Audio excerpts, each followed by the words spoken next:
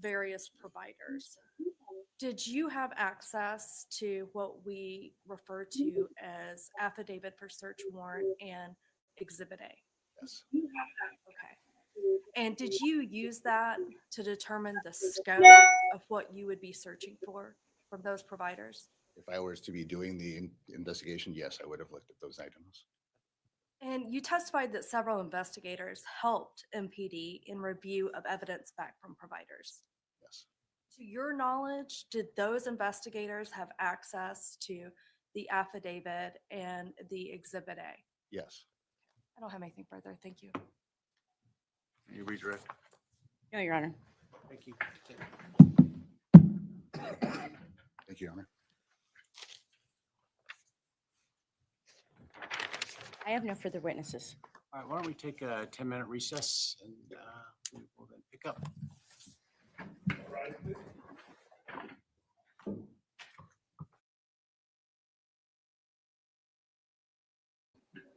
Hey, Katie, how are you doing? Hopefully you're having a good day at work. I decided I was going to watch the Kohlberger hearings, so that's where I'm at right now. Watching these Kohlberger hearings. Big setup there on Jackson's good on point. Sorry, my TV was on. I'm good. Got this cold. Hi, Firefly. How are you? A lot of people, I don't know who in here is aware of the Idah4 case, but they are in court. I was going to follow it yesterday. Yes, it's very interesting. Yesterday, I wasn't sure if the judge was getting upset with Dan Taylor or not, but I don't think so.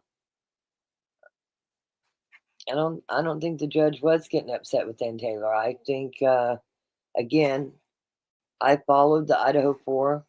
Now I'm just waiting because I find a lot of it to be lies and bullshit, and we're watching the court live. They're on a 10-minute break right now, but good. It's my birthday. Just relaxing. Yes.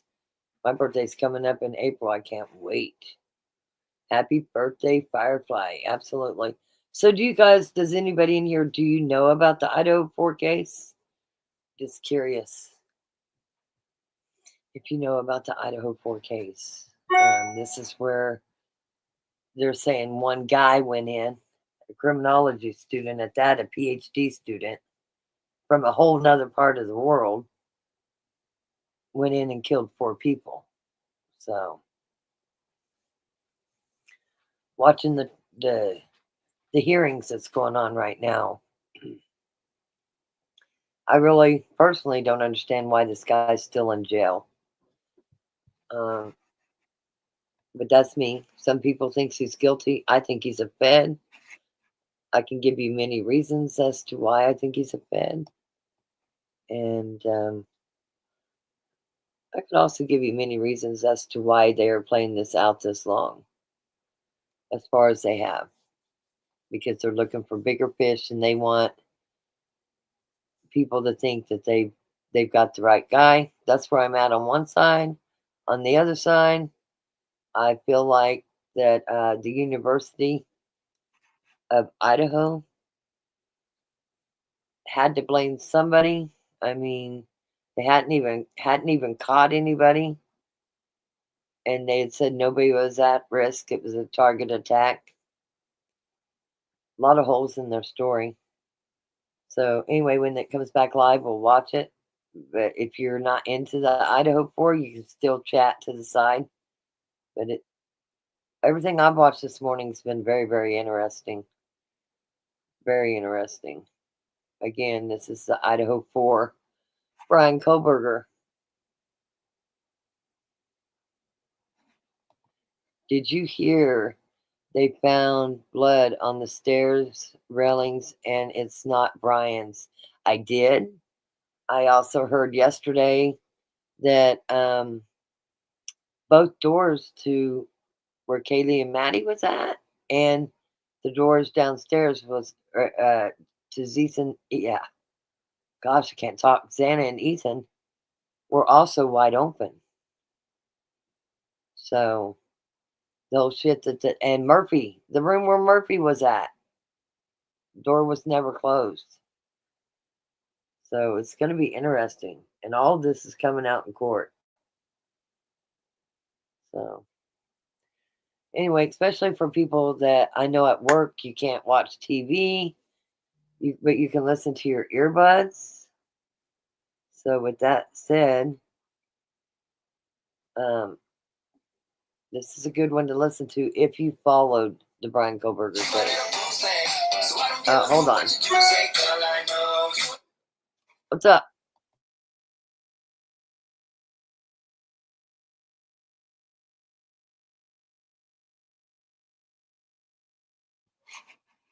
Yeah, and Justice, you are right. Dylan don't remember seeing Brian. I said all along that it was Ellie that wrote that. There's no college student going to call somebody clad in black. This guy should not be in jail. And I'm glad, Frank, if you're listening, yeah, I'm not dropping the link for you because you find him guilty as sin. And I'm not, we have a right to disagree, but seems like the other day you only want your own right to disagree. So you won't be getting a link from me to watch any damn thing or even speak. That's how I feel about that. I mean, you told me how your channel got taken and I let you on the panel, and then the next thing I know, you infiltrated the Discord, you've added me to Facebook groups, and yeah, I just don't want any of that kind of drama. You might be a nice guy over there in the Netherlands, but you say that we're all just horrible. I say you're a guilter. You're a guilter. You don't want to know the outcomes of the case. You just want to just continue to say he's guilty with no proof. Here we are in court. Bill Thompson, the head guy, is not even speaking. He's letting everybody else do the work. Why is that? It's crazy. But yeah, they took a 10-minute recess. They'll be back. We can still chat and chat. But I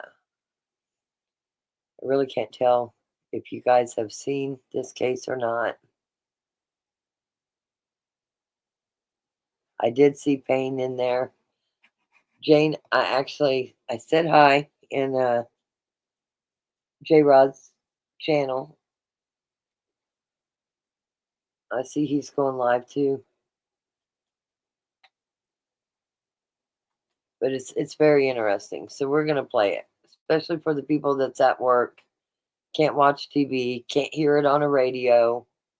I'll just mute myself, and when court starts again, I'll pay attention to chat. We can chat whatever we want over in chat. We can chat in the chat all we want. It's okay, Jane. I didn't see it show up on the screen, but I did post in there. You know me, I always go to J-Rod.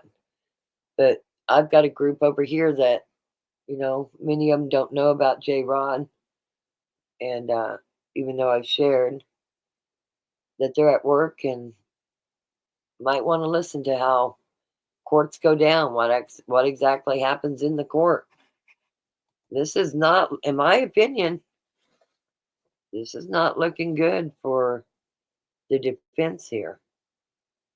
I don't think they had any evidence like they say. And now to find out there was blood on the railing, and it's not the women's, and it's not Brian Kohlberger. I mean, that's what we're finding out in court.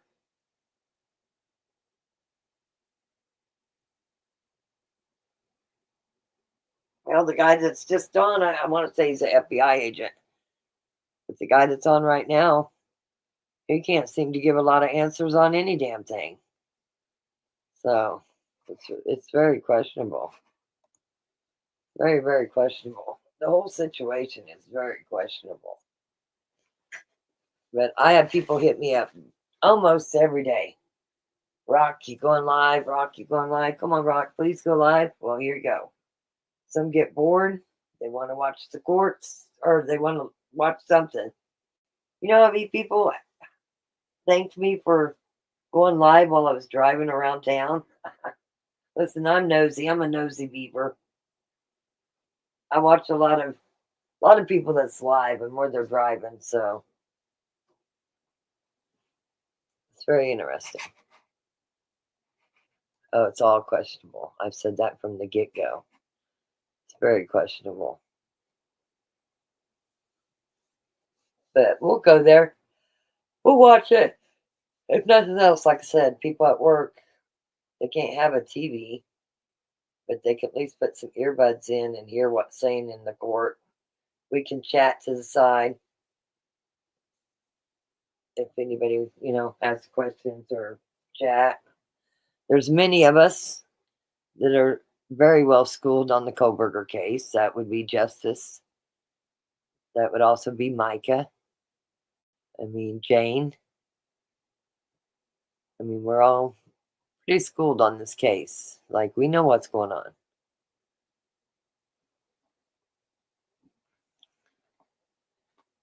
So if people do have questions, we can answer them best we can. But best answers you're going to get is right there in that courtroom. They're under oath. They have to say exactly the truth. One thing I did notice is this guy says, I can't remember a lot. He can't remember a lot. I can't remember a lot. And I've actually got J-Rod on my screen. I just saw your comment. Are you drinking whiskey today, Jane? Are you drinking whiskey? I hope the judge makes rulings today. I think this guy, I don't think he should be in jail. They have not even given him the opportunity to have a bond. But Murdoch even got a bond. I don't know. And honestly, I think with so many that follow this case, if they gave Kohlberger a bond and everybody gave $1, that would cover his bond. Because there's millions that's watching this case. Just in YouTube crime. I would, and this is probably a low number, I would say at least 100 creators follow this case religiously. So,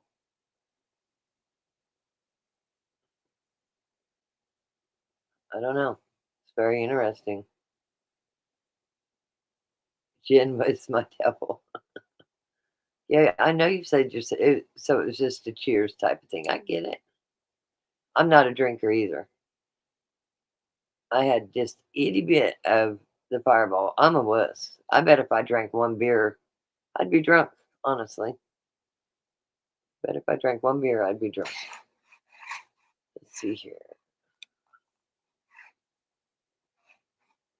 We all know I love playing my Outlaw Nation.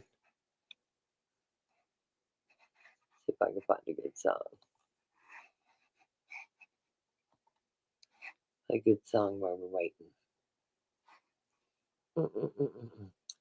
I look and there's lots of people streaming this. Holy crap.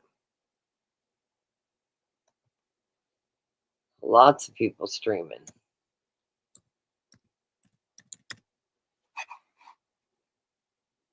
Let's see here. Well, pull out your guns if you ain't gonna use them. I was a fan of New Breed before he got with Jesse. So he's really the one I really like, but I like Jesse too.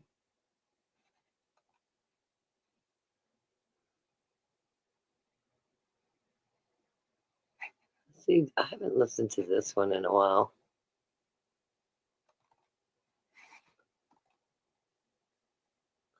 I have not listened to this one in a while. We will go back to court. It's on break right now. We will go back to court.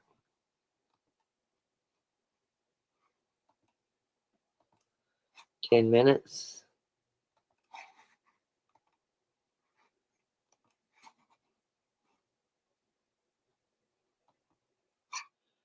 We are waiting for the Kohlberger case to come back. That's what we're waiting for. The live case of Kohlberger in court today. Again, a lot of people's at work. They got their headphones in, and they want to be able to hear it. So, let's see here. Rock, my whiskey emoji was aimed at some in court. Oh, I got you. Maybe they're hitting the whiskey a little much. Listen, Deb C's probably not up at this moment, but me and Deb C and Lavender, we were up really, really late getting more misfits names and in this Kansas case. We was up really late. And then when I got off of Discord, I watched a bit of TV and caught up on some of my Trump stuff. So Ostrich, I'm just curious, sitting at work waiting to listen. Are you familiar with the Idah4 case? I mean, I don't know anybody true crime that's not familiar with it, but what I also understand is many in this channel, this was their first time ever watching YouTube. So I get it. I do get it. Well done, Rock. You're a worker. Man, I try. I want to cover everything in this case. I still think there's people out there that is a very big part of this case. I don't know if they helped plan, but they knew. It's just frustrating. I don't believe in a half-assed job. I believe they've got to get them all. I think they've got to get them all. And they also got to point out the holes in the system and where things went wrong.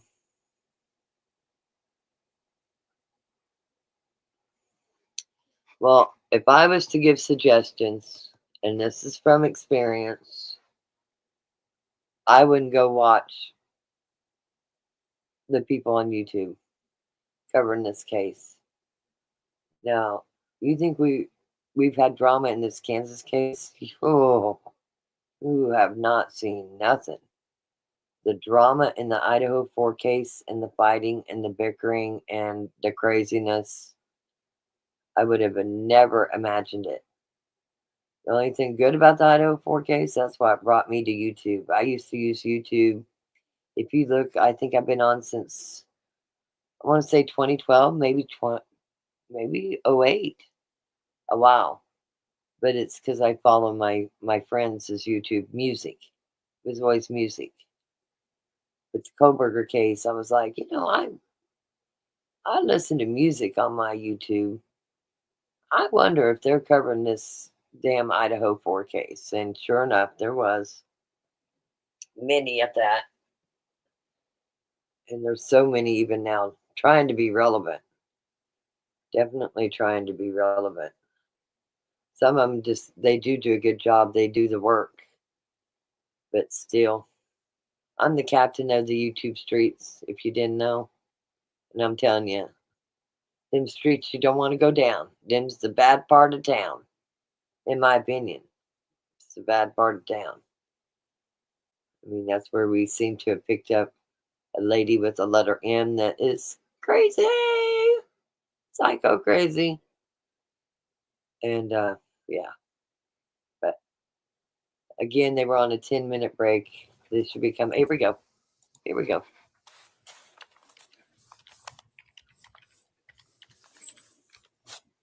All right, we are back on the record in State v. Kohlberger. Defendant is present. Counsel are all present. I'm heard that there are no more witnesses to present by either party. Is that accurate? Yes. Yes, Your Honor. All right, we'll move to argument then. The defense may proceed.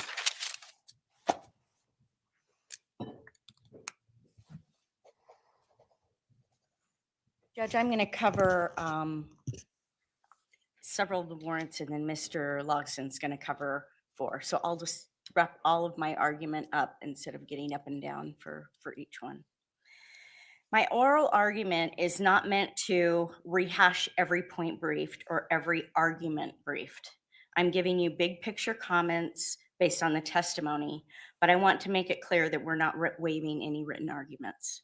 While I question Corporal Payne and Detective Mowry about some exhibits, but not all, it was not an indication that others are not important.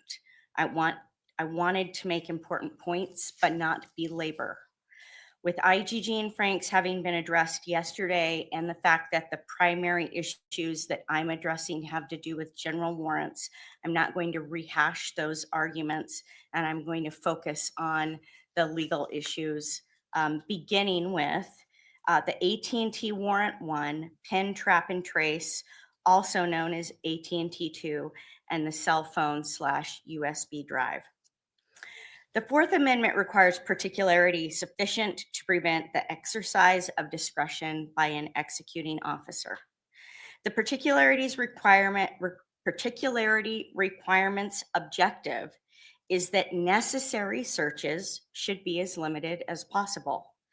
A search warrant must be particular enough so that as to what is taken, nothing is left to the discretion of the officer executing the warrant. The government cannot seize the haystack to look for a needle. And there is an undisputed privacy interest in cell phone data, including cellular site data pursuant to Carpenter. All three of these warrants were issued in December 23rd and early January 2023. The two AT&T warrants were issued on December 23rd, 2022, within an hour of each other. The first did have a temporal narrowing. AT&T 1 had November 12th, 12 a.m. to November 14th, 12 a.m. The warrant itself was extremely broad and did not incorporate the affidavit. In support of this actual failure to incorporate, the officers admitted that they did not incorporate in the search, but to the extent that the state is going to argue that when the warrant says upon offer and proof, that is the same as hereby incorporates an affidavit, I pointed out the language in certain search warrant affidavits to show you that they do know what it means to actually use the language herein is incorporated Exhibit A. And that same language is not used in a single search warrant affidavit. So the incorporation that would be a remedy for this issue potentially of particularity doesn't exist when the search warrant affidavit is not included. Even if for some reason you were to determine that there was English language meaning upon proof and oath is the same as hereby incorporated, the language in the search warrant affidavits themselves is extremely broad.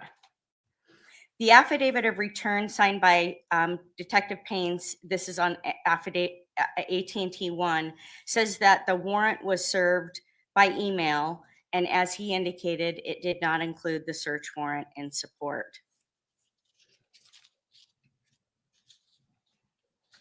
The description of the property in Exhibit A to AT&T described the property as just a phone number with no other description of the property, which indicates a lack of knowledge of what was actually seized and going to be searched.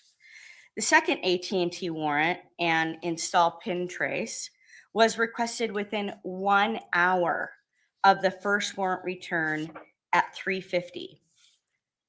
The data from warrant 1 was analyzed such that by Special Agent Balance, such that Detective Payne was relying on Balance in his affidavit to support it by saying that the data that had been in their hands for less than an hour supported that the phone was possibly off going south on Pullman at 2:42 a.m.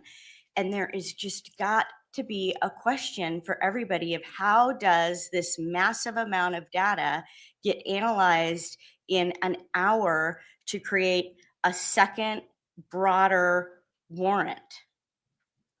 The warrant language in AT&T2 pin trap trace is extremely broad, and the time frame goes from June 23 to 2020, June 23rd, 2022 to present. The crime of homicide was stated, but the date of the crime was not stated. There was no other specificity in the actual warrant. The warrant asked for extensive data, location data, timing reports, cell tower information, and installation of a pin, trap, and trace, among other many things.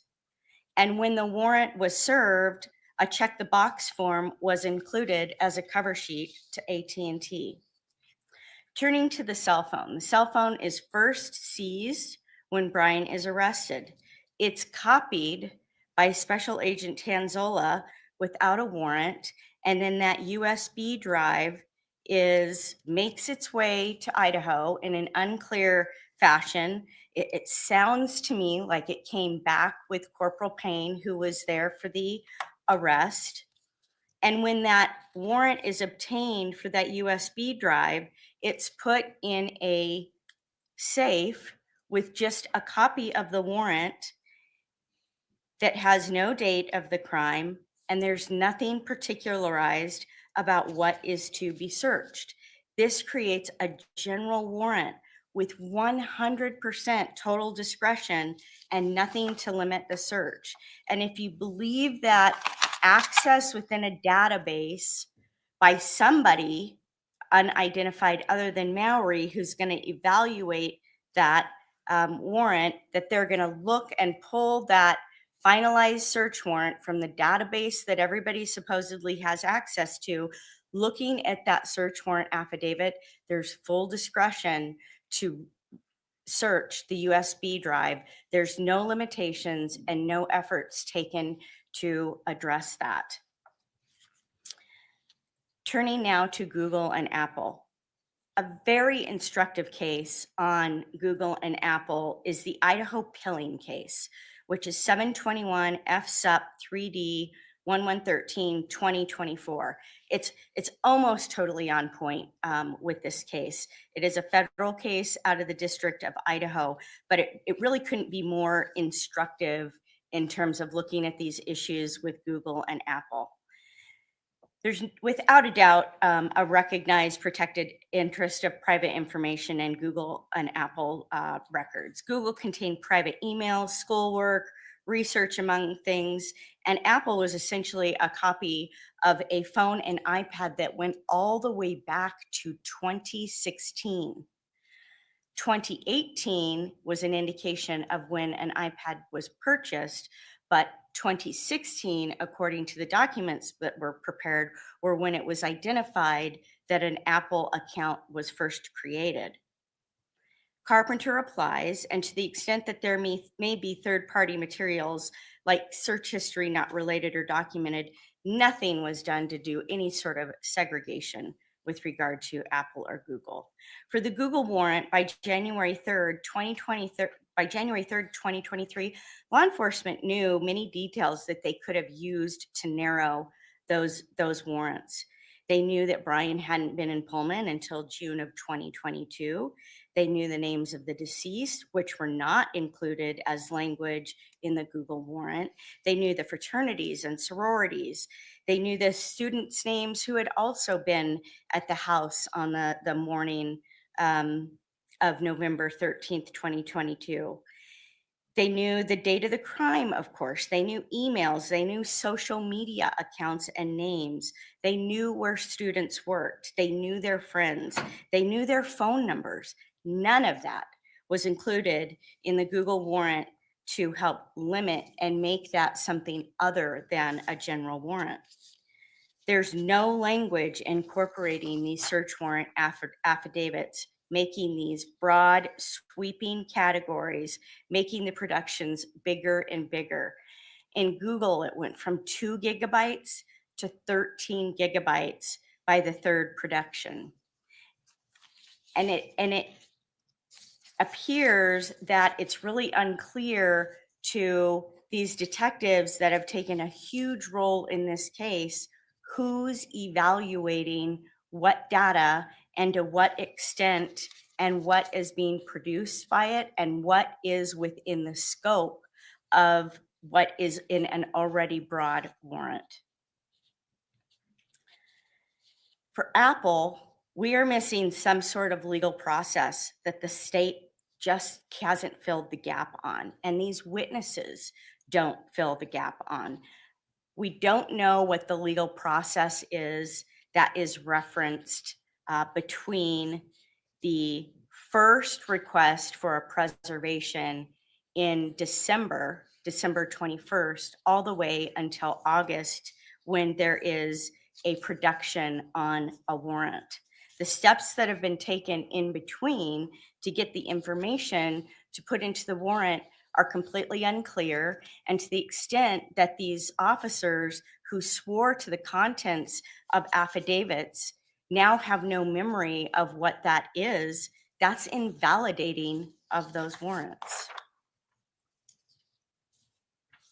As for the arrest and the car and the apartment, what I will close by saying on those, because it's not an issue of general warrant or a discussion of particularity, those are more reliant on the issues associated with IGG and Franks.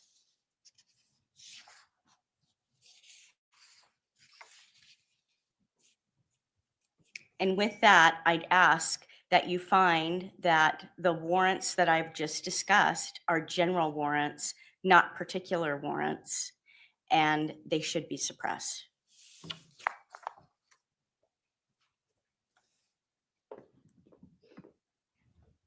They want to respond to that, or do you want to have the defense argue the additional warrant issues and then address them all?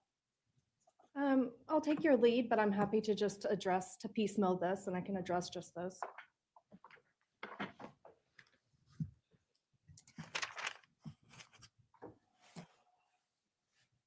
I can make this pretty simple for the court. We don't have to go down the rabbit trail that the defendant would like you to go down. The search warrants regarding the particularity requirement. And this group that we're talking about is Apple, AT&T, there was a first and a second, Koberger's phone, and then Google. All of these warrants were not general warrants. They were all sufficiently particular.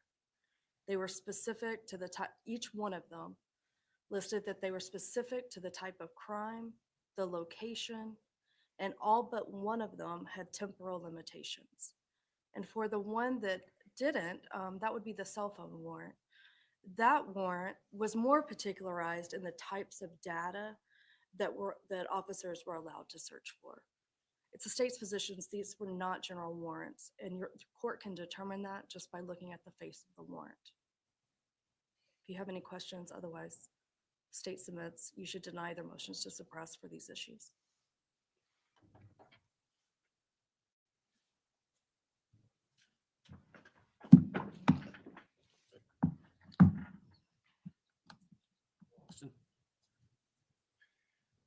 Your Honor, I was asked to argue the motion regarding the raid on my client's parents' home, the search of his person here in Idaho, as well as in Pennsylvania, as well as and the Amazon warrant. I think for the most part, I'll just rely on the briefing. I just want to clear up a couple of things. One of the areas that was covered in the Pennsylvania home raid was that the state had to have a valid warrant in order to enter the home. I think in the briefing it gets a little confusing, but the point was not that Mr. Koberger couldn't have been arrested as he was walking down the street via the usual channels in which that could have occurred. The point was that they had to have a valid warrant in order to get into the home. The only warrant that they have is the one that we're challenging, and via the Franks motion. And so that was the purpose of that argument. The other issue in terms of choice of law, it sounds like the state's kind of accepting that Idaho Constitution should apply. We set out a few different reasons why that should be the case. It doesn't seem like there's a big argument going on there. So unless the court has questions about it, I'll leave that alone. And then the other issue that I wanted to touch on is the right of privacy in the information that we have in our Amazon goings about why should the state have to have a warrant for that. I thought we set it out pretty well in the briefing, but I think, the big concept and takeaway here is in Carpenter and Riley, the United States Supreme Court starts doing something different. And I think what the court is starting to recognize is that to a great extent, the United States has become a sort of panopticon. That is, the concept of the panopticon is you have a prison in which you only need a small number of guards because you have a very heavy-duty surveillance system. In the United States, we have via our phones, via the internet, much of what we do is now surveilled and very easily accessible.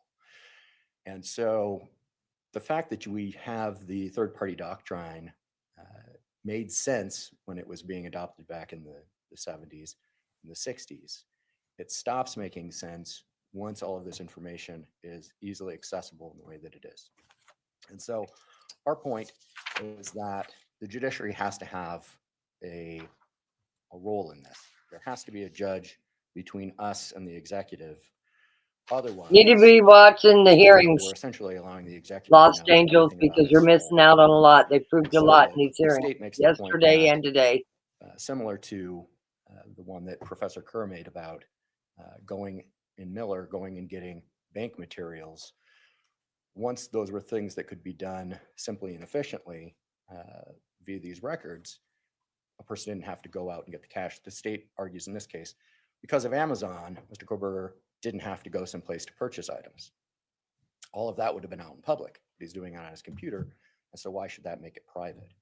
And the reason why that has to become private, Your Honor, is because of the vast amount of information that is now so easily accessible to the government. If we don't require a warrant, we essentially put all of ourselves at hazard of being snooped on at any time. And so I also just want to just briefly bring up, I think yesterday the court had talked about privacy rights with the IgG databases. And I certainly want to make sure that we are preserving that argument. We included it in the briefing. We do Again, believe that Americans have BK privacy didn't interest do in the anything genetics to they share animals. with other That's people, been and that proven. other people then place within these You're welcome to databases. be here, but That is not you something might that want to we just go intend watch to abandon in any Just way Frank. yesterday. You might want to go watch If the court has Front no other Churches. questions for me, That might I'll be rely where on the you need to briefing. be, Thank you. honestly. I've seen no proof to make him guilty at all. None. Zilch.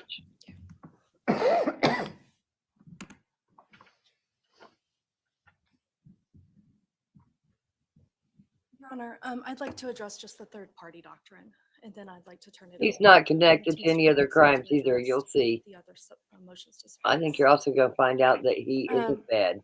And the case that we're talking about is the Amazon records, and that's what has to do with the third-party doctrine. And the U.S. Supreme Court case State v. Miller is the controlling case here. And Idaho courts, as explored in my briefing, apply Miller. And there's no reason for this court to diverge from that Fourth Amendment analysis. The documents are Amazon's business records. They detail transaction history. Business records are most akin to bank records, which is allowed. Applying the court's reasoning from Miller, again, these documents are business records of Amazon. They're not the defendant's private papers. Amazon is a party to those transactions. They have a substantial stake in these records. And the defendant took the risk when he revealed his affairs that this information would be conveyed by Amazon to third parties, including the government. It's the state's position, and it should be the position of this court. The defendant does not have a Fourth Amendment privacy interest in Amazon's business records. Thank you, Your Honor.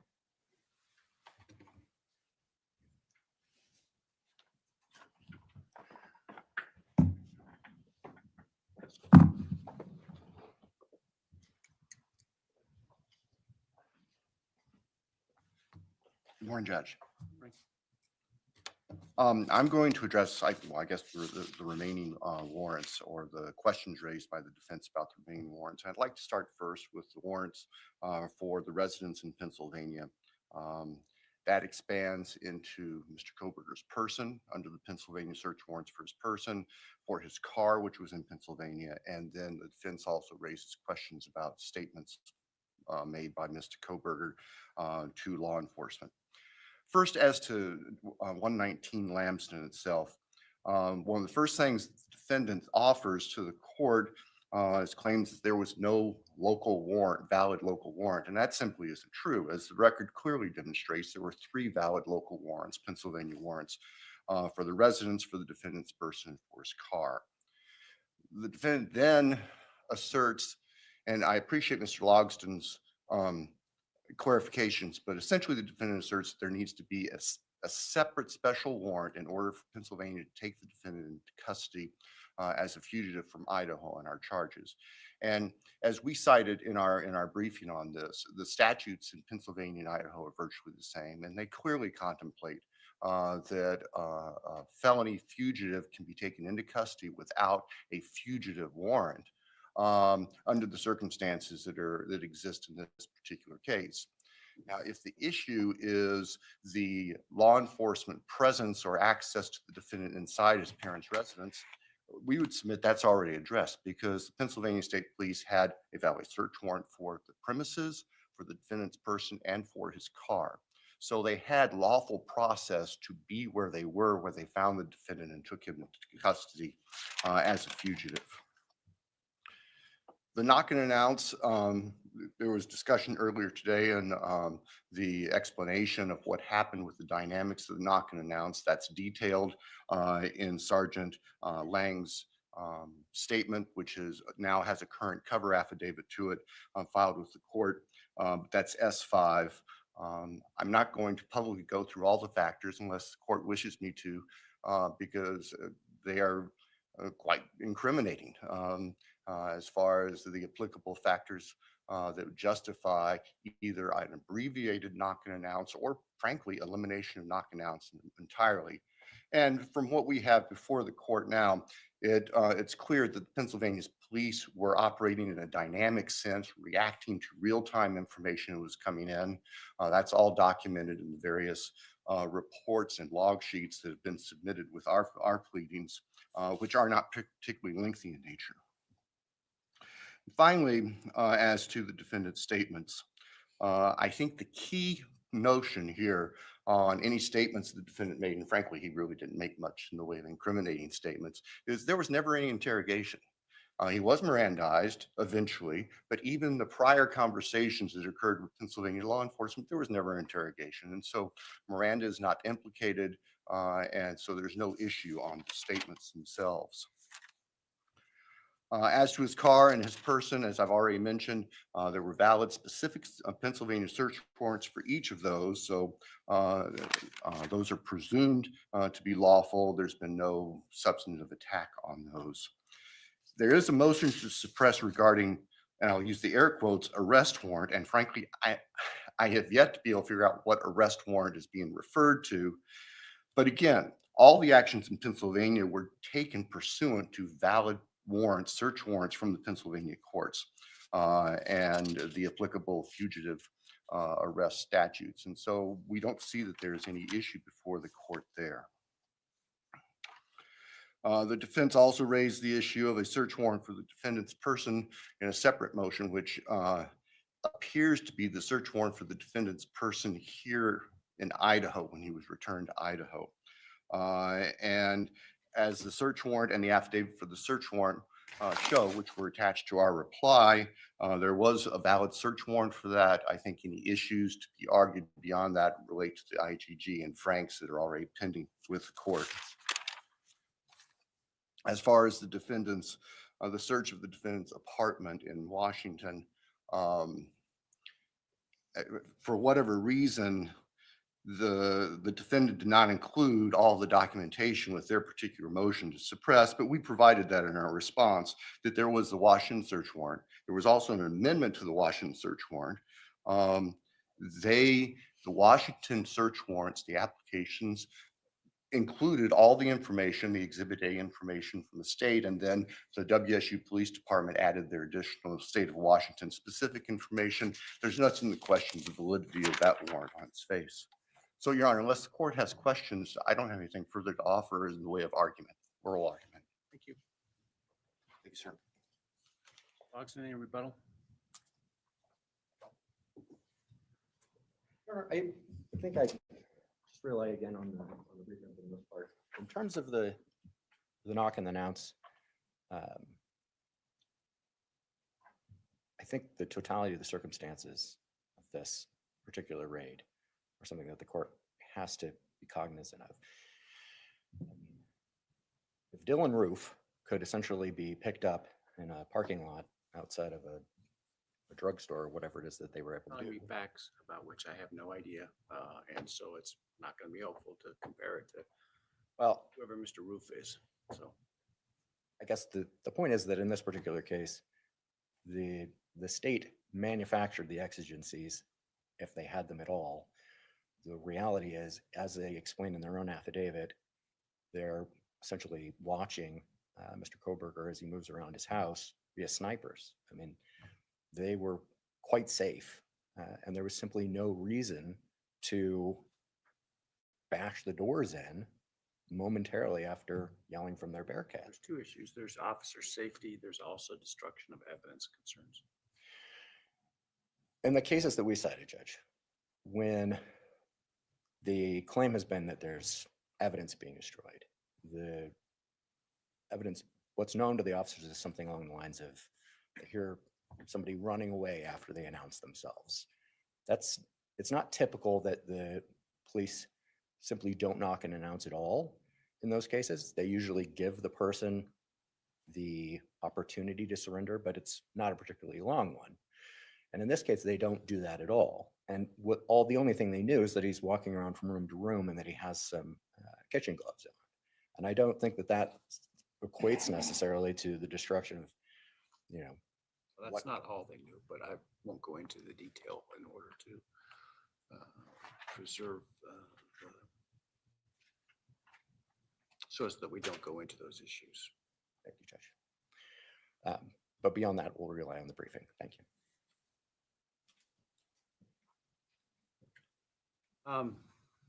Okay. I'll take the motions to suppress under advisement and issue ruling forthwith. The next issue is the state's motion to compel regarding the defendant's expert disclosures. I'm sorry, Your Honor, the defendant's motion to compel the. Did I say the state's motion to compel? The defendant's motion to compel regarding the state's expert's disclosures. We did file ours yesterday, so their motion may be coming. Well, I would be impressed if they had filed something already on that, given they were just served yesterday afternoon, so. They were. Thank you. Your Honor, we are here on our motion to compel, asking that the court remedy what the state has done with their expert disclosures. We rely on Idaho Criminal Rule 16 and the court's order setting out what we should do and when we should do it in this case. Let me ask a question from a framework standpoint. I don't know what these folks are going to testify to at trial, specifically as it relates to what they've disclosed. The way expert disclosure issues usually works, I don't tell a party what you have to specifically disclose about your experts. You disclose about what you think you need to disclose. If you haven't disclosed it consistent with the rule and you try to offer it, there's a good chance it may not come into evidence. That's the general framework, so I'm a little I guess, concerned about what appears to be you asking me to tell them what to say in their disclosures. The court brings up a really, really good point. And I think it's a remedy the court has and one that we would hope and ask the court to issue in this case. I think when we filed the motion, Your Honor, we had a couple of disclosures that could appear to be disclosures with wiggle words in them. Yeah, wiggle words are not going to save the lack of disclosure. I'll let the state know that right now. The fact that you say, well, he could talk about anything else, doesn't mean he's going to get to talk about anything else. In an abundance of caution, we were worried about those words. I appreciate what the court's saying, and I'm going to make this really short. The lists are problematic for us. There are 4 or 5 experts with lists. I understand what the court said. I like what the They court also have said. reports that they reference. The lab people do have reports. I understand those are their opinions. When we're talking about, and I'm going to specifically talk to you about their disclosure number 7, it's an FBI agent, Douglas. There's a list of financial records that he collected and looked at. Other than that those records exist, there's not a report telling me what they mean to him at all.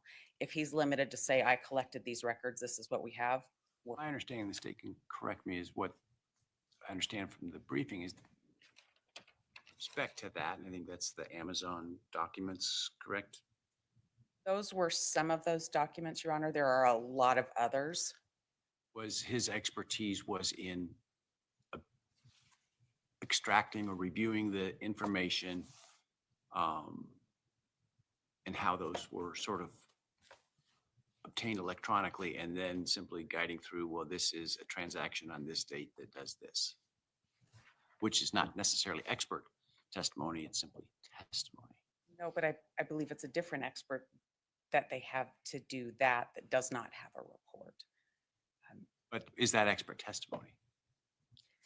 Let's just say Mr. Koberger on X date purchased a television, if for some reason that were to be important, and that this transaction demonstrates that this is Mr. Koberger's account, this is Mr. Koberger's credit card, and this is the purchase on Amazon. And that was delivered to this address associated with Mr. Koberger. Those are factual issues, Your Honor. It's when we get to what do they mean, or I put these things together and I've made this picture out of something, that when we get to opinion, I appreciate what the court's saying. It sounds to me like lists don't do it if you want to interpret a record. That's what we hope to hear. That's what I wanted to accomplish today. Well, I think it's pretty clear. You cannot simply say an expert's going to talk about topic A, topic B, topic C, and then be able to give a host of opinions that fall within those topics. The requirement is to list what their opinions are and what they relied on to give those opinions. It's different than the civil rule. I don't think they have to give as much detail as the civil rule requires, but they have to at least give what the opinions are, and I believe what they reviewed, as I recall the rule off the top of my head. I believe the court's about right. There may be another term or two in the rule that's specific, but I hear the court loud and clear. I'll point out one last thing and stop, because I think I understand how the court interprets these issues and these rules. When you look at page 9 of the state's objection to our motion, and in the second to last paragraph, they tell you that they will continue to supplement their expert responses based on later discovery or whatever they decide to use. That whatever they decide to use has me worried. So I wanted to bring that up. I appreciate the court saying the court's going to apply the court rules and the discovery rules and follow the case law, and that's all we want. Thank you. And so that I'm clear, as the state's approaching to talk about this, in terms of supplementation, it's allowed. It needs to be seasonable, which means it has to be not just whole cloth new experts, for example, without good cause showing me why that's necessary. It needs to be seasonable in the sense of the timing of it based upon when the information was received, when it was determined it was necessary to supplement. And then obviously we'll look at that in relation to what may prejudice the other side in terms of the timing of it. Certainly, I understand that. Their discovery deadline has come and gone. If something brand new happens, that would be a different issue. I would assume we would deal with that then.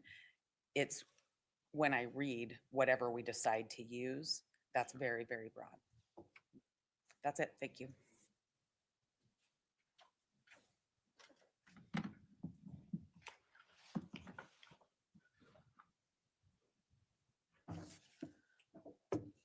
I can keep this pretty short. I don't think that there's really much in dispute at this point. State's position, we've complied through our expert disclosures with Criminal Rule 16b7, as well as your court's scheduling order. State understands the framework that you've outlined. We were under the same impression, and I don't think that there's anything else in dispute. Yeah, so let me give you a word of caution.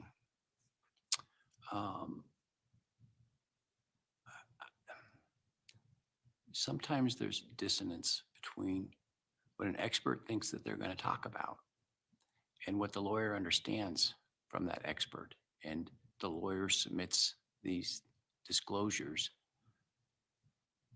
And I think it's really important that you be on the same page if you don't have a specific written report from the expert about what it is they're going to talk about, and make sure that you have supplemented and that you have provided a listing of the opinions that are going to be provided and whatever else is required under the rule in terms of what that's based on. And I would encourage both sides to over disclose those opinions in caution rather than under disclose. Because two things. One, you may find yourself in a bad position if you're not allowed to go into an opinion you felt you were going to be allowed to go to because it's not disclosed. And two, I don't want to spend half our day at trial with me saying, where's that disclosed at? And then chasing the jury out while you dig through your thousands of pages trying to find where that is.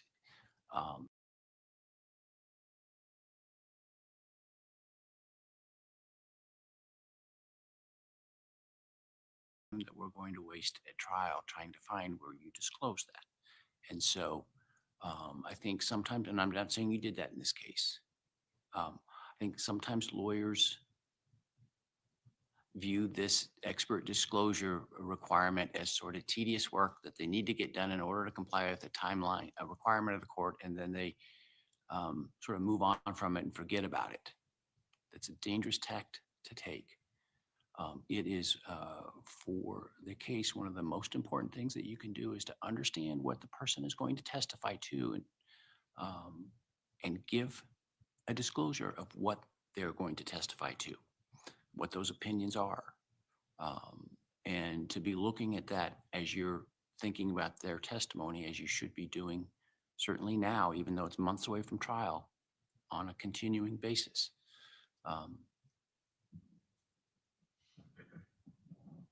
So I would really stress the importance of that in a case, particularly of this import. And so don't feel like your job is done at this point, because I would suggest to you it's not.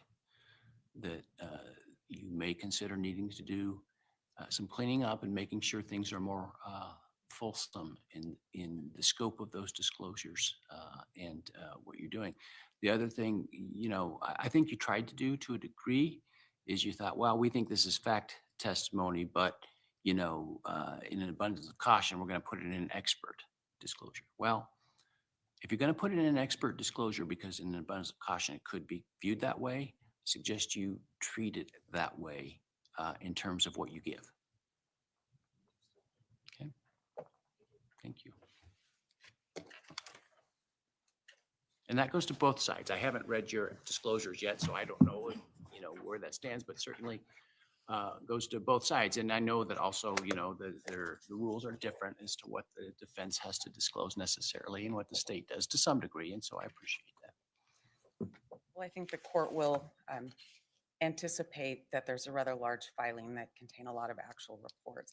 Your Honor, listening to the court's comments and understanding where we were a moment ago when we spoke, I feel like I must go through what their disclosures were because there are so many lists. My hope was that they would be limited because they didn't fulfill their disclosure requirement, and we did, and that put us at quite a disadvantage, not knowing what their experts would Well, say. and if they supplement, you certainly can supplement based upon what they supplemented, and I will permit that. And that's kind of the nature of the beast. I do appreciate that. And should that become necessary, we'll definitely take you up on that, Your Honor. I want to make a record about some of their expert disclosures, though. All of the lab people, they have lab reports and notes. The Idaho State Police Forensics Lab, I better be really clear on that.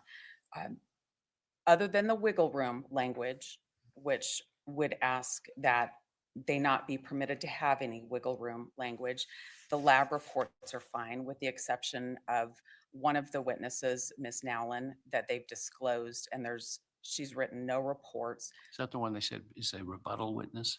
They said she might be a rebuttal witness, so I suppose now they know what our witness is going to say. I want to talk about the cast report. The court's heard a lot about the cast report.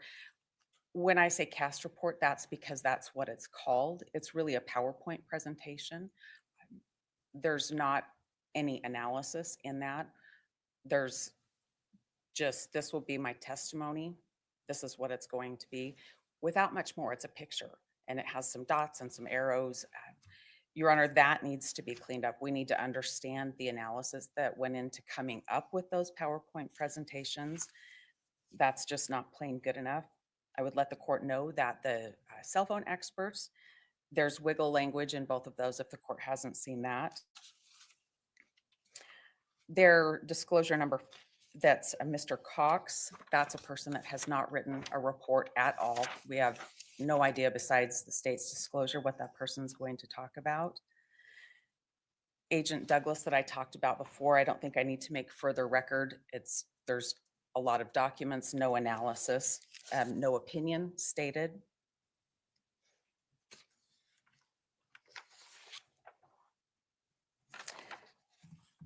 We put several of these in our pleadings, and so I won't go through all of them. I'm highlighting the ones that we're really concerned about. We have 3 that looked at digital data. The court should understand there's 60 some devices. There's digital data from third-party sources, and there are 3 people that are listed with just lists of things. It's Mowry, Tanzola, and Uric. They have lists of devices or social media accounts that they're going to talk about. That our expert told us would take 3 years to look at every bit of the data. So having no clue what's going to happen, I can envision exactly what the court's fear is when we get to jury trial, me wondering if this particular thing was ever disclosed. So I definitely needed to make a record of that.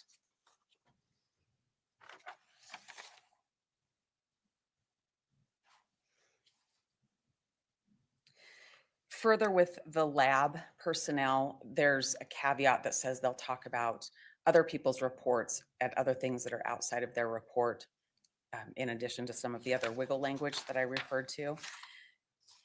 Your Honor, given that the state is now cautioned to think about those things and submit more, I feel like it's important for us to bring out that we have a right to confront the evidence that's brought against us. Brian has constitutional rights, United States and state of Idaho constitutional rights for a fair trial and to confront evidence. The expert disclosures are designed to advise us of what the state is going to do. Their disclosures were insufficient. I appreciate what the court said, but exactly what the court's worried about will happen if we don't have better disclosures. The jury will be in and out while we make sure that we have a clean record. we appreciate what the court said today and would ask the court to order the state to comply or for the court to exclude anything that hasn't been disclosed so far. That's it. So I'm going to give like both sides an example of what I expect. So that you understand, there's been talk in this case about DNA. If somebody's going to talk about DNA and your intent is they're going to let the jury understand what DNA is, and essentially going to do a mini course on DNA, I expect to see that in expert disclosures. Not that they're going to do a mini course on the DNA. I expect to see the mini course in the disclosures, if that makes sense, in terms of what their opinions are, what their information is that they are conveying that is expert in nature. And so it really does behoove both sides to spend the time to do that. And that's the last I'll say about that. It is probably the most critical thing that you have to do at this point prior to trial is to ensure that you have not just disclosed, but potentially over disclosed those opinions and what is required by the rule.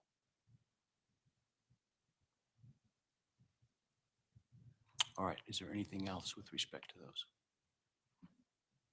Your Honor, is the court giving the state a new date to fix their disclosures? I'm not giving either side a new date. You understand, I think, what I expect. So you can choose to try to supplement those. If they are simply expansions of what it is that they've disclosed that are just being more fulsome, I'm probably not going to have a problem with that given where we're at in advance of trial. And then defense certainly can look at those and decide that they want to expand or change or whatever their opinions are based on that. If it's whole new stuff, then you're going to have to demonstrate to me, new opinions, new lines, or even new experts. You're going to have to demonstrate why you didn't get that in the timeline. Thank you. Okay, is there anything else that we need to take up today? Nothing from the defense.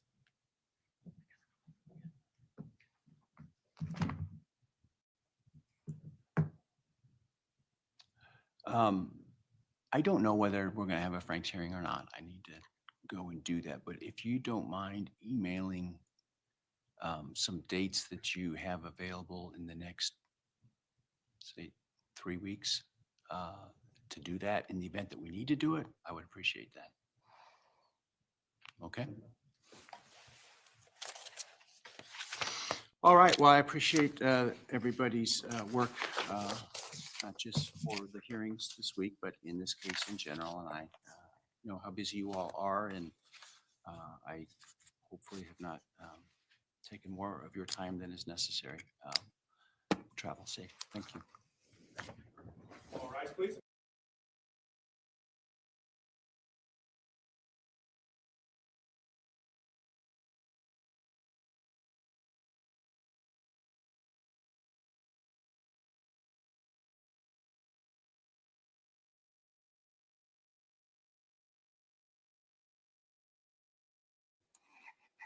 Just for future reference, for those who don't want to go to a channel to watch these hearings on Idaho4, there you go. You just go to Idaho 4th District Court, and the judge is the one that allows the filming. He controls everything. So you don't have to watch a creator to watch it.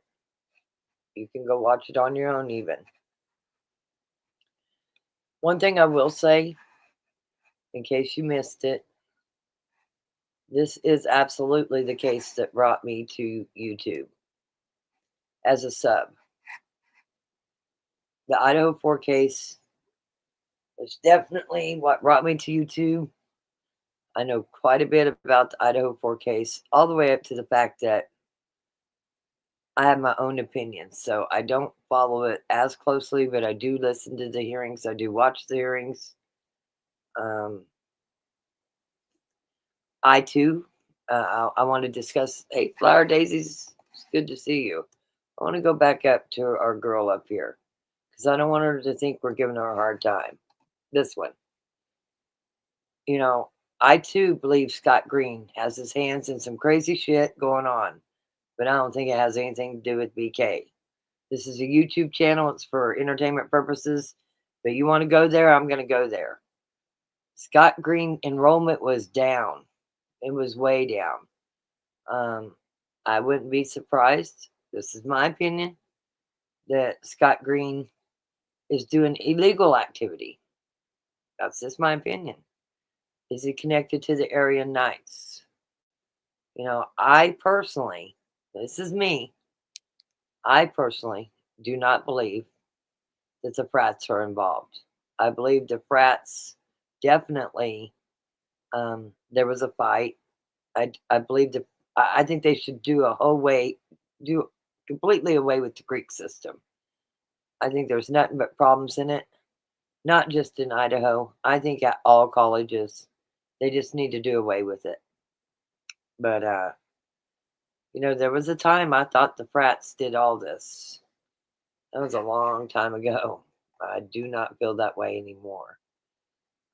After seeing informants, people, you know, the whole snitches get stitches thing, the only way to get to somebody that has cost you a lot of money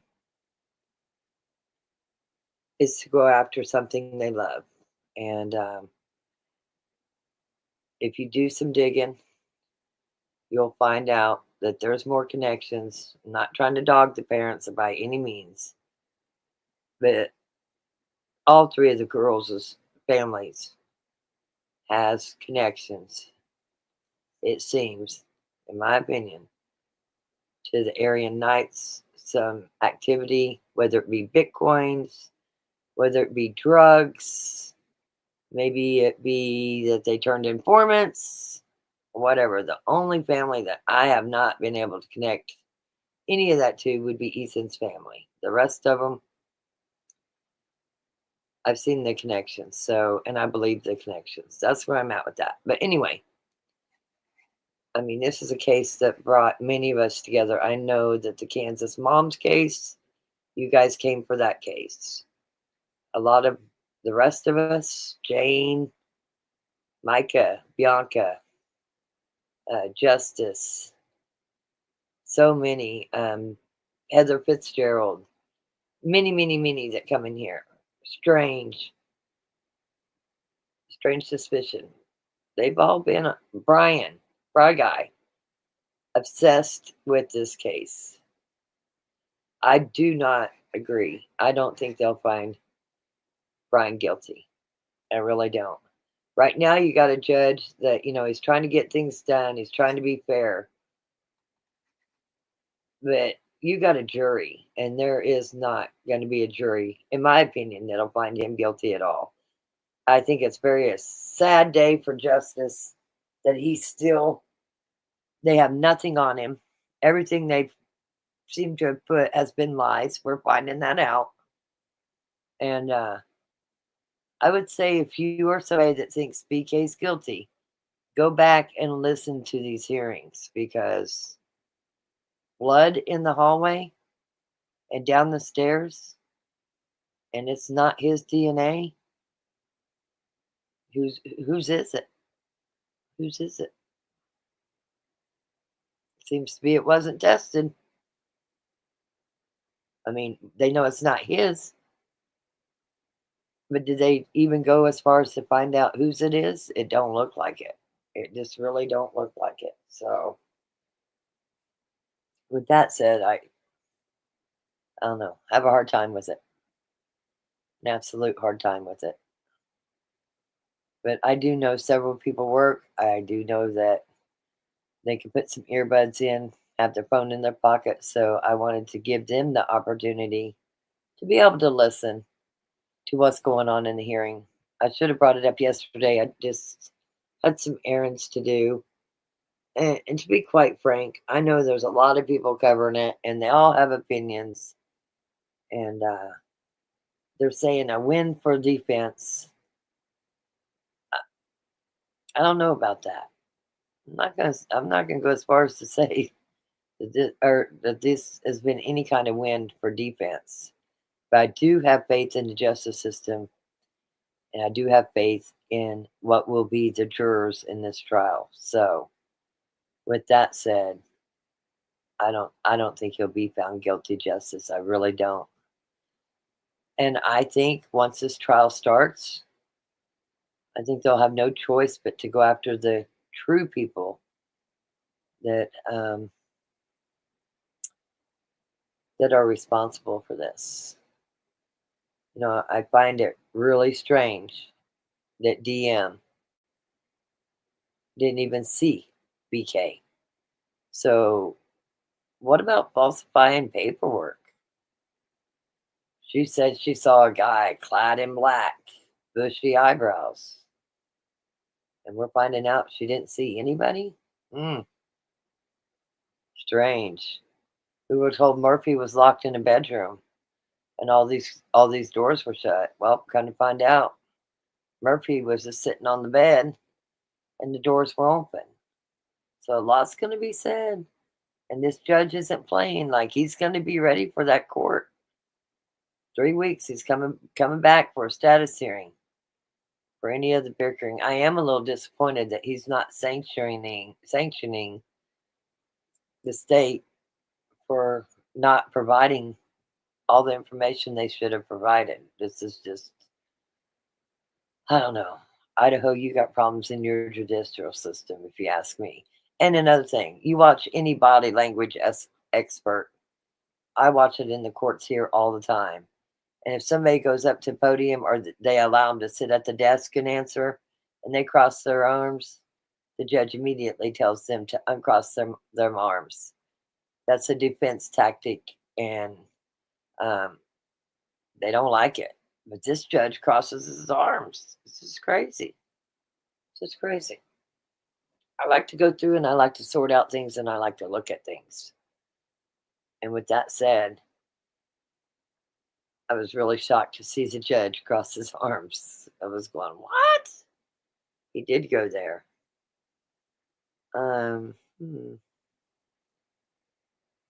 So I got a birthday party to go to tonight. Of all places, is at the casino. So I was just asking Rick on the phone if he wanted to go. So we'll probably go. I might even go live. The bare knuckle fights are on tomorrow night. I thought they were on tonight. As a matter of fact, I think they are just doing the weigh-ins. But I'm telling you, we got some girl fights coming on there that is absolutely going to be crazy. It's going to be so good. So we will watch it in Discord. Katie, I know you haven't been in Discord in a while. And I know you like the fights too. You like watching them. You're more than welcome to come watch them. Anybody that is part of that Discord. Let's see here. They had the weigh-ins earlier. Let's see what they got going on here. Alvarez. I'm a fan. I'm a fan of his. He, see, they have upcoming weigh-ins. Won't be till 5 and 6 o'clock. I'll have to rewatch it. Eddie Alvarez is a UFC fighter. And, well, here's a little throwback. We'll show you a throwback. But I do subscribe to Bare Knuckles. We have a lot come out of Wichita here that's part of the Bare Knuckles. Let's see here. Shared it. Let me make sure it's sharing. Yeah, it is. Okay. Let me make sure it's sharing. But this is Eddie Alvarez. But if you can't handle boxing or UFC, this is hard to watch. They get dirty. Eddie, one of my favorite people, Eddie Alvarez. You see the respect and sportsmanship as both fighters come up the stretch. Round number 1. Both fighters in the black trunks. Blue hand wraps for Chad Mendez, red hand wraps for Eddie Alvarez. This looking to exploding with the jab, not there. Double jab from Alvarez. Both these guys looking to explode in, Sean. Hook jab from Eddie's got the red gloves on. Alvarez. Quickness, the athleticism, the precision. They do 3-minute, 5 3-minute rounds. The power of both Chad Mendes and Eddie Alvarez. Alvarez a bit playful. Rolling back with the rear right hand, double jab. I think he's just showing that to his opponent. That's it for the uppercut. If you could.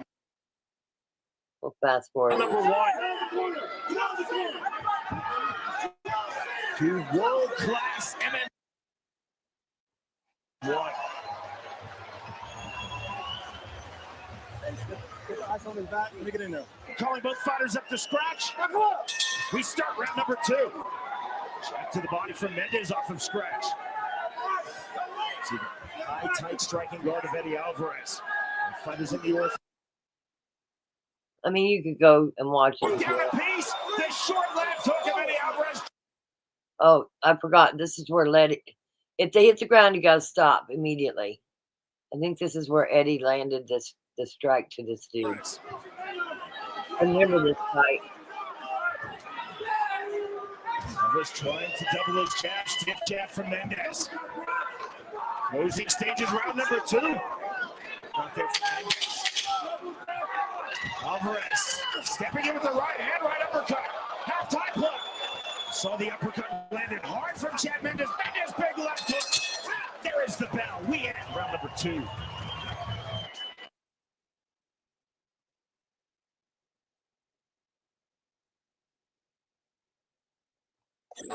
Left hand just misses again from Mendes.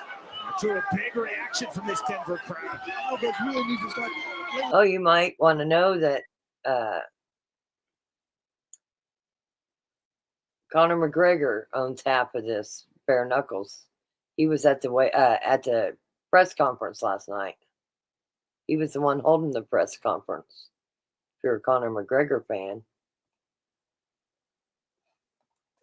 Jab from Alvarez doubling his jab. Mendes coming forward.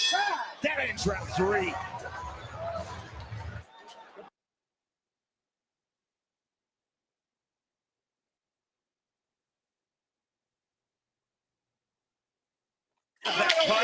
It is in Alvarez's left brow. Closing seconds, round number 4. Alvarez spinning out, taking himself against the ring ropes. The duck under rear right uppercut, ducks the left hook. We move to the 5th and final round. Our co-main event, 5th and final round, Chad Mendes versus Eddie Alvarez. Round number 5 underway. Andrew had lost. Head Chancery draws the immediate separation from referee Andrew Glenn. Alvarez on the jab, hook entry from Mendes, jab from Eddie Alvarez, hard feint. Alvarez again on the jab, left hook, right hand, counter right hand from Mendes. Jab right back from Eddie Alvarez. Both fighters continue to have their moments. From Eddie Alvarez. Mendes exploding in with the step-in jab. Mendes again, left hand. A little circling out, mirroring the hips now of Mendes.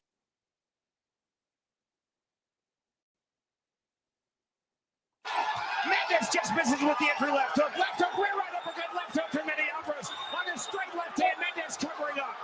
Big shots out from Alvarez. He's down. 19 seconds to go. Eddie Alvarez knows it's a tight fight. He has to get the knockdown. You see how hard he just tries to go after his opponent right now. Not much time left. We just heard the 10-second clap. Final seconds of this fight. Alvarez on the entry left hook. Left hand again, right hand. That is ruled a knockdown. We're at 2 knockdowns apiece. You cannot be saved by the bell in any round. Here's the count. Then this fight will land into the scorecards. We will go. Possibly, we will go to a 6th round and overtime round. We are through 5 rounds, and maybe, just maybe, we are through the end of this fight. So that could have made all. If they feel they're even, they can go a 6th round. Co-main in our main is a 6th round, the winner take all overtime round. And there's the good work being done by Alvarez right there. And then hard uppercut.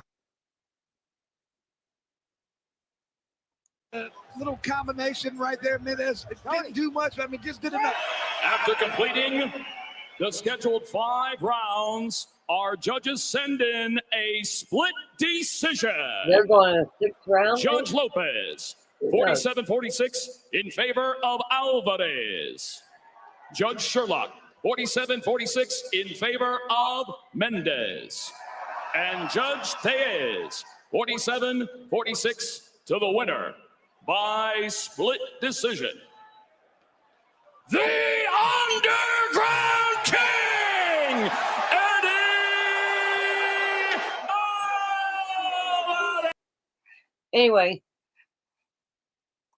Eddie Alvarez is a UFC fighter, retired now in bare knuckles. So if you're interested in that, you can watch it with me tomorrow night. I plan on watching it.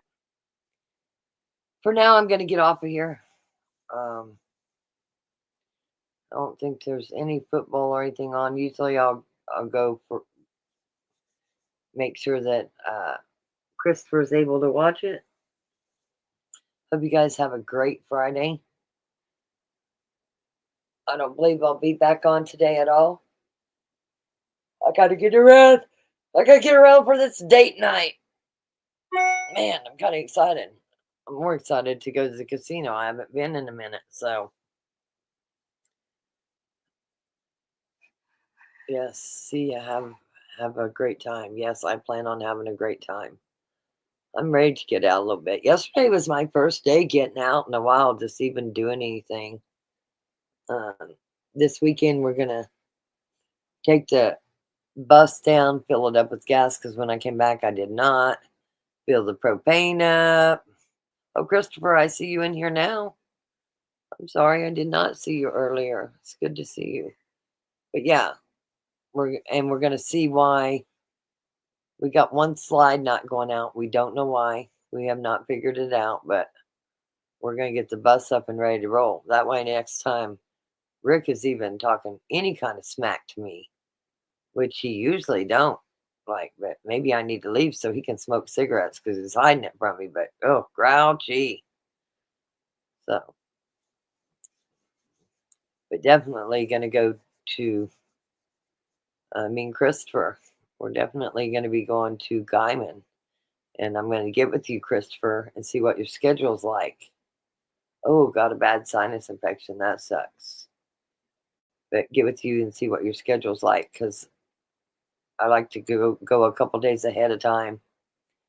Also, we have a place to go with the motorhome and the Jeep, so we're good on that sense. So, and you would have a good time. We give you a chance to get away.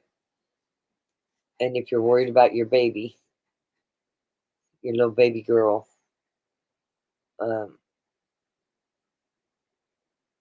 I'm not taking Smith & Wesson, so at this point, I don't plan on it. So we can figure something out. How about that? We'll figure it out. I'm glad you just woke up. I hate it. You have a sinus infection. I get a lot of sinus infections. They suck. Oh, there was something else. But hold on. There is something else. And it's Oklahoma related. Let's see if I can't find it. It was about their foster care and these foster parents in Oklahoma. Hold on. Hold on.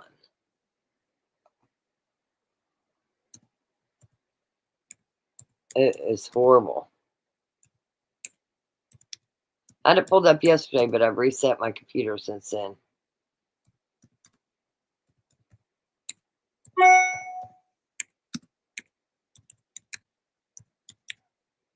It's a sad story, but unfortunately, we've got to go over these sad stories.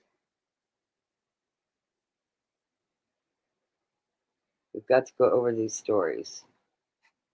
Oh, Nana shared it. Let's see if I can pull it up. But hold on.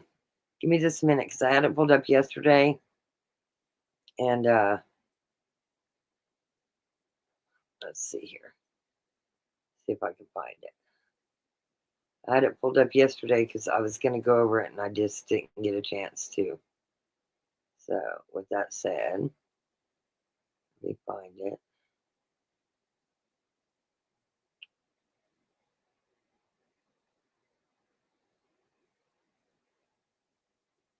Just crazy. Where did she share it to? 'Cause I pulled it up.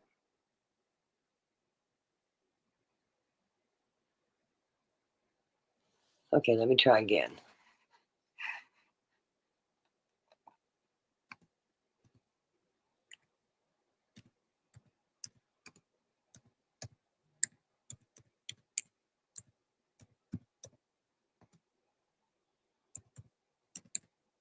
I mean, I don't have anything going on right now, so it's not like I have to go.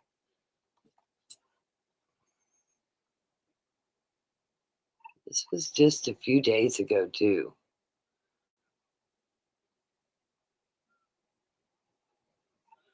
And here was another one where parents were arrested. A lot of child neglect going on there in Oklahoma. And I'm sure they're understaffed. If I was to guess, they're very understaffed. But how do you let these children that already come from bad homes go to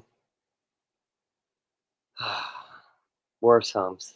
Sorry, it is what it is.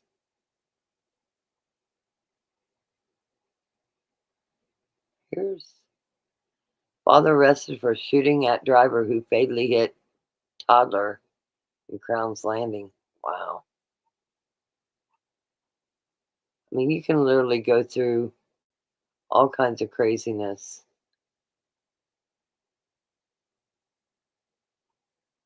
I want to say, is this the Oklahoma case? Hold on, I'm pretty sure this is the Oklahoma case.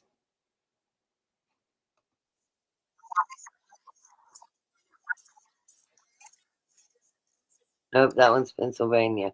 Unfortunately, happens everywhere. Okay, let's see here. Here's a little bit of it.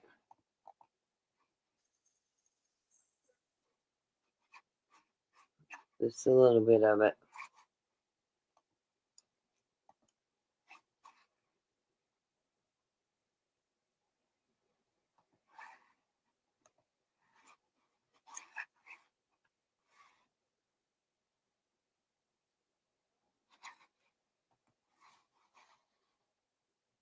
I was actually a teacher here at Stonegate Learning Center that reported the child abuse. A teacher said her first grader was coming into school every day covered in filth, but she called police when that little girl walked in with a black eye.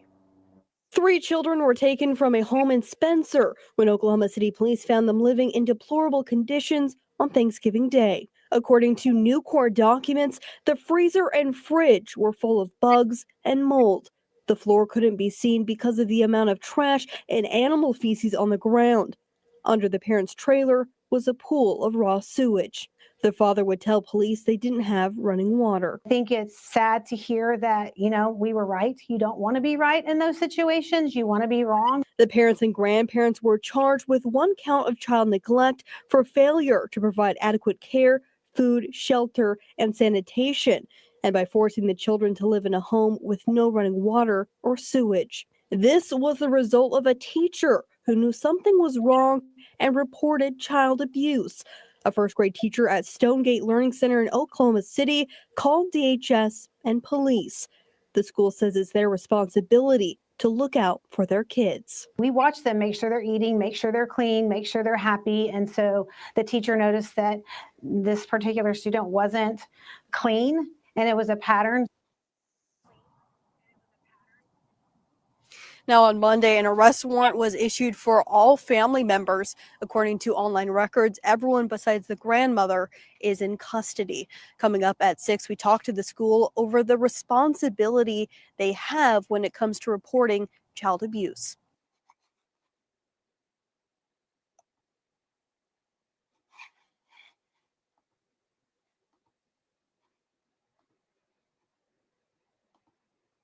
I found it.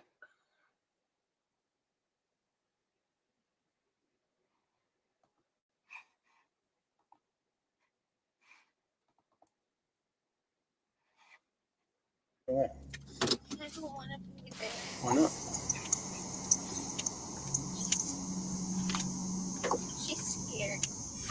She's talking about being beat up. She's talking about having scissors to her throat, talking about pulling you off of her and you telling her you would have killed her. That's when we had an altercation. Right. We had an altercation. With scissors? How are they hurting you? Eating too much? No. It's 2 p.m. in Piedmont, Oklahoma, where police find a runaway child who reveals some alarming information. Don't run or I'll chase you and put you in handcuffs. I know you don't. Let's go talk about it. But until you're in my car, we're not talking. Stand up. Stand up. There's many people that are mandated reporters, not just school too. I'm still technically a mandated reporter. Yes. Are you going to listen? I don't want to yell at you. I want to be nice to you, but I'm not going to chase you. Like, I'll tackle you before you have time to run. Do you understand? Okay. I don't want to do all that. I want to help you and figure out why you ran away and all that. But can we talk about it at the police station? We can talk about it in my car first. Okay. Do you need it? Is this any of your stuff? Okay. Let's go to my car. I have located her. Clear on located her. I will call and cancel. Okay. I'm just going to go around this building. What's going on? Why'd you run away? I don't want to be there. Why not? She's scared.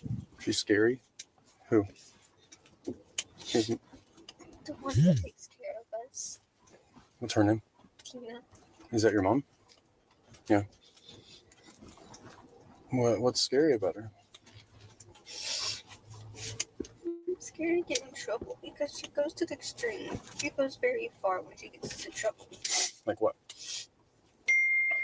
What happens when you get in trouble? Sometimes she locks us in a closet. Locks you in a closet? For how long? The longest I've been here has been like 4 days. 4 days? When did that happen? Most recently? It was last year. It was around Easter. And what did you get in trouble for that made that happen? I was making my sister's food. You were making them food? I was making my sister's food that she gets from school. Why'd you get in trouble for that?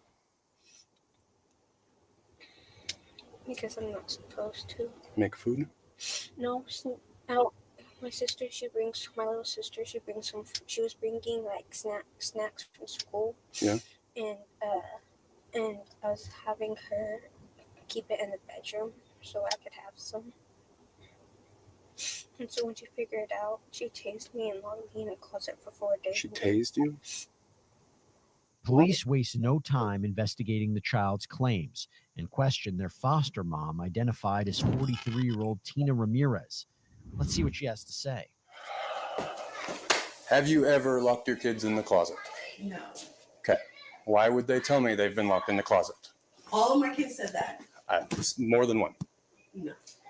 I've never locked any of my kids in the closet. Okay. I found this letter, and I'm sure you've read it. It was in your closet. Yes. Tell me about these letters. Sure, absolutely. I mean, why is she saying all this horrible stuff is happening to her if... She does that. It's how she vents. I mean, is it the truth? I mean, those are old. I wouldn't know. Like She's talking about being beat up. She's talking about having scissors to her throat, talking about pulling you off of her and you telling her you would have killed her. That's when we had an altercation. Right. We had an altercation. With scissors? No, there was no scissors. She was coming at me. Okay. But we can't pull it off because she was holding my hair. Okay. Right? And yeah, that did happen. That did Okay. happen, yes.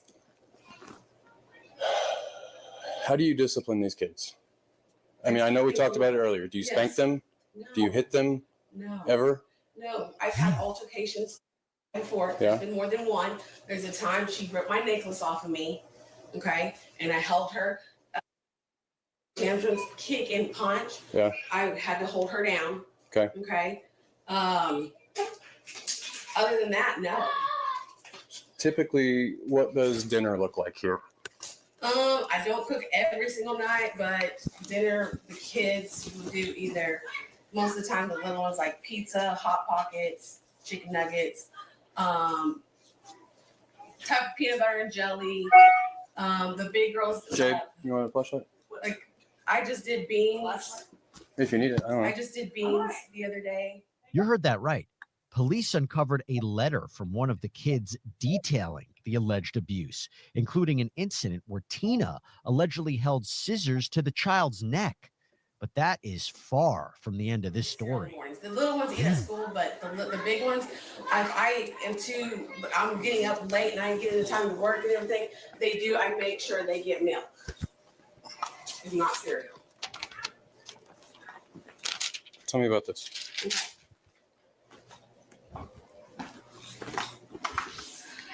This one right here, I did take away the drinks from her because she was sneaking them. She writes stuff like this all the time, sir. You can talk to her about this. She does this all the time. She'll tell you. So why'd you keep this one like it's important? I didn't keep it because it's It was in your important. closet I mean, I kept, with all your important papers. I kept all of these to show her and remind her, but I haven't got these out in forever, sir. I'm being honest, like, I don't think you are. I'm scared. Well, probably because you've been abusing your kids. No, I Look how skinny they are. You tell me you feed those kids. I do. Enough. I wouldn't say enough. They like to eat noodles. What kid can get Those fat off of noodles? My kids. I feed my kids noodles all the time. They're fatter than hell. At least not skin and bones like They this. eat noodles and crackers with it. And spaghetti and meatballs and Hot Pockets and pizza and hot dogs and all kinds of nutritious things. Those kids are malnutritioned, Tina. Well, I give them canned vegetables. Does that count? That's healthy, yeah. Apples. Next, the officer reads a portion of the disturbing letter out loud. Explain that to me. I know, but here I am, and they don't have bedrooms, and they had cereal for dinner. Well, that's what they wanted. They got the choice, the option, and they have the choice of that. That's what they wanted. It's always what they want. What do you want? I'm not cooking tonight. If they want. Oh, I do want to share this. This is Law and Crime. I like to watch Law and Crime a lot too. I do want to share this in case you guys do want to go watch this again. Cereal, they get cereal. If they want a bologna and cheese sandwich, sir, they get it. Ask all of them. That was their option tonight. I'm not sure what she wanted. I said, what do you want? There's beans from last night that I cooked. She was just saying, who's going to get to eat the beans now? She loves my cooking. My kids love my cooking. Dear God, I think she's going to kill me. I didn't do anything. You and I both know that. I have been talking to you, praying and trying to be polite, helpful, and respectful. I've been shutting out all the bad thoughts, but it's no use. But I won't let their negativity and discouragement stop me. This is my year for as long as I'm alive. I'm going to change, but I won't let anyone stop me. I want to change, but if she kills me, I know that I was making changes to make me better. I'm going to be kind and respectful still. She held scissors to my throat. Scissors, underlined, to my throat. She left bruises on my neck, along with cuts from her nails. She cut the inside of my lip, and now one of my front teeth is moving slightly. My nose is clogged with blood, and my ear is bright red with plenty of scratches on it. And it hurts so bad. I can't lay on that side of my head. You know I could get her in trouble for that. And the fact that she said, I'm going to kill her with at least 2 people besides me that can verify that. Then she whispered to me, if Katrina didn't stop me, I would have choked you till you passed out. And I'm the sick, twisted one, but no, I'm going to stay here just to prove what I can change. Yes. Tina, combine that with the fact that these kids have run away 7 times from you. Mm-hmm. How is any reasonable person supposed to think you're not starving and abusing these kids? Okay. Mental abuse, I would say yes. Physical abuse, no. Has there been altercations? Yes, there has. Starving, like you said, I feed them, but it's not the foods But a year, kids get. no, I quoted the noodles you said. Okay, you said noodles, I said noodles. Okay, we're If I'm not. starving them, why do I have all If you're feeding them, why are they skinny? Have you talked to them about that? I have. And what did they say? That's not what we're talking about. I'm asking you questions right now. If you're feeding them, why are they skinny? Are you eating? Is your husband eating? Yeah. Those boys are eating. At least it looks like it. I haven't looked at them real close. But those 2 older girls, you can't look at me and tell me they're eating enough. There's Tell a me they're time- eating enough. There's a time we thought they had parasites. I even bought them parasite medicine. It's around here somewhere. Did they go to the doctor? No, When's the last time they've been to a physician? because it's been a while. How long is a Because- while? See, I think the last time for was to get a shot and the dentist to get her retainer taken out. So maybe 2 or 3 years ago. They haven't been to a physician in 2 or 3 years. Yeah. Look how skinny they are. You thought they had parasites? 'Cause she And you told me didn't take them to the food. doctor? She told I've had parasites. You should I go to just the did doctor drink. if you have parasites. You should take your children to the doctor if they're skin and bones, Tina. You're right.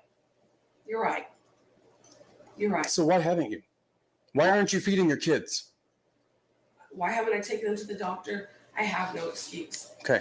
Why aren't you feeding your kids Why enough? ain't I feeding Okay, them you feed enough? them. Why aren't you feeding them enough? What is enough? Because like I explained earlier, they were gorging. Tina admits to locking up access to food and failing to take the kids to the doctor. But this officer is not letting up. Are you feeding those kids enough? Enough. Okay, can I ask you a question? Yes. What would be enough? Is 3 times a day enough? Okay, Two that- 2 to 3 times a day. So Because I, sometimes, like I said, in the morning the girls will just have a glass of milk. Okay, but they have lunch and they have dinner. They never skip that. Okay. Never. we're circling right back around to if they're not skipping meals and if they're getting fed enough, I wouldn't be able to see their bones through their skin like that. Yeah. So maybe, And- like you said, and- I should and- take them to the doctor. Absolutely. I think you should have taken them to the doctor. You know, especially if they're skinny because there's something wrong with them. You know, if they're skinny because there's something wrong with them, they need to go to the doctor. If they're skinny because you're not feeding them, you need to go to prison. Right? As the questioning continues, Tina takes a, let's just say, interesting approach, pointing the blame elsewhere. But you haven't fed them enough either. Okay. Look at them. It breaks my heart when I found that girl and she still. I say the same thing. Like, this lady hasn't missed a meal. Because they're children, they're not going to show us exactly these children, but these are foster parents. What the hell? I don't get it. Stood up, Tina. I don't know how you stay here with her like that. She's tiny. She covers herself. She's always covering But herself. that doesn't mean it's not there. I know, but she covers herself. She does. I've been trying to get her to do more, drink more, eat more, and everything. Give her Gatorade. Said maybe you need some electrolytes. I did. Started buying more oranges and apples, nutrients. Bought more canned food. Hey, you need to eat some vegetables. I have. And then you keep it all locked up and you don't let them have snacks until you get home. Well, I'm always home. Now, Yeah. Yeah. But I let them always choose. What do you want to eat? It's their choice. They choose. Tina, please. I really am not trying to be mean to you. I know It's you're just not. You're doing your job. whenever you say You're doing your things, job. whenever you say things to me like, I let them eat, I let them choose, I let them this, like all I can think about is looking at how skinny they are. So like they're not, and they haven't gone to the doctor, and there's locks on everything in this house, and I can't even count the cameras. I haven't started to. Like these kids. They were for protection at first. Oh, well, I get, Like I said, I started putting them in certain places because we had to. and I get, having them so the kids don't run away. But now that I've been here, I kind of understand why the kids are running away. I don't blame them. I'd be running away too. Like, I just want to eat. But when I've asked them why they ran away, it was never had to do anything with that. Tina, they're not going to tell you because you're starving them. Let's take a moment and I'm liking this deputy or whatever he is. I'm liking this LA guy.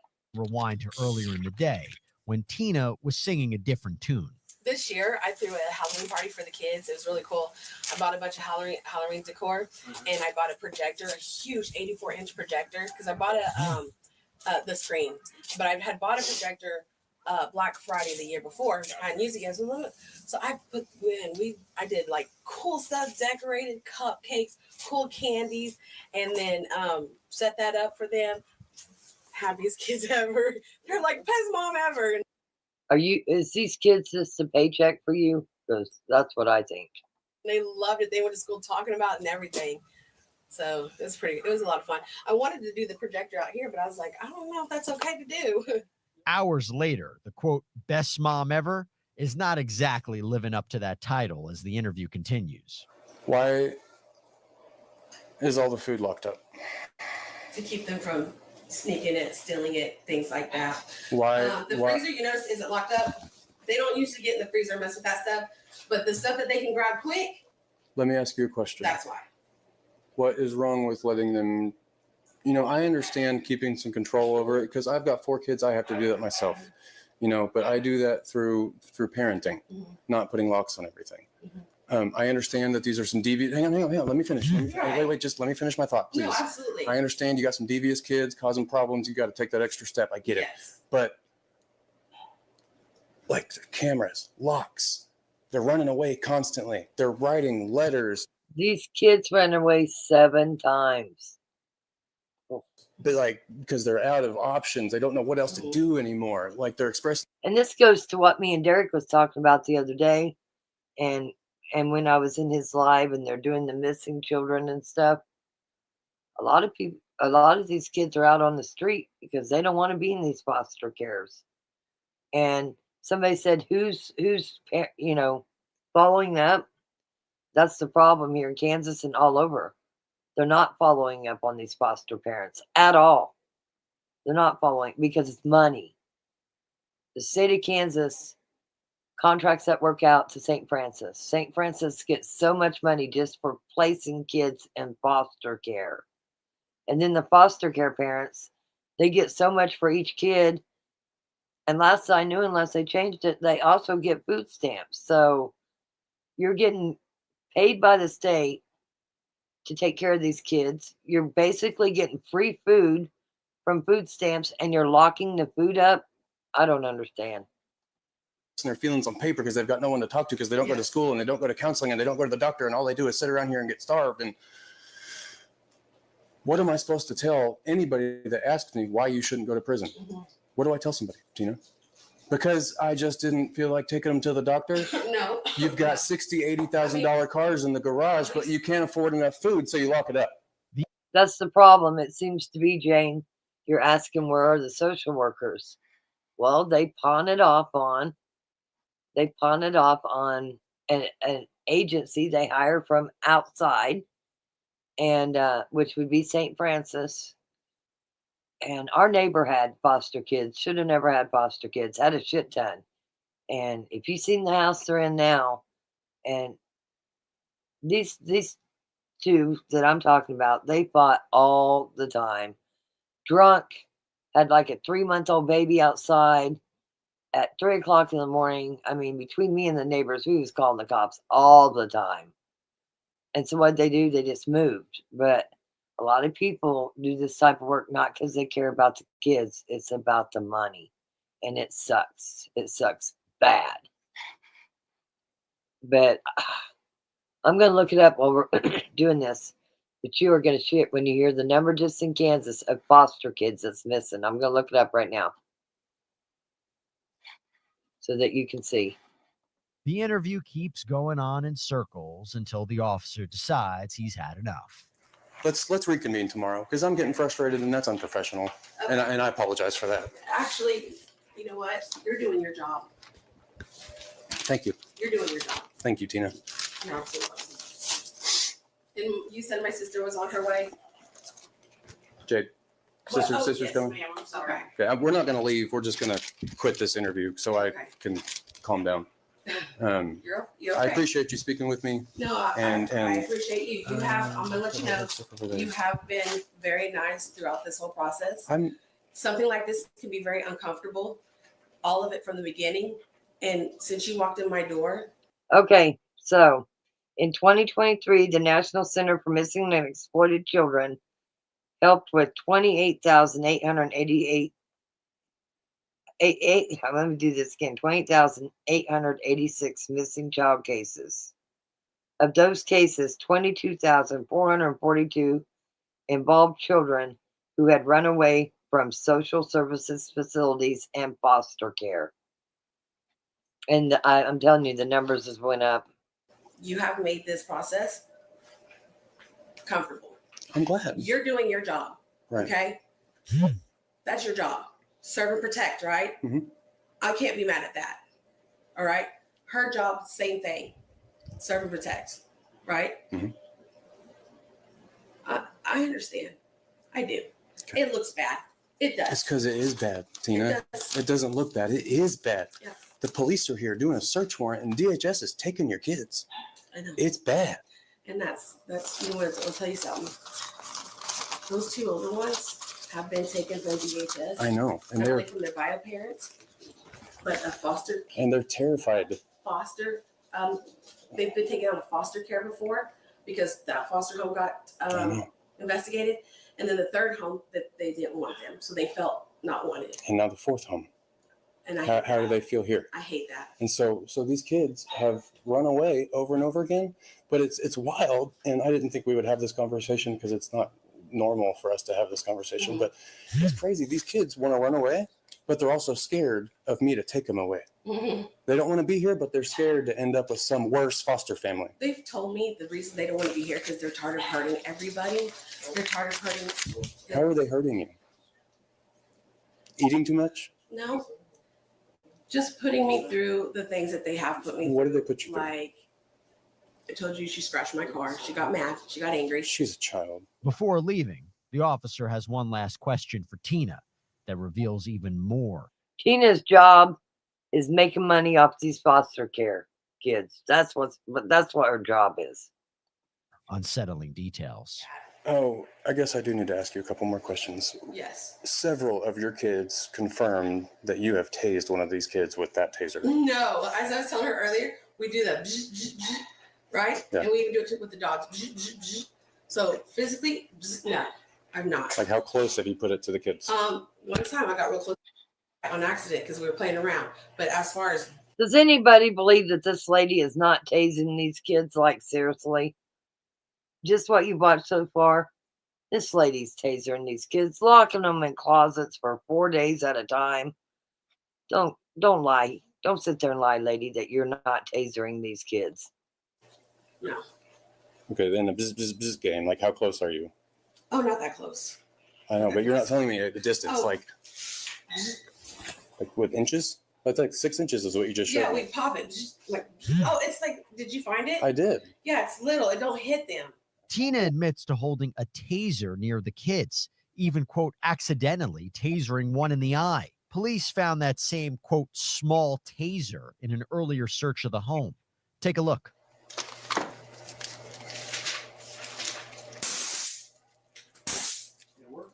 Yep. I guess that's coming with me. But that's not all. You need me to open the pantry? Fingerprinted?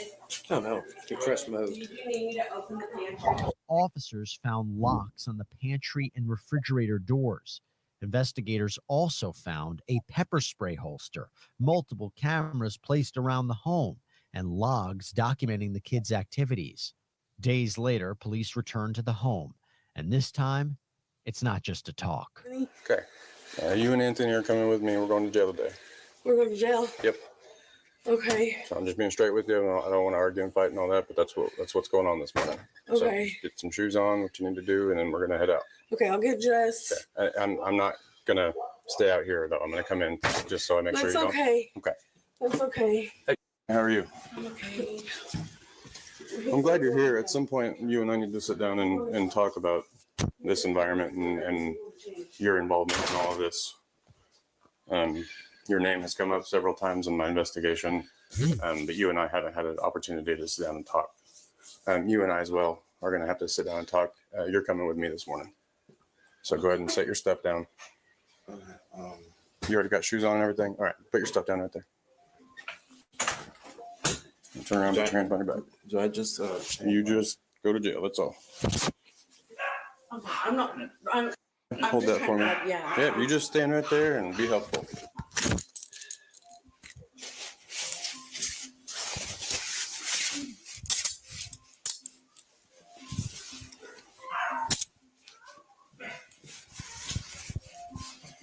That back door won't hold that dog.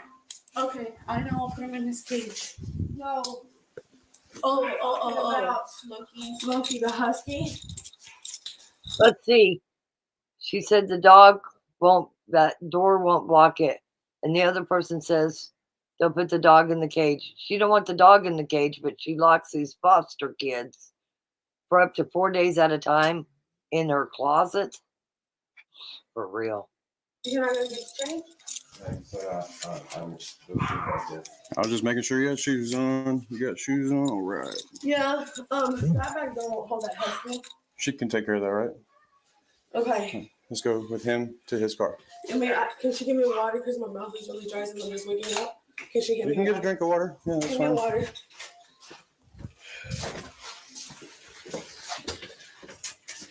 My purse is right there. Okay.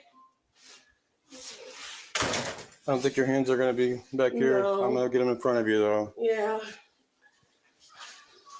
And can I take this or Well, give it to her? you can give it to her or whatever you want to do. Well, you carry this for me? If you want me to, or you can carry it right there. It's okay, baby. It's okay. You can lock those so that, they don't get tight when you put your hands down.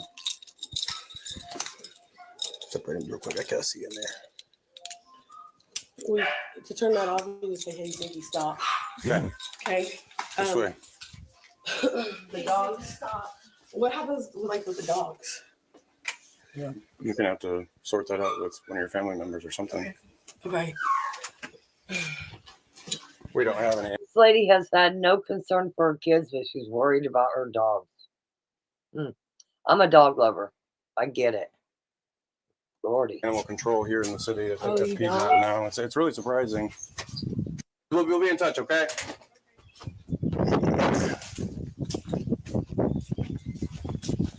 Would you like go on the opposite side? Yeah, I'm gonna see if we can't sit you guys back there. You gotta take what? Is there room for both of them? Okay.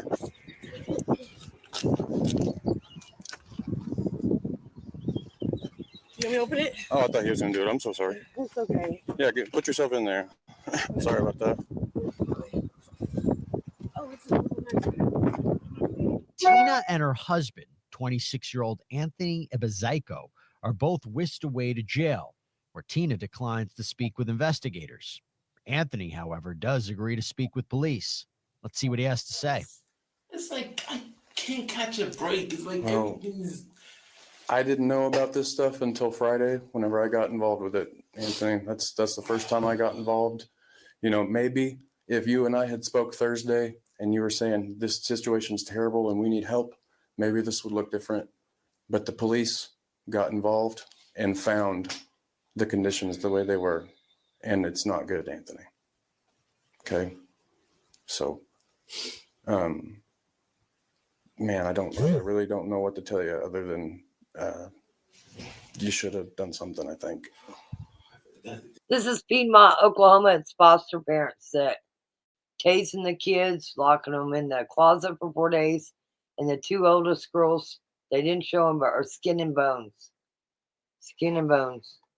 I'm thinking like, what should I have done?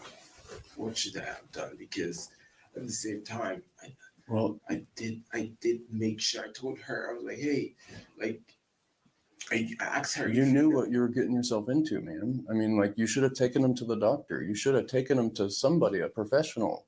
They're adopted. I'm not on their paper as like that. I know that, but you got to know the family before you even got married. Right. You got to know the family and made sure that was something you wanted to be a part of. Right. So when you marry a woman with kids, those are your kids, your stepdad. She always takes them to the hospital before the start of school. That's for the babies, man, not the big ones. The big ones need to go to the doctor. I thought she. No, and she told me that she thought they had parasites and that she never took them to the doctor. Even then, I mean, so I don't think that the defense of you just didn't know is going to fly for this. Truthfully, I don't know what else to say. It's like So- I can't like lie. I can't lie. no, I don't want you to lie. That's the last thing I want you to do. Right. It's like what do I say? What do I do? And I wish that there was something that you could tell me that you did to protect the kids. That's what I wish you could tell me. Is there anything you did to protect them? I mean, thinking about it, let me see what I did to protect them.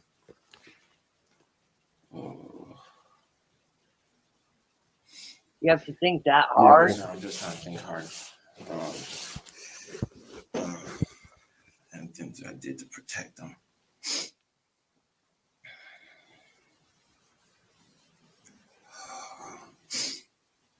Yes, he felt.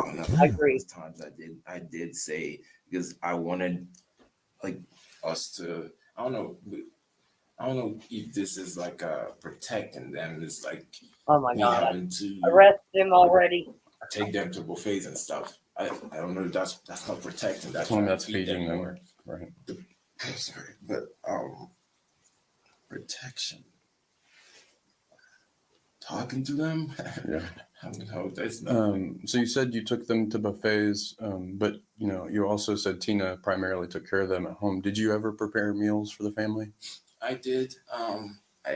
It's African food. Yes, and, arrest him.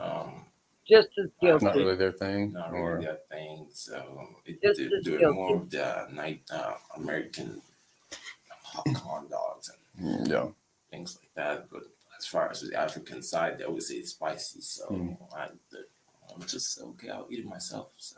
Right. Anthony has trouble determining what he did to protect the kids and goes on to indicate he didn't really play a part in helping to feed the family.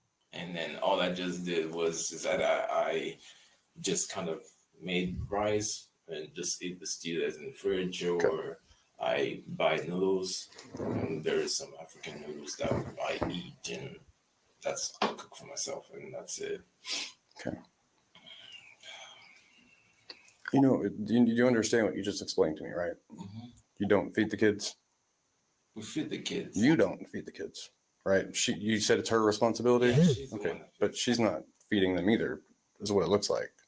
No, she says she feeds them, and I did tell. I asked Do you her. see her feed them? Yeah, in front. There was one time Well, when I one had this time? argument with her. One time? I watched her.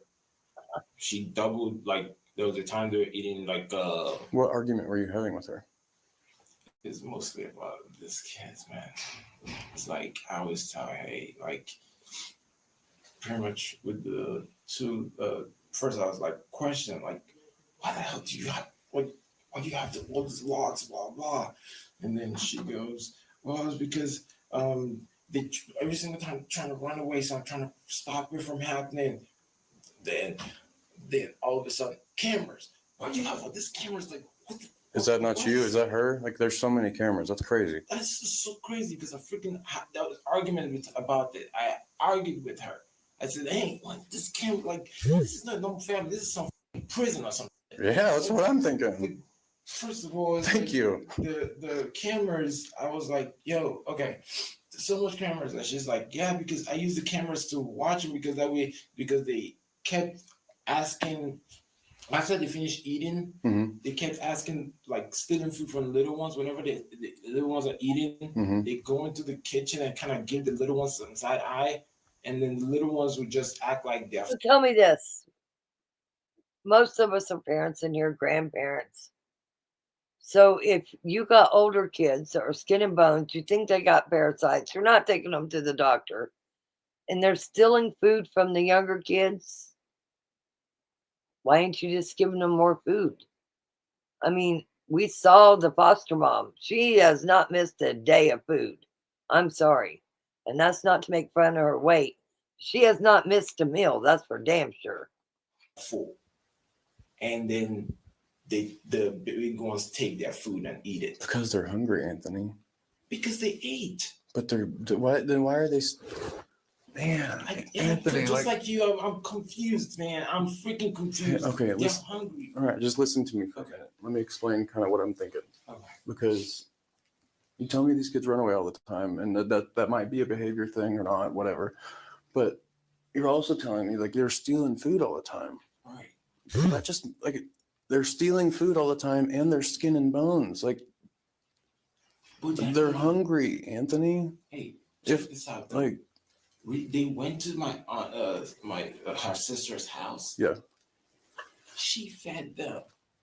But tell me why the hell they're still stealing the food from their cousin's place? Because whenever you came from a good home, so I don't expect you to understand this, but when kids over time don't get enough food, it's kind of like a dog. Like have you ever had like a dog or an animal that went too long without food and stuff, and they just want to eat, and you got to kind of stop them because they'll eat too much and they'll throw up. And, you know, it's so whenever an animal or a child or whatever has Yes, he's heartbroken. gone without adequate got kids. food, Said he did. they're going to want to eat everything all the time, just as a psychological thing.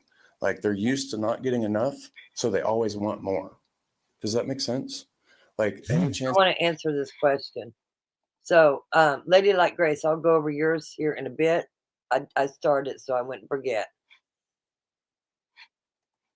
Why didn't the worker notice changes if he was having regular contact? That's the problem. In our state, and I'm sure it's every state, through St. Francis, they're contracted out through the state. They put the kids in foster care. They get so much money for each kid they put in foster care. And then they pretty much are the ones that follow up, and they do not follow up. I'm telling you, they do not follow up. It's so horrible. It's so sad. So heartbreaking. Straight up evil. I agree. And sad thing is there's so many cases just like this. So many. They get for food, they're gonna be like, oh, I need to grab that because I'm not going to get to eat tomorrow, or I'm not going to have enough, or I'm still hungry, or you know, I'm not in those kids' head, but I can imagine kind of how they're thinking, and it makes sense to me from my side why they're stealing food, because they're habitually not getting fed enough. They're hungry. That parasites, remember? Oh. I mean, does that concept make sense to you? Yes, I don't know. It's just, I don't know, man. I never dealt with it like this before. All right. I don't know where to begin. I don't know what's going on. I don't know. All I just know is that my whole goal for this was to have a good family, like turn something that was bad back to being good. That's all I wanted. Have you ever hit the kids? No. The only time that I hit the kid. Oh, was and because tasering he the got kids with a expelled from school. taser. And I was just kind of mad because it's like I didn't hit him so much, but at the same time it's just kind of like that. Tina and Anthony were both taken into custody for multiple counts of child abuse and neglect. Tina was additionally charged with assault and battery with a deadly weapon. At last check, both Anthony and Tina are expected back in court this winter. Anyway, that was one that Nona wanted to go over the other day, so I've had it saved. Didn't forget about it. If there's any cases, listen, I say this 1,000 times. I'll say it 1,000 more. This is our channel. I'm just your spokesperson, okay? But this is our channel. And anything you guys want to go over, we'll go over. Now, back to the question. I want to go back up. Let me finish this. My parents were foster parents my whole childhood. Some of those kids are more family to me now than bio siblings. They were loved and nurtured and cared for. This is disgusting. Unfortunately, we talked about this yesterday. A lot of people don't want to work. Straight up, don't want to work. With that said, they want free money. They've been getting a lot of free money. There is no doubt in my mind that these parents have a health care card for these foster children. They get food stamps. And my biggest thing is they hadn't been to the doctor for 2 or 3 years. The foster mom says they got parasites and she gave them medicine to cure it. She's not a doctor. And the other thing is that lady ain't missed a meal. So there's just so much I have issues with in this. Right, Nona?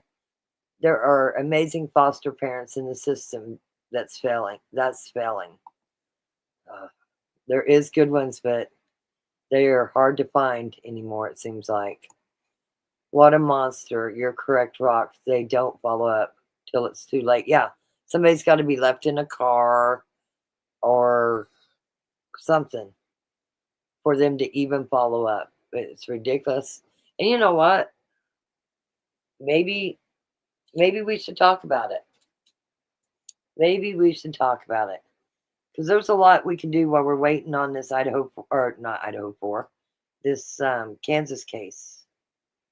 Maybe we do try to start doing something and start covering some of these cases. If you got a neighbor that is a foster parent and you're seeing bad things going on and you're scared to report it, send it to me. Me and the team, we'll go over it. Y'all know I'm not afraid to travel and go straight to a police department or go to a capitol and talk to the director of social service, children's services. Like, somebody's got to be protecting these kids. And I know the schools do the best they can, but different things are going to have to be implemented because this is ridiculous. Locking kids in the closet, not feeding them for 4 days, tasing them with a taser, like, unacceptable.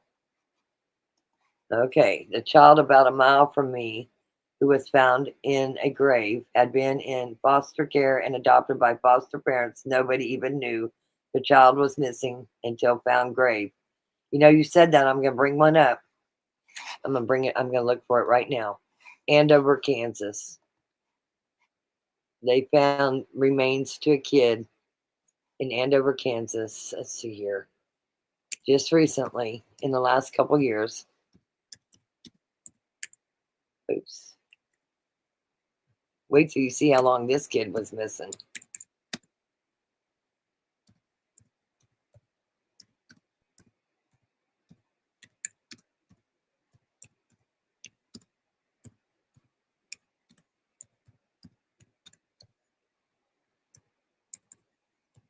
I'm not ignoring you guys. I'm just trying to type something up.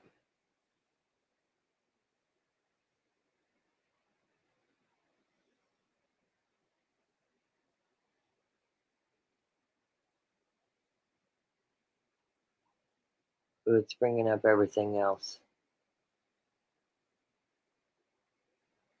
I mean, I looked at that. Gruesome discovery. Child bones found in planter box in San Francisco. I mean, that wasn't even a Google search. But anyway, I'll just tell you. 15 years this kid had been missing. Nobody reported it. Nobody asked. Nothing. It was absolutely nothing. Crickets. Crickets. They can lock up these people fast enough for me. They can't lock these people up fast enough for me. I agree. Child crimes are really hard. They're really hard to deal with. You have to have a special heart to do child crimes, but somebody's got to protect the children. And it might just have to be us. We might have to bring things to wear. That's what I got to say. One of my very best friends from high school, she runs the Children's Center here. And I donate a lot of stuff to the Children's Center, not just because she runs it, but it's just a little temporary holding site. But they get taken care of. They get fed and stuff. But that's where I take a lot of my grandkids' old clothes. I mean, they've got babies. It's just a temporary spot. But some of them kids have been there a while. This is sad. It's definitely sad. Let me catch up on chat here. In the state of Kansas, all kids are covered. So, no matter what.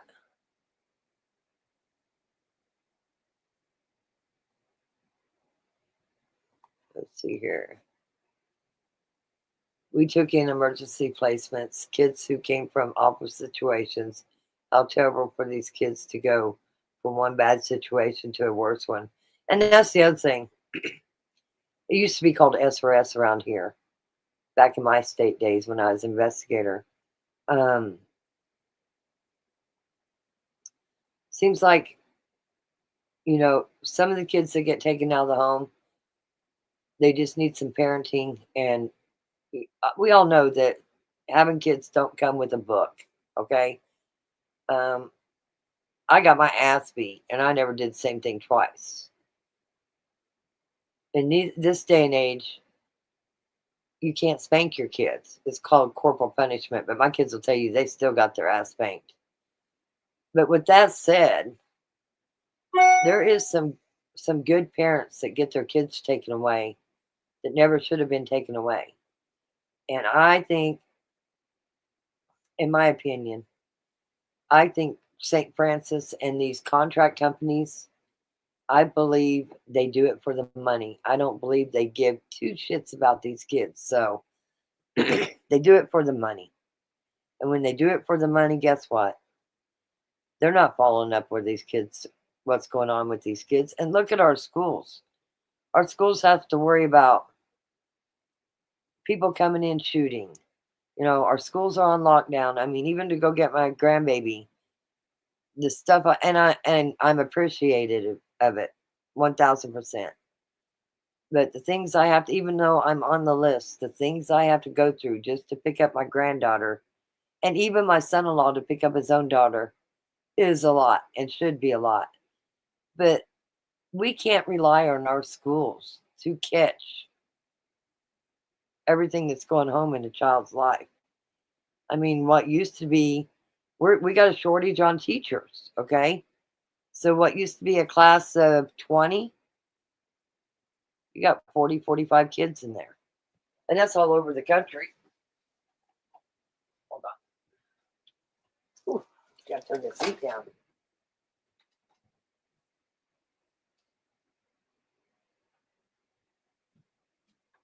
I know there's things that's really hard to cover, but I think we need to be covering them.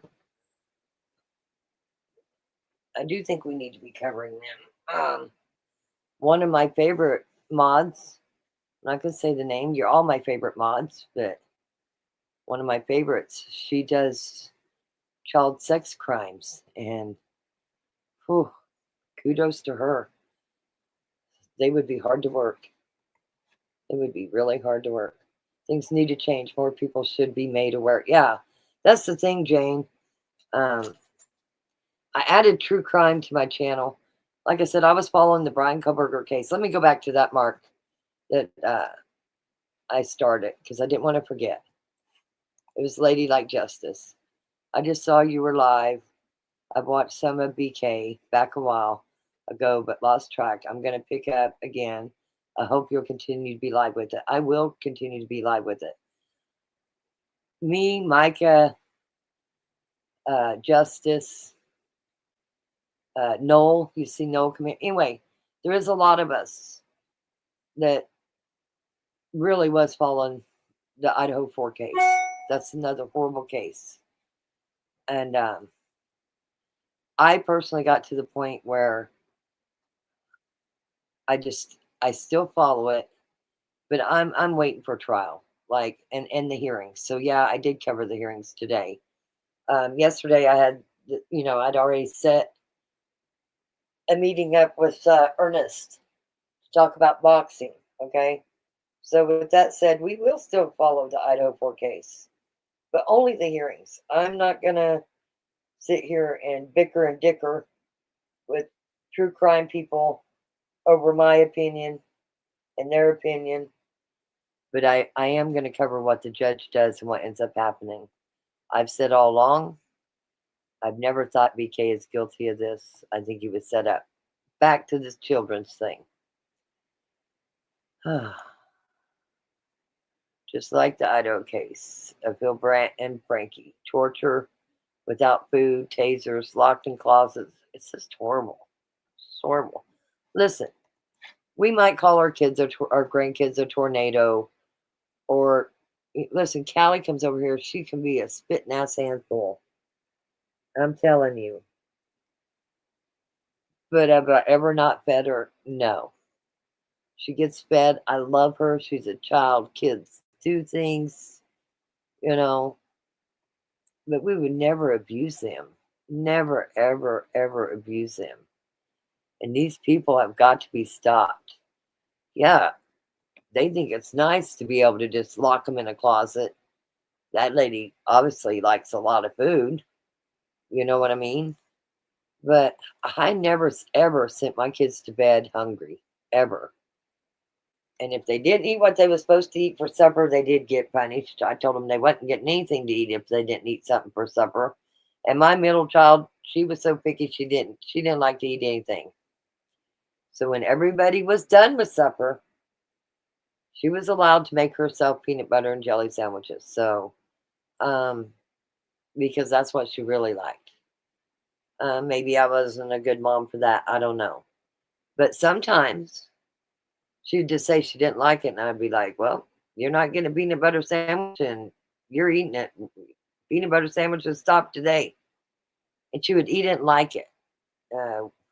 Hated spaghetti, and I understand she cooks spaghetti a lot now as an adult. So sometimes you gotta do what you can, but to send them to bed with no food, it's just horrible. I lost my place in chat. I'm finding it. And yes, kids have medical coverage. I don't understand.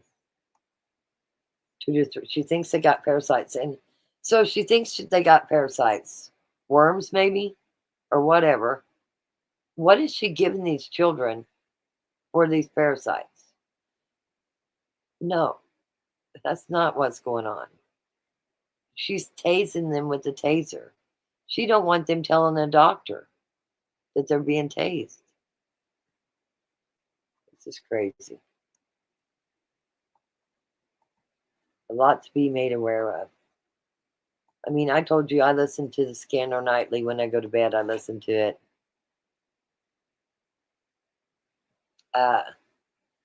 And we got 3 or 4 runaways a night from foster cares. Hell no. How did they and the dog know the taser hurt? Exactly. Yeah. She was definitely tasing them kids. Well, I don't know how long ago that was, Nona, and you are in a little area. I'm telling you, I never once saw a worker over there at my neighbor's house with their kids, and we sent the police there a lot. At least once a month, a social worker would come to our home, check the bedrooms, kitchen, and pantry, play games with us, and visit with us. My parents did not adopt, but loved the kids. This is the thing. Nowadays, they're short on help. They can't make it to every house. It seems like the whole love thy neighbor is out the damn door anymore. And in some defense, it is what it is. In some defense, you don't have any neighbors close enough that you have to check on. But when you're doing that, it is what it is. We got to watch out for the kids. I could not watch. Hurts too much. I know, Beach Baby, it does hurt, but it's real. It is real. There is a case in Grand Junction where a girl went missing years ago and her head and hands were found in a freezer recently. Oh. Whew. Wow. If you wasn't here a while ago, I was talking about how growing up, I got my ass whipped. I never did the same thing twice. Now in Kansas, I don't know about overseas, but in Kansas, corporal punishment is, spanking is considered corporal punishment, and you can be put in jail for it. Kids who aged out at 18 or high school graduation continue to live with us. They were family. My mom tracked all their money so they would have some when they aged out. We should talk about this at Rock. I agree. As hard as it is to talk about it, I'm down to talk about it. Down to talk about it. Hardest things are what needs the attention. I agree. And I talked about this the other day. If I wasn't going through the situation with my daughter right now, I would load up my my motorhome and my pop-up camper, and I'd go to North Carolina. And I mean, we've owned a fifth wheel all of our life, it seemed like. So I know how to run a fifth wheel. We could help people that's getting moved in from these tents from the floods into these fifth wheels. They're building a building. This guy donated us land. the building a building. I mean, even if it is to play a game with the kids, do activities with the kids, just so the parents are able to be in that little bitty fifth wheel or donated camper to have some time to themselves. You know what I mean? It's just crazy. And these parents still work.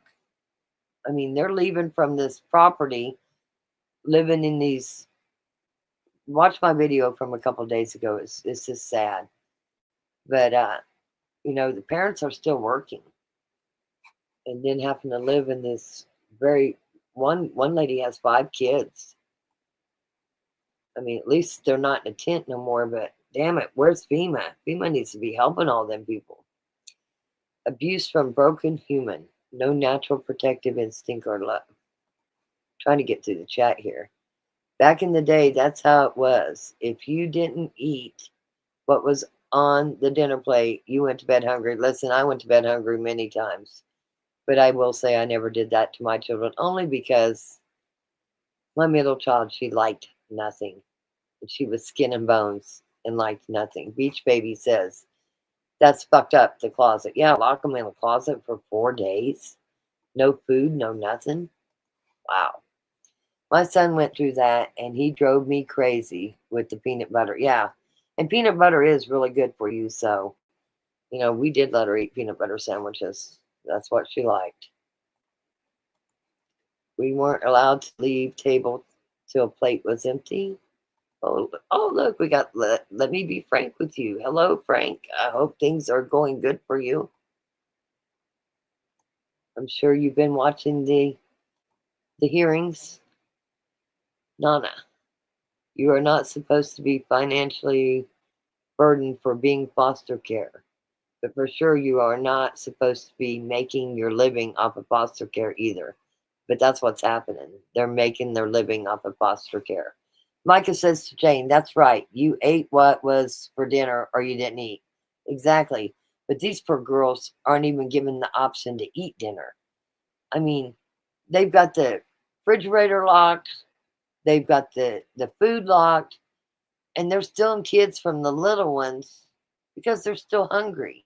Like, make it make sense. KIB says, hello, let me be frank with you.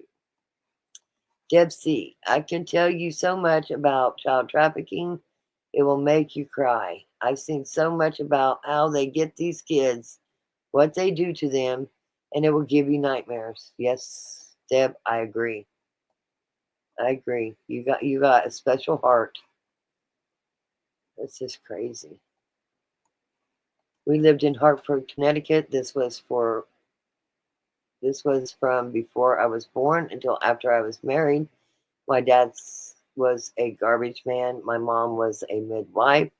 They had jobs, worked hard, but they loved helping kids. Yes.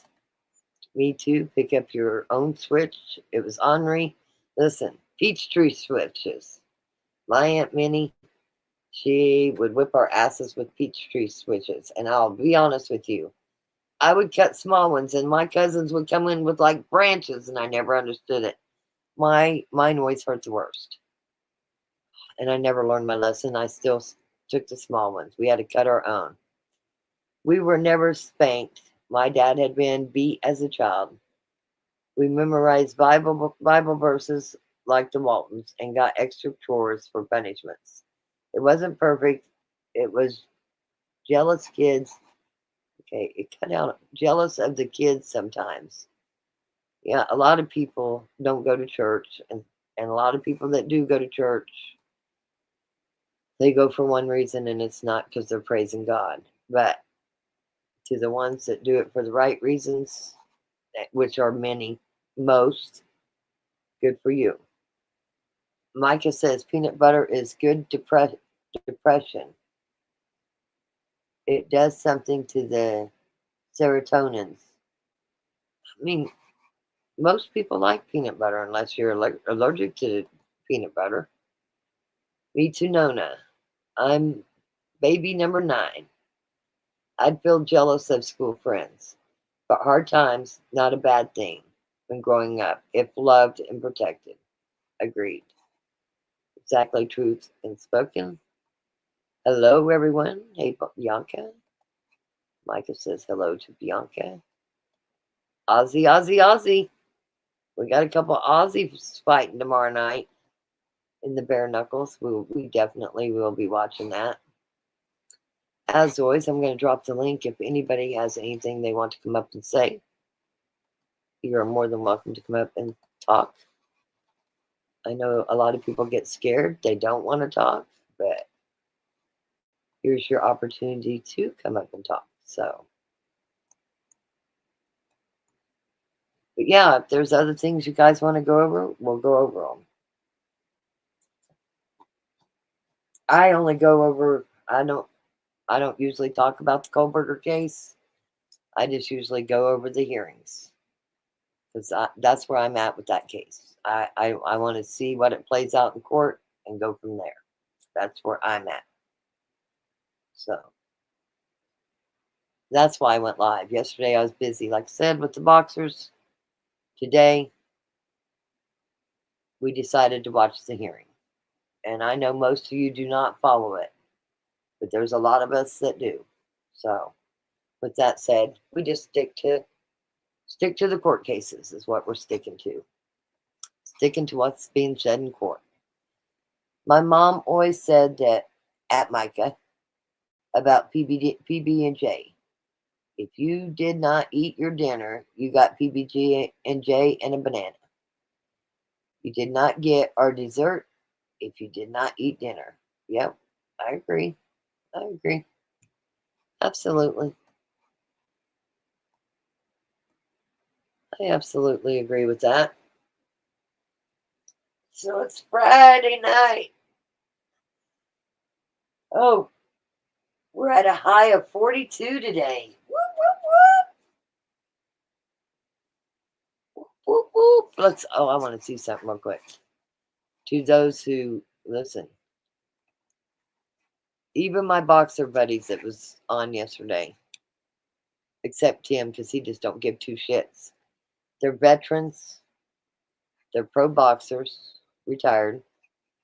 And even they won't go on true crime showing their face for a reason. But let me see here. Let me find myself. Let me find myself.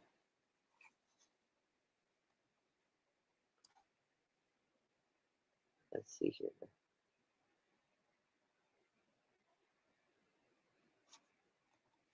Let's see. I'm gonna show you. I never go back and watch anything. But I took you guys through Wichita with me yesterday to run errands. Took you to the post office. No, your shoes are on the way.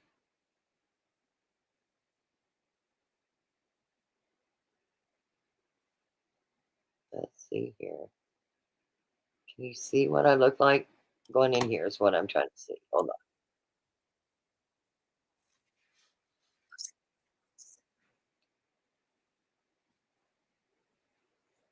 I do not weigh no 400 pounds. That's for sure.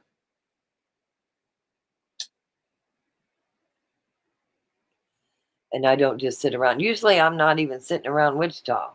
Like, I'm usually at Lake of the Ozarks or Colorado or traveling somewhere.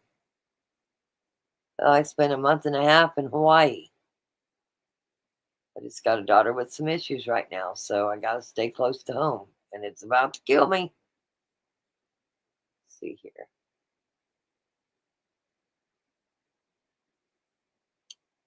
I'm looking to see what you guys saw yesterday. Because, yeah.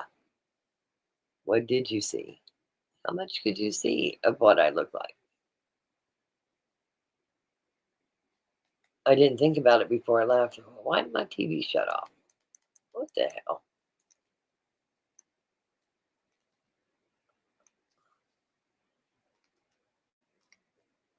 I'll make Rick go in the basement and get me another TV. That's what I'll do.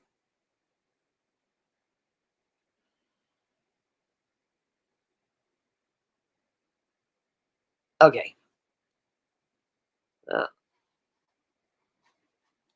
Let's see here. I found it.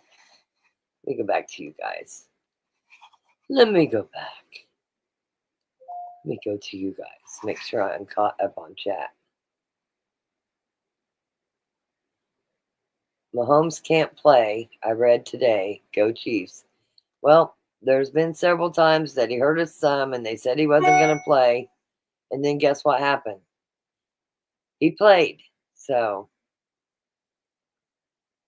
that's for sure. Rose Hill, Kansas. Yep. We are going to Mulvane tonight. Going to a birthday party at the casino. I might go live. We'll see what's going on. We'll see. If you like to be people watchers, I might just very well go live. Because I'm a people watcher. I can sit in a chair and just watch people. PBJ fights depression. I Googled it. Yeah, learn something new every day. My son is so excited about those dudes. Oh, the Hey Dudes. Yeah, they're sweet. They're nice. They'll be there they'll be there next Monday. That's the soonest I could get them to you anyway, is what they told me. Even they're overnight at the post office for my postal carriers in here, because I know I got 2 at least. Even the post office is having trouble getting their stuff to places overnight. So I was like, well, Monday's good enough. She told me as long as I get them to her. Anyway, I gave them away. Size 14. I ordered my granddaughter size 13 shoes, 3 shoes. She picked them out. I get 1 pair of shoes and they're a huge 14. Well, then I had to reorder her shoes, and every shoe she picked out, she's only 5, they were sold out of. So I had to pick out shoes. And when she opened her shoes, they were at her other grandma's, and my daughter did it live. My granddaughter threw the shoes across the room and said, "This is not what I picked out." She sure did. She was not happy. They were not the shoes she picked out. Because Leroy been in here messing with Alexa. Has he? Good job, Leroy. Let me mess with your guys' Alexa. Like, that's what I want to do. I want to mess with your Alexa. I want to tell her to turn your lights off. I want her to beat Alexa, beatbox for everybody. Like, that's what I want to do. From Speechify.com. Alexa, cancel. Beatbox. I set your alarms for 10:45 the next morning. Some people forgot. Some people didn't tell their husbands. Leroy was having to go around the house to shut them off. Nona's husband, Nona was gone. Nona's husband heard all this shit commotion going on in their house, and she had to. He shut it off, and he said, "That damn rock. Damn that rock. How dare her." No, I have earbuds in. Well, I'll get you sooner or later. I will. I will get you. I'm going to keep the volume off because I cannot stand listening to myself. Right. This was a little town of Hayesville. And I don't know if I went in the court. I'll fast forward it. It should be me coming out. I was the only one in there. That was me going in. Let's see here. Oh, no, that'd be me coming out. But you guys not able to see me come out? What the hell? We're going to fast forward it, though. This girl's going to be walking fast until I find it.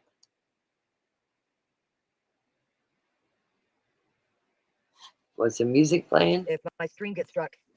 Okay, I was still there. I had not gotten out of the vehicle, so. Anyway. I know I went into there, too.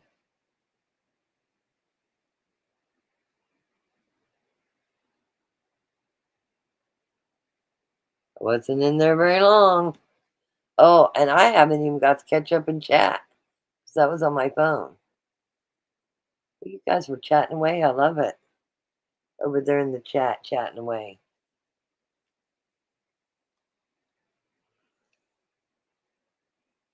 I swear it didn't seem like I was in there maybe 2 minutes.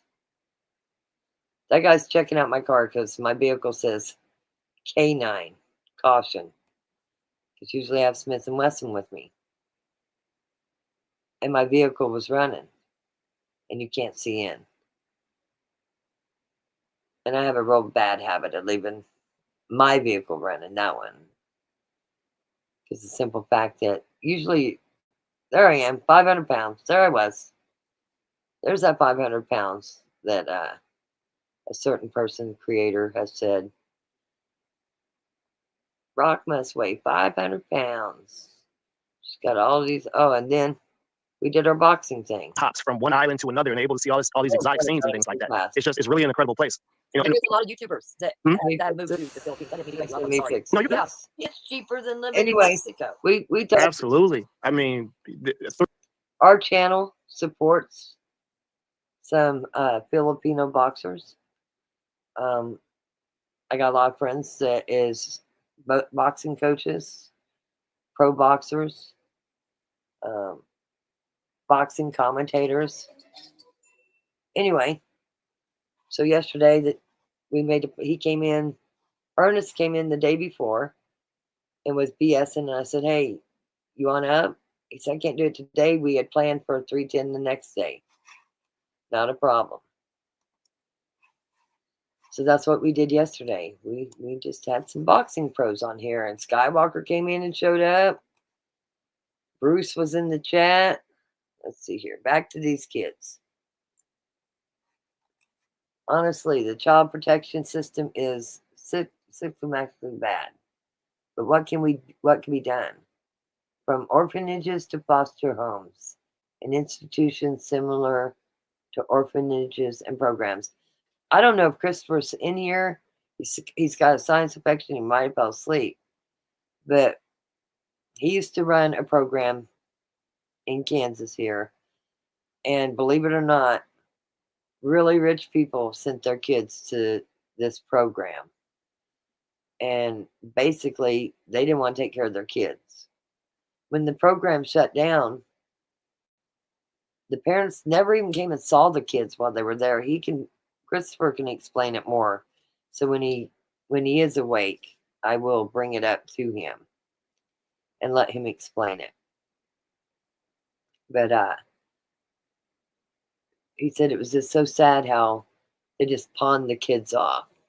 I can tell you, on one hand, everywhere my children stayed the night, I was very picky. Of course, their dad was, U.S. Marshal 33 years, so he's a U.S. Marshal back then. So it wasn't like, wasn't too many people we trusted. Now, they had friends come stay the night, but I'll be honest with you, a lot of times you meet somebody, you're not in their home, you don't know what they're like, okay? You don't know what they got going on in their life to even know what they're like, is what I got to say about that. So, I'm usually a first impression type of person, and I go from there. I try not to prejudge. If I know I'm going to butt heads with somebody and it's going to be a constant thing, I always agree to disagree. But if I know I'm going to butt heads with somebody, I just pretty much stay away from them unless they started an attack. And then when the attack starts, you guys know me. I stand up. I'm going to the SummerSlam. We are going to the SummerSlam. It's going to be our own crime com, where we have creators and they have their own teams, and we're going to do scavenger hunts, crime things. I got a thing from Derek earlier, though. I did tell him, no, I'm not doing Gaiman. I am not doing Gaiman. That's a negative for me. I'm not doing Guyman. So, with that said, it's a negative. What else we got going on? We've been talking about Trump.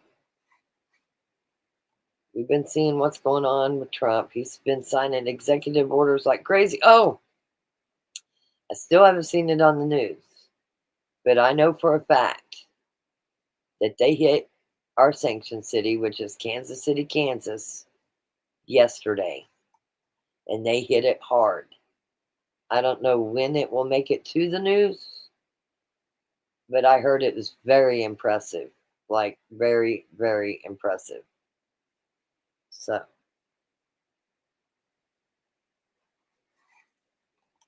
I've been watching for it to hit the news. Same here, we did not sleep over very many places. Everyone came to our house. Same for my kids. Boys, a household of kids that weren't mine. They became ours, though. Yeah, same here. All the kids' friends calls me mama.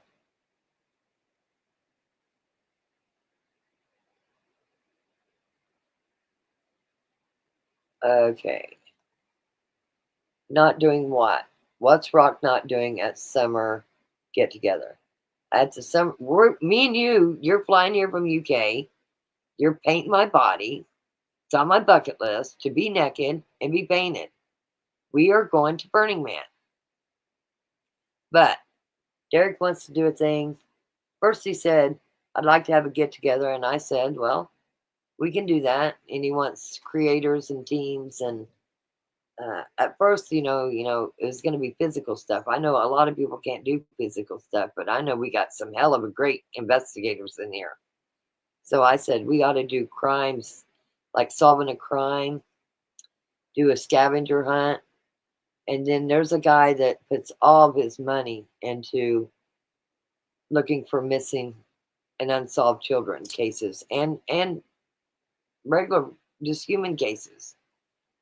And, maybe he can come bring some of them flyers.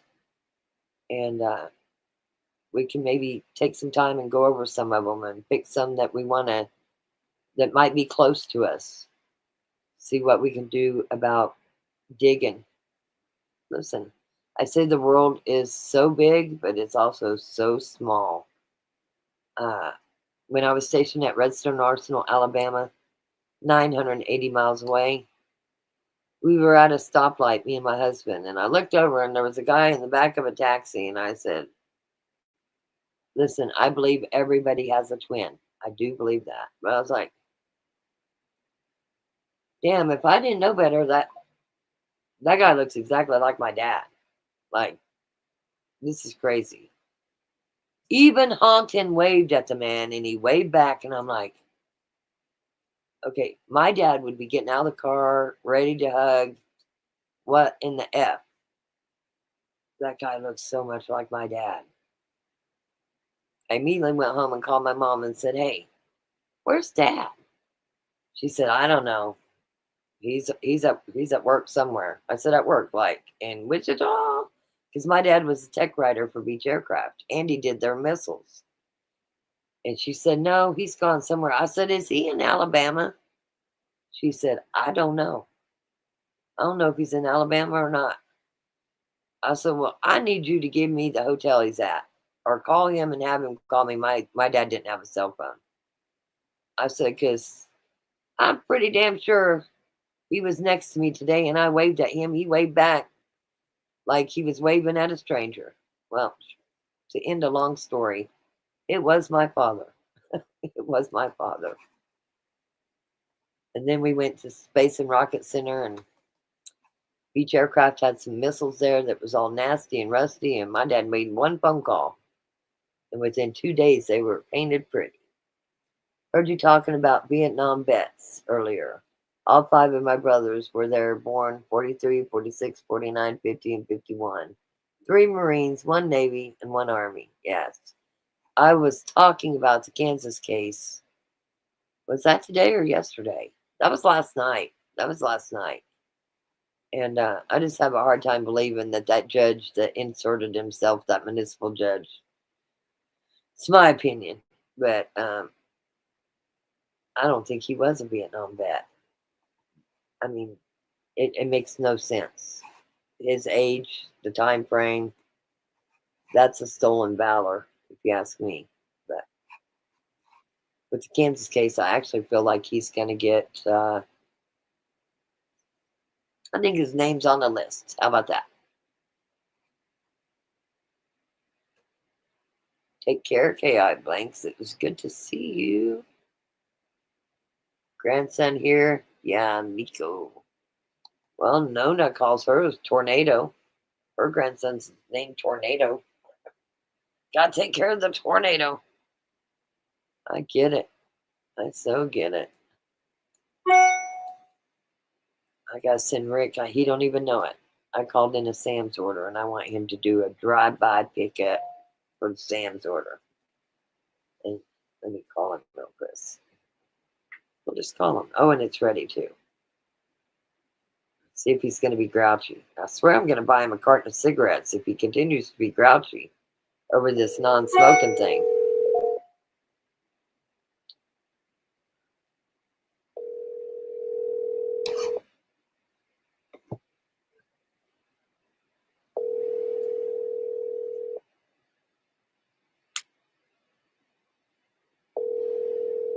He might be installing something right now, so he'll call back. I ordered some mini Cokes because I don't drink the full can of Cokes. I buy the mini ones. They're a lot more expensive, but a lot less wasteful. And I noticed that I don't have very many left, so, and the weekend's here. That's him texting me saying, hang on a second. Okay. Should we call him back like 3 times? No. You can ask him. I never call him at work, ever. It's usually him calling me. I don't usually bother him. Let's see here. Let's see what's going on. Let's check it out. Any new things that Trump signed today? Just curious. Okay. I was going to see here. Just because it's here. Where's this at? This was Brahms.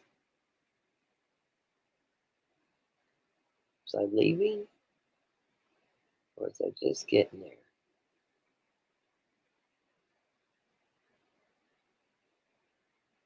Oh, I just saw my orange shirt, my Under Armour shirt.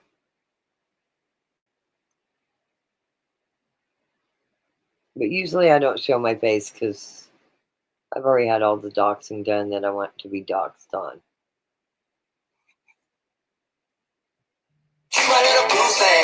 Oh, there we go.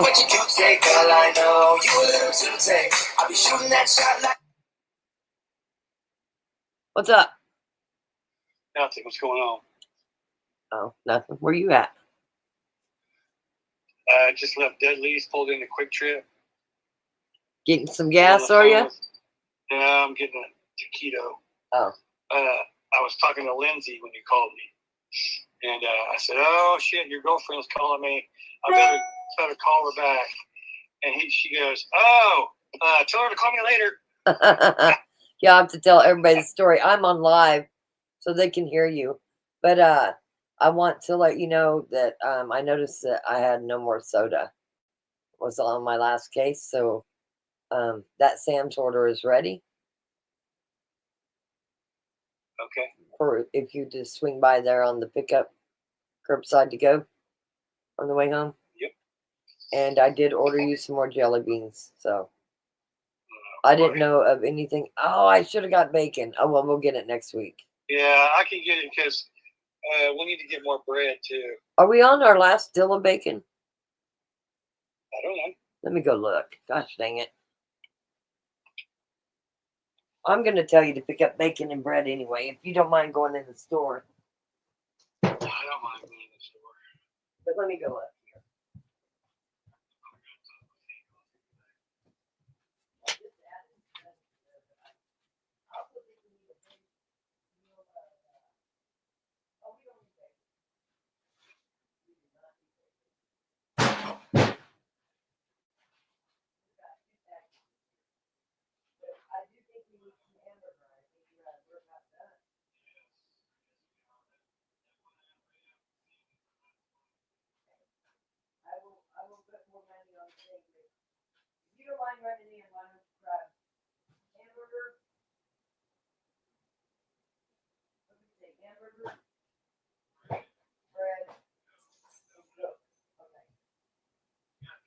No, Coke and the jelly beans are already curbside.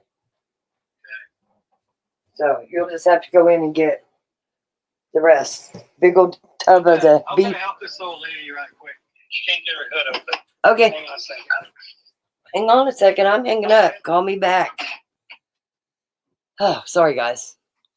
Anyway, I'm going to duck out too.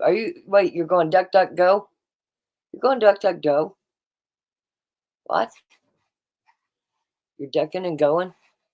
Duck, duck, go? Deb C. Oh, so are you still Trump to North Carolina today? I did see that he was in parts, but what parts is he at? Like, seriously? Because I'm curious what parts he's at. That would be my thing. Because I wish he would go where these people are living on people's lands and under the bridge. FEMA will be closed down, he said. Good for him. He's giving money to the states to help people. Army Corps is coming to help them build. Yes. Okay, Jane says I'm going to duck out too. You know, every time I see the word duck, I just have to laugh my ass off. Things I gotta do. Thanks all. Thanks, Rock. See y'all soon. Yes, absolutely. Bianca says, see you later, Jane. Nona says, I've got Coaches versus Cancer High School basketball tonight. Big fun for a great cause. Absolutely. I mean, the basketball season is not over here for our high school, and our varsity plays on Friday nights. So, but we're going to a birthday party. So, yes, let's look up Trump. Let's look up the Trump thing. Let's see what is going on with the Trump thing. Dun, dun, dun, dun. So if Frank's still listening, so yeah, my channel got hit, and then it got hit again. And instead of spilling out paragraphs, I used the emoji with the middle finger and put FU, and my channel was back up within like 5 minutes apologizing to me. It was the craziest shit I've ever seen. It's happened twice. So, with that said, let's see here. He is at the campsite. Here we go. Or one of them. There's several. Let me turn the volume up.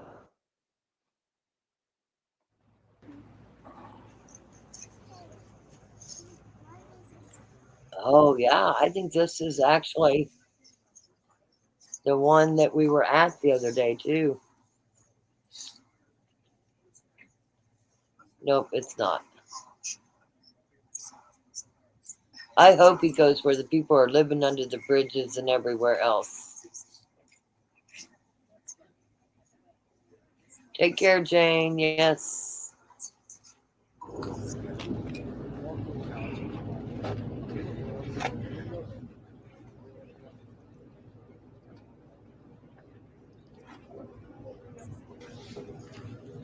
If we can't speed this up a little bit, though.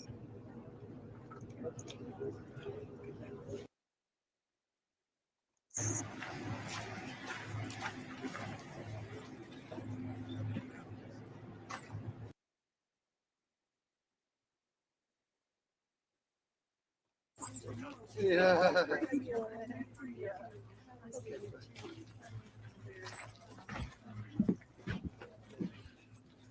It's a great honor to be here with these people today that have suffered so much. And to lose everything you have, and you just wonder what you're going to do and where you're going to go. And we just thank God, and I want to say thank God that He's given us the resources to be able to help. And a lot of people have helped. And not just Samaritan's Purse, but there's been many different organizations and volunteers that have just come to Western North Carolina and East Tennessee to help. I grew up, this is my backyard. I grew up about 8 miles or so from here. And went to high school right down the road, about a mile down the road. And so this is home to me. But we've got a family today. We've got the West family. I will tell you, they were living in tents. People donated campers, fully stocked campers. It has not been FEMA money anyway, and I just find it amazing.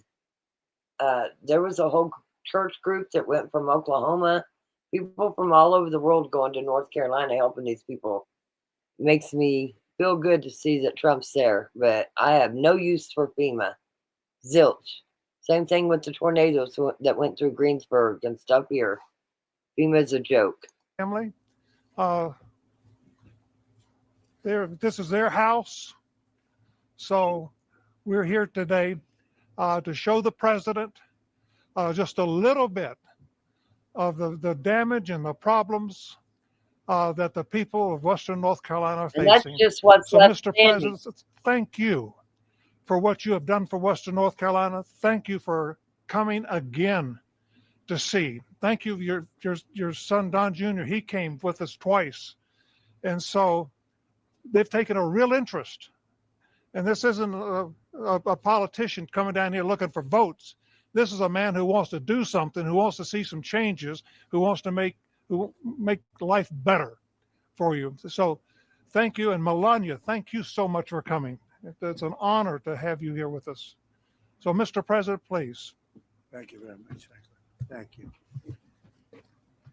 All right, good man. He's done a great job, fantastic job. And we've come to North Carolina with a simple message for all the people of this region who are hit so hard by Hurricane Helene. And that message is very simple. You are not forgotten any longer. You were treated very badly by the previous administration. And I'm here after a few days of the administration. We're going to California, Los Angeles. They got hit hard, as you know.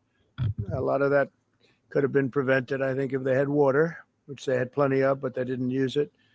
But I'm going there. And it was set up to go there. They said, well, wait a minute, what about North Carolina? They said, well, what would you? I said, I have to stop there first. I'm stopping in North Carolina. So we made the stop, and I feel very good. You're represented by some great people, great congressmen are with us, and we're going to get involved with them. And Michael Watley is here, who is the head of the Republican Party. He worked with Laura Trump to take us through to a tremendous victory. One of the, as the media says, one of the most consequential presidential elections ever. They say in 129 years, whatever that may mean. But whatever it is, it was a great election we had, and we won your state all 3 times. We won your state, and all 3 primaries we won your state. So we won it 6 times, I guess, Mr. Congressman. And it's a great place, and I wanted to come here.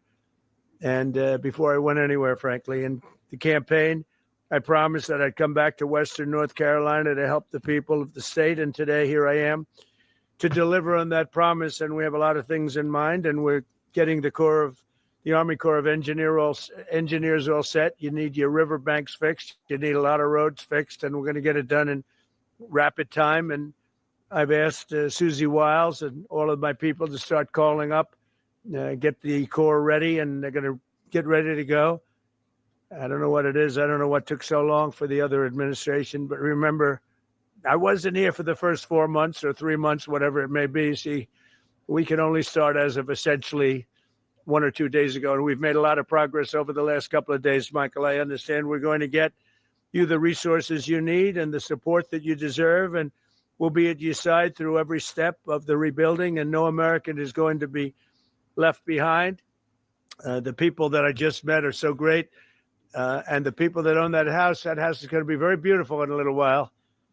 And who knows, if Franklin decides, maybe he'll rip it down and build him a new one, because sometimes you can do that just as easily, but we're going to take care of the people. I want to thank our great First Lady for coming today. She really wanted to be here. She said, no, I want to go.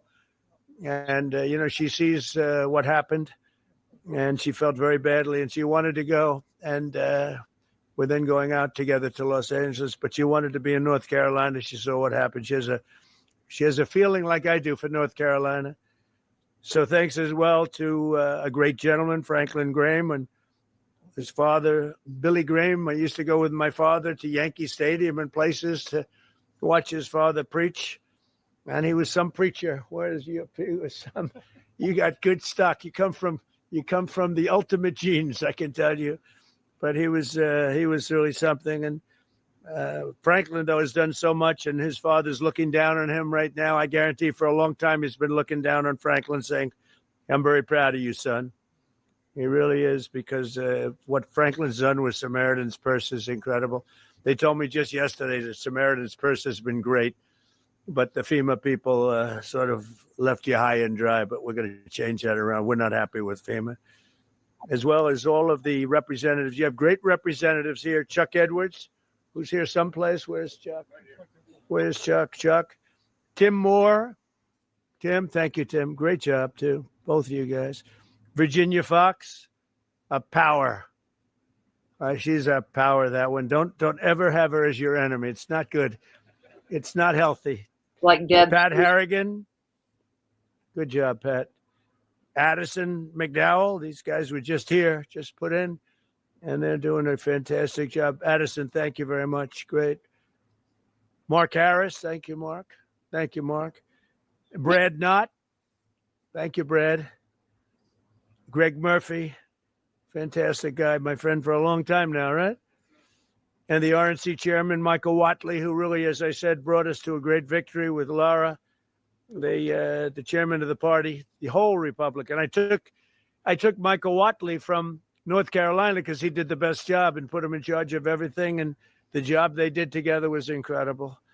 Last September, Hurricane Helene became one of the deadliest natural disasters in modern American history. Rainfall rose to far more than 30 inches, which is lethal, unleashing unprecedented devastation throughout Western North Carolina and many other states, as you know, but you got hit the hardest. The highest responsibility and deepest obligation of the American government is to protect its people, and that's never truer than in times of emergency like this. Unfortunately, our government failed you, but it wasn't the Trump government. It was a government run by Biden. What a terrible situation. But our government failed the people of North Carolina in this horrible crisis. For 2 months, Asheville lacked running water, and even today, some North Carolinians can't take a hot water shower. They can't drink water. They don't know where to get it. It's delivered to them by some, or they just go out and somehow find some. It's been 4 months since the storm made landfill, and still 180 roads remain closed and in ruins. Earlier this month, the Biden administration kicked 2,000 displaced North Carolinians out of their temporary housing into freezing 20-degree weather. I don't know how they did that one, because it was cold, even while your government provided shelter and housing for illegal aliens from all over the world. But under the Trump administration, the days of betrayal and neglect are over. They are over.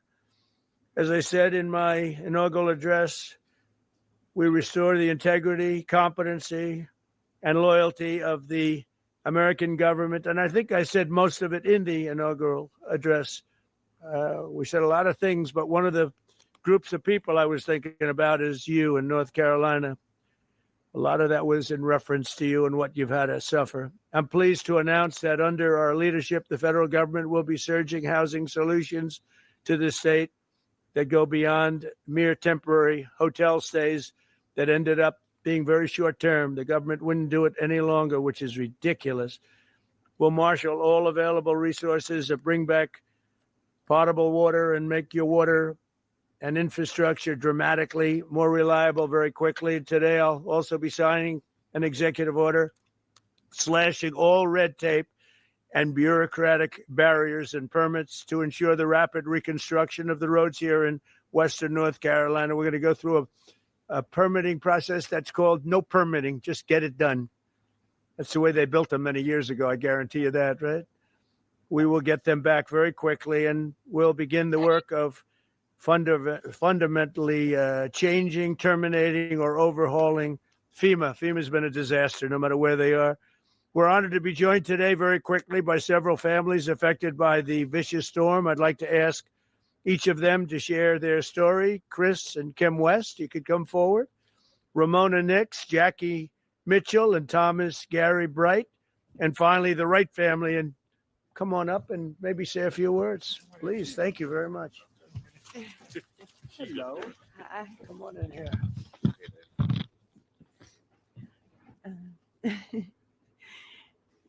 Whenever it started, we started moving our vehicles to the top of the road, and by the time we got the vehicles moved, the water had already hit our ankles in the house. And so I grabbed my purse and my little pug dog, and my husband grabbed the dog food and put it in a trash bag. And by the time we got out into the driveway, it was already waist deep, and there was sticks and that kind of thing. I didn't think I was going to make it, but we did make it out, and we made it to the top of the road, and we were kind of stuck there for hours because we couldn't get out any of the ways because it was flooded all the way around. It took us hours, and we sat there, and finally it receded enough to where we could actually get out. It was probably like close to midnight, and it started like 5-6 o'clock in the morning. We just lost everything that we had. Didn't even have a brush for like 3 days. So, thank you. Okay. Would you like to say something with that beautiful?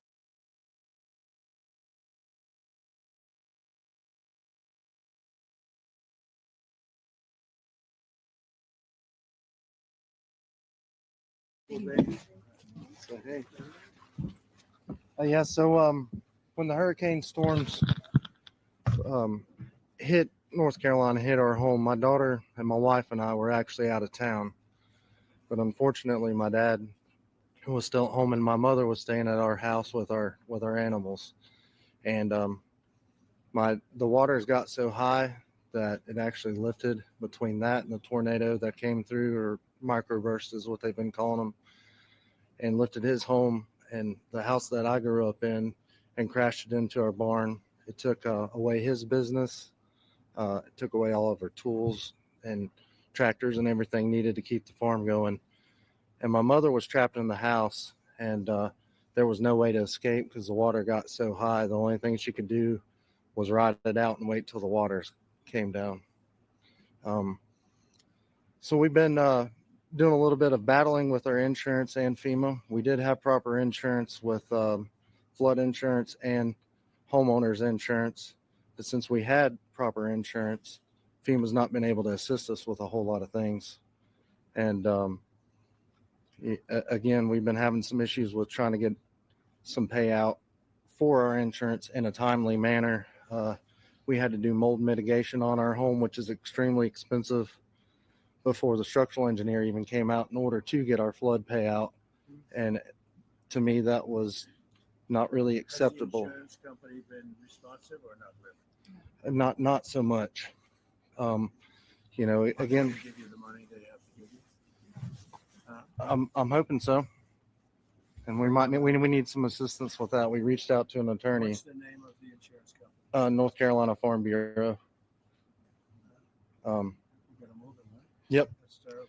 That's what we're after Are here. a lot So of people having that problem too, with the insurance companies, general, different insurance companies, and they're all difficult, or just the one particular one? I've heard different stories from others, and a lot of folks are. Responsive.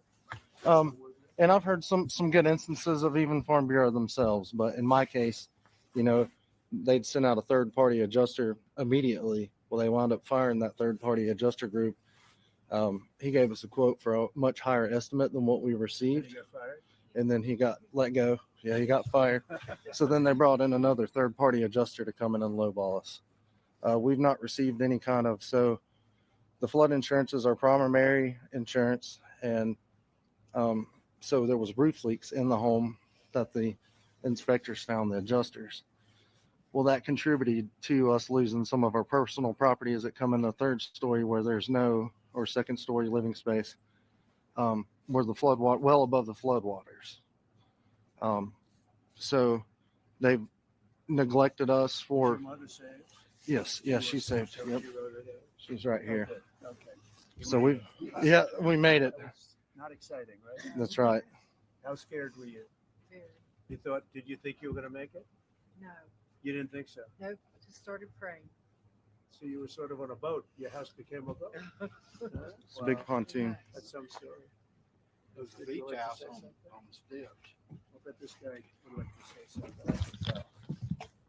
I was next door to the house, and my son was out of town. So when he came in to Charlotte to my sister's, he called about 2 a.m. because at midnight the water was still in the stream, within the banks. So when he called, the water was coming up. So I started moving vehicles up to about 5:30 in the morning, and she was in the house, and I pulled up to the steps and I said, hop on the fender and I'll get you out.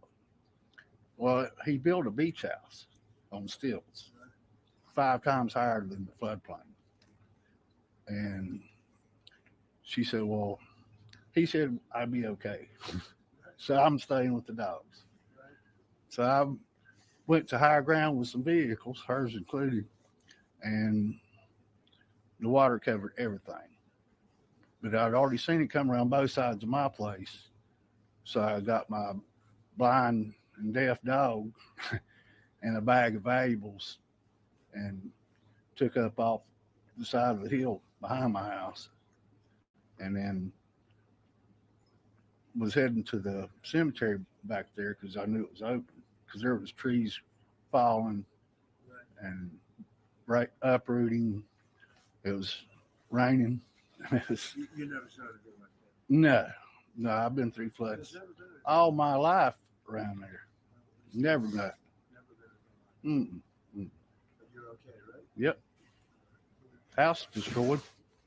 We'll help you out. We're gonna help you out. Appreciate it. Thanks for being here. Anybody else? You guys okay? Our day that morning began a little taller with some trees falling into our house, which our house is goes back 4 generations, 80 years, and never came close to flooding. And we woke up with trees about 4:30 or 5 in the morning, and our house sits 3/10 of a mile back off the road. And the water, we've had flooding and such in the lake, but nothing like we saw. And like most everybody else, we moved 5 vehicles as far up, and lawnmowers and everything else. And the water started coming in the house. And when it got up to about ankle high, we have a loft. I got her up in that and tried to gather what you might want, which was totally random. And then when it made it to the loft and started getting up to about her hips, I built a little makeshift ladder and we got out on our roof, and we spent 4 hours on the roof. I had a little baggie. I did notes on my cell phone to my 2 kids and my 2 grandkids, and something to identify me in case we were lost in it. Did you think you were going to make it? No, we're. Oh, you didn't? Yeah, we didn't think we were going to make it at all. I mean, our house was 25 feet underwater. So you didn't think you were going to live? No, we were watching houses, trailers, bodies coming by us. And we lived in the Azalea Road area in East Asheville. Yeah, we watched our garage float by. Yeah. But, we got to a point where it crested about 4 feet up on the roof. We took about 3 or 4 hours for it so we could kind of do everything in reverse, and got out in the mud to higher ground. And I got out higher ground up to a subway and got over to her daughter's house, where when she saw that I didn't have her, she lost it. I was like, she's okay, she's alive. And we tried to make our way back in there and gather things best we could. But, found the body right away. There was about 8 bodies in our area that first 2 weeks located. And we were lucky we weren't one of them, and blessed. But like other people, no insurance on flood insurance. So we had to depend on FEMA. They did what they could do. And of course, it's not enough. Yeah. Yes, that's crazy. But yeah, again, we're thankful to be alive, but it's a long haul. What are you doing now? Staying in a camper. I've never been, if y'all notice, I'm a big guy. I don't sleep in campers very well. And the first night we spent in the camper, very grateful with the Asheville Dream Center coming through with one. And Do you still have the land? oh yeah, it's family land. Yeah, the land, it looks like a beach now. It's sand, but Can it be built on? yes, Do you intend to do that?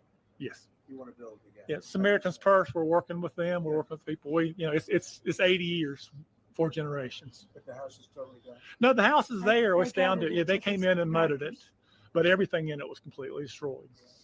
But yeah, it's tough. I think we're at a point in Asheville where people's forgot about Asheville, and it's stagnant. Everything is stopped. Yeah. Thank you, sir. Appreciate that. Thank you, Jay. Thank you. Thank you. I'm a pastor next our church right down the road. We had only purchased in May, and it's a big church. We're a small congregation, and I had people say, "What are you going to do with this big building?" And I said, "Only God knows."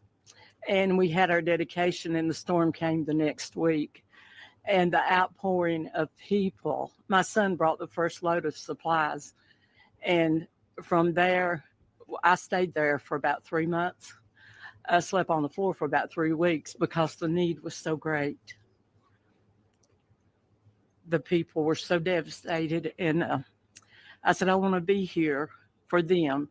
And they were coming in just day and night. So there's really no need for me to go home. But we had people from Kentucky, Tennessee, Texas, Indiana, Oklahoma, people from all over. We have not received any help, like from the government or anything. But I said, Lord, if you want us to do that, people So they came from all over the states. But FEMA did nothing. It was No.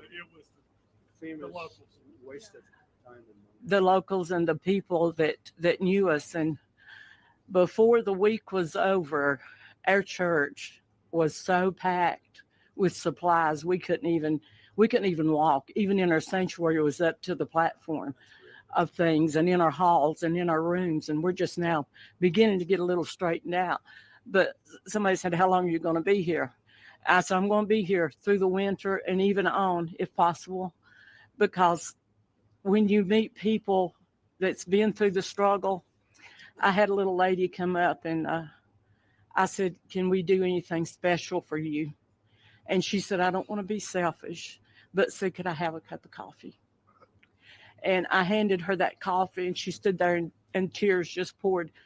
She said, "You don't realize how important that the little things, it's not the big things in life that we have, but it's the little things and knowing that God is our source." I don't look to man. I don't have to have a lot of things. I had trees, about 20 trees down in my yard, but that didn't really matter. Doesn't matter, because the needs of the people is what I want to be there for. God is good. He's very good. And my daughter now, her house is really in bad shape. And I'll let her tell you about that. But thank you, President. This is our president. We appreciate you so much. I live out in the Fairview area of North Carolina, and near the Back Cave, Lake Lure area. And our area was hit. It was hit really hard. I was home alone, and my husband had stayed in town because we take care of a little lady that's 98 years old, and she lives out in the woods by herself. And I said, just stay with her and make sure that she's okay. And I got up the next morning, and my first thought was, I want to go see what our road and bridge looks like. So as I was making it down to the road and the bridge, there was no road and bridge. And so, here we are, we're like at a little island, we can't access the main road or anything. And then the fire department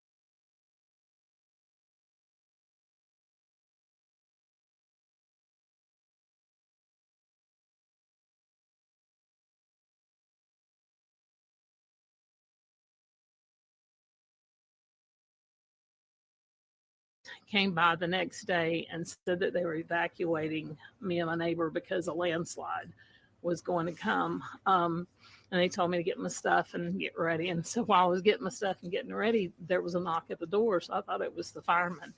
And I went to the door, and there stood my 21-year-old son. His name's Nathan. And he had drove as far as he could to get to me. But he hiked 5 miles, and it took him a really long time. And he got there, and he said, Mom, grab a bag. We got to go. And I said, son, there's no way I can hike out of here. And he's like, no. He said, we got to go. So we started hiking out, and I seen one of my neighbors who,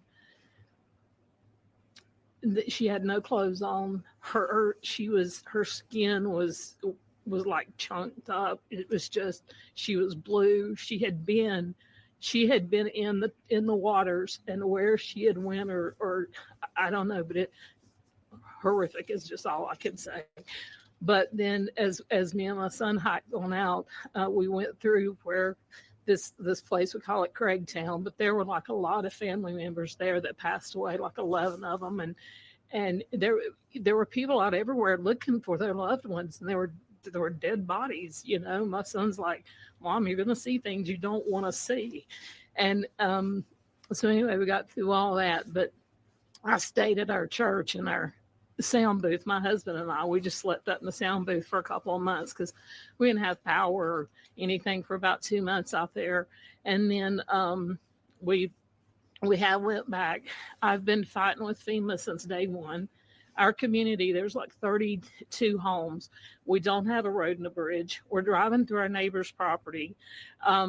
You know, I went to EMS and I said, look, my concern is if we have a fire or we have an emergency out here, you're not going to get to us. You can't get those big trucks up here.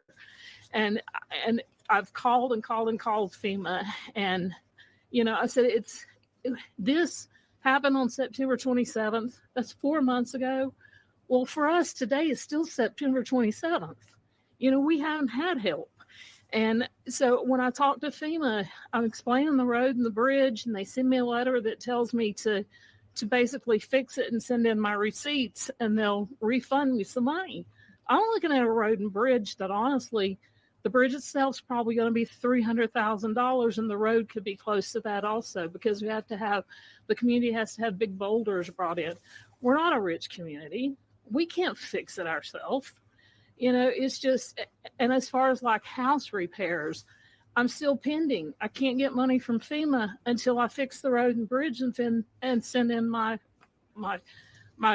proof that it's fixed and everything. It's been a nightmare, and I totally feel like that we have been forgotten. If it had not been for our fellow American citizens who stepped up to help us, I don't know what we would have done. I have 5 neighbors around me who completely lost everything. You know, I have damage to my house, and I don't feel entitled. I'm embarrassed to even say I need help, because, you know, and sometimes there's even that survivor's guilt is what they're calling it, but you feel guilty to even be alive sometimes. You know, when you look around, you see your neighbors that are gone, and it's just, you know, we need help. I wrote a letter to send to Congress. You know, I don't understand what's going on. If we can't get FEMA help, then will you guys help us? Will you step up and be our fellow citizen? Will you step up and be our neighbor and send us something? Help us get our community back. I could go on. It's just I don't know. It's just heartbreaking. I appreciate you. Good daughter you have, huh? Good daughter. Take care of Mom. And your son must be great. My son is great. No, he sounds like a real leader. He really is. But to hike How would in, you have been if he didn't come and get you? I don't know. I'd just would have been there because the only thing we could do, there was no way to get out there. The only thing we could do is just hike up to the church, the first church that was up there, about 3 miles, just to get, you know, maybe what we needed or something. I don't know. He is. Thank you. Again, thank you very much, everybody. So we're going to be here. We're going to be working with our congressmen and women, and they're going to do a job. And Michael Watley is going to be very much in charge, and you'll get it done. and FEMA's ready to rock. They haven't done the job because they weren't really told to do the job by Biden. I guess Biden was thinking about other things, wasn't he? But they weren't told. What they did, what the past administration did to North Carolina is a disgrace. So I just want to wish you all well. I was here right after the event, and I couldn't believe it. I have never seen anything like it. I've seen a lot of bad things, but I've never seen anything like it. And it's an honor to meet the people behind me, and it's an honor to be with our congressional delegation and some of the other politicians in the area. And it's an honor to have Michael Watley at my side, because maybe we wouldn't be standing here as president if he wasn't. Him and Laura Trump were unbelievable as the head of the Republican Party. So he happens to come from a place called North Carolina. So I said, Michael, fix it. So good luck. Good luck. And we'll supply what you need. You know that. Okay? Thank you. Thank you all very much. Thank you very much. Heartbreaking stories and how there's been so many local groups Yeah. stepped up to assist Yeah, these that's families.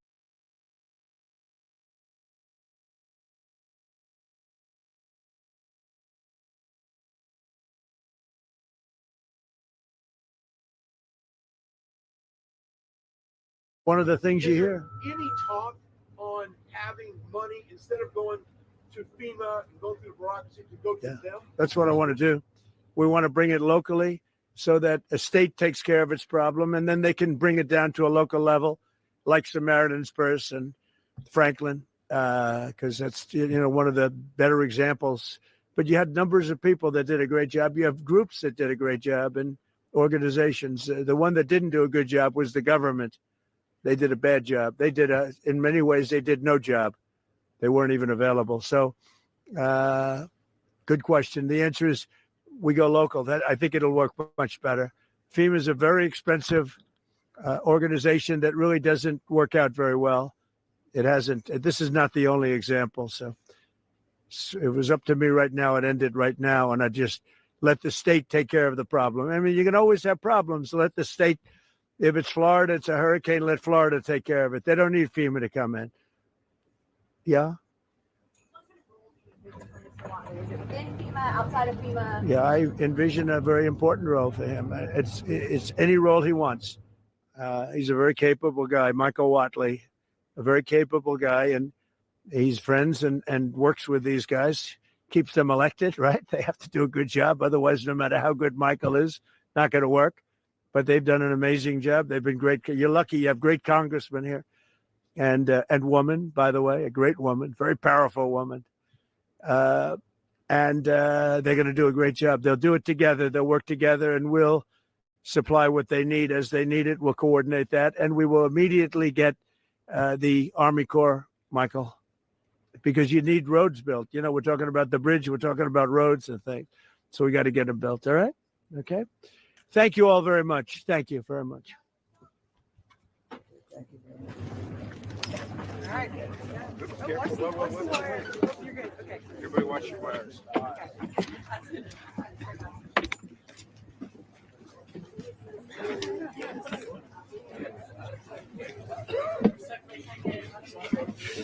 Can't do that.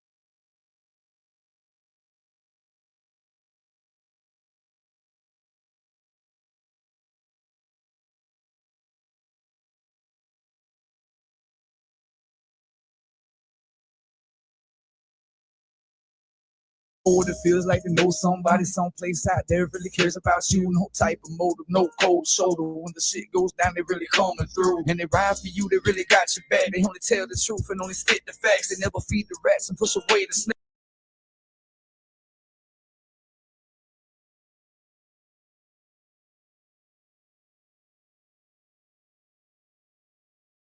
I'm at Haven on the Hill. This is James Lunford. And James, tell us how many people you got here now? It's over 100 now. Is this the largest camp like this in North Carolina that you know of? They told me. Yeah.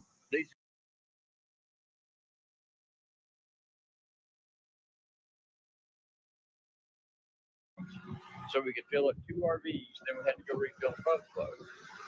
So I mentioned one of the other organizations that I needed something more water in, and they brought me a tank truck. Oh, yeah? I heard about this. Now, where you going to get the water at when this thing at? At your house? No. So you can use this to pump it right out of the spring.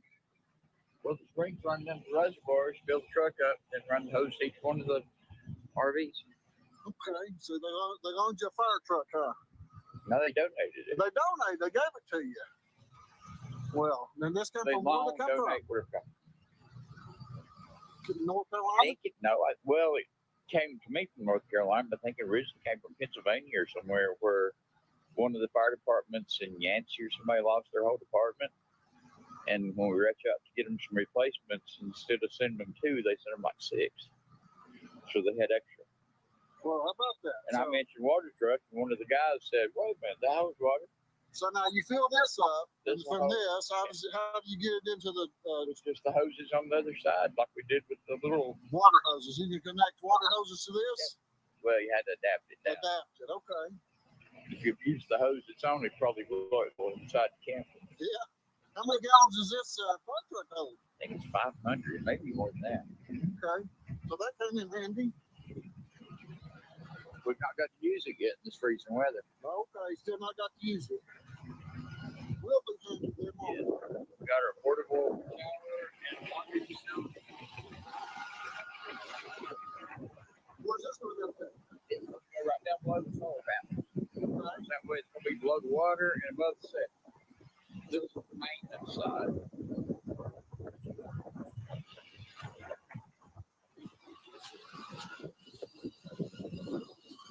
Another one, I guess, is like one of those units that they have like in the parking lot with washer and dryer, 3 showers, hoses at the tank.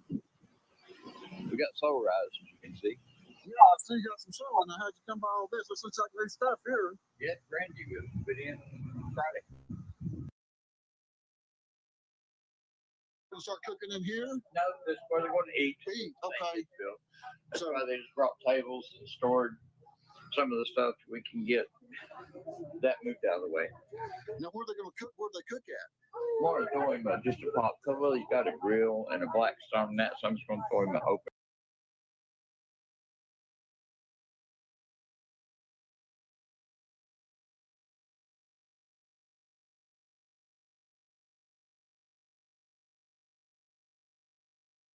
Glad to assist. Having trouble keeping just basic, place to stay. We lost our first apartment. The landlord kind of wasn't really willing to help us, kind of told us, everybody's in a bad spot. I understand that. So I moved to another spot, a little bit way farther out than I wanted to in Jackson County. And it was a mess. It was so moldy, you couldn't stay in there. I got 2 small children, they were getting sick. And I had texted somebody, telling them, it's getting rough. And I don't know what to do. And they contacted, I believe, Miss Patty right here, and they got us a camper up here on the hill, and all they ask is you help out. And it's been a blessing from each day that we've been here. We've been here for a couple of days. It just a lot of stress relief on my end. I'm the sole provider for my kids and my wife, and when you don't know what to do, it gets rough, and you get nervous and you get scared. And this has been a great way to just actually relax. The work is relaxing whenever you know that it's going towards something that matters, and it's nice to be around people that don't mind being around each other. It feels like a lot of the world just wants to stay inside and away from each other and don't want to help each other out. So this is a good change of pace for my mind, at least, that people are willing to help one another. that's my. All right, well, thank you. Molly's our RV tech to donate this time. Oh, okay, so you come work on RVs, huh? Yeah, I'm Molly. I'm an RV technician. I came here to assist people with whatever I can do to help fix their rigs. Well, I guess you stay busy around here with all these RVs. I am right at the moment. Yeah, so where you from? Where you out of? Where you come from? Well, right now I'm out of Asheville. I'm from Vermont, but I live in the Asheville area. Work for ABCCM in their maintenance department. And I heard about this weekend before Christmas, so I've been coming up here weekends to work on appliances and people's rigs, keep their heat going. All right, well, appreciate you. Thank you very much. Well, glad to assist.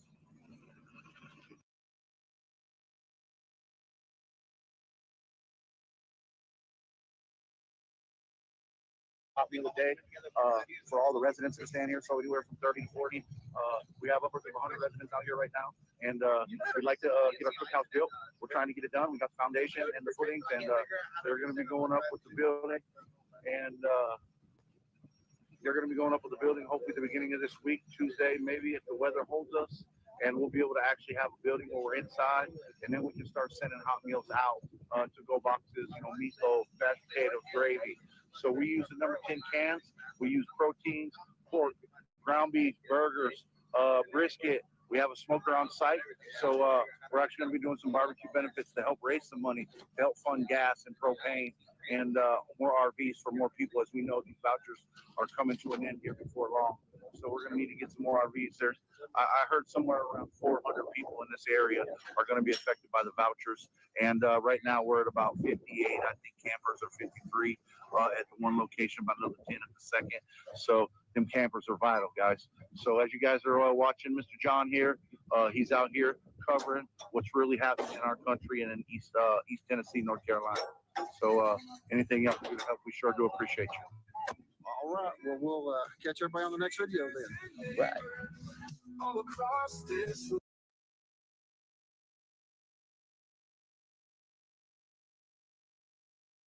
We're there in Chandler.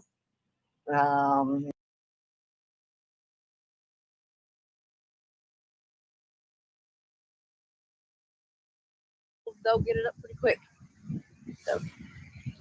All right. You still get the sign front here. I mean, we.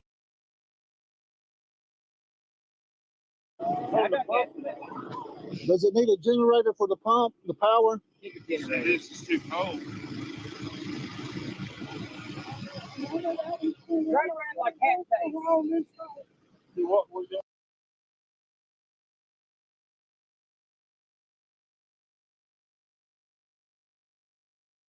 Every week. They're changing different locations in Nashville to get to as many people as they could, but they had tons of resources available for us to look into.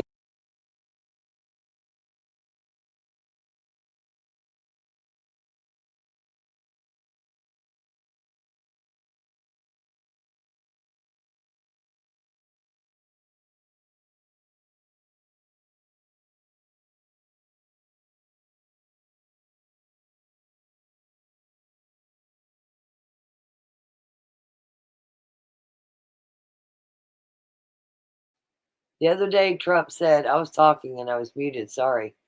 Trump said there's 88,000 federal government workers who are still working from home. And he demanded, first night, demanded that they all show up to their jobs the next morning. No more working from home. They're not being very productive from home. He told them, no more. This story here is a heartbreaker. I just going to warn you ahead of time, but we do cover the stories, and sometimes they are tragedies. This one was rough to watch. With unimaginable grief, losing 3 loved ones in Asheville, North Carolina, when they were swept away in floodwaters. 2 members of this family, one of which is a survivor of this devastating event, they're coming out to share their story 4 days later. Megan Dyer and her sister Heather Kephart lost their parents, and Megan lost her 7-year-old son, Micah.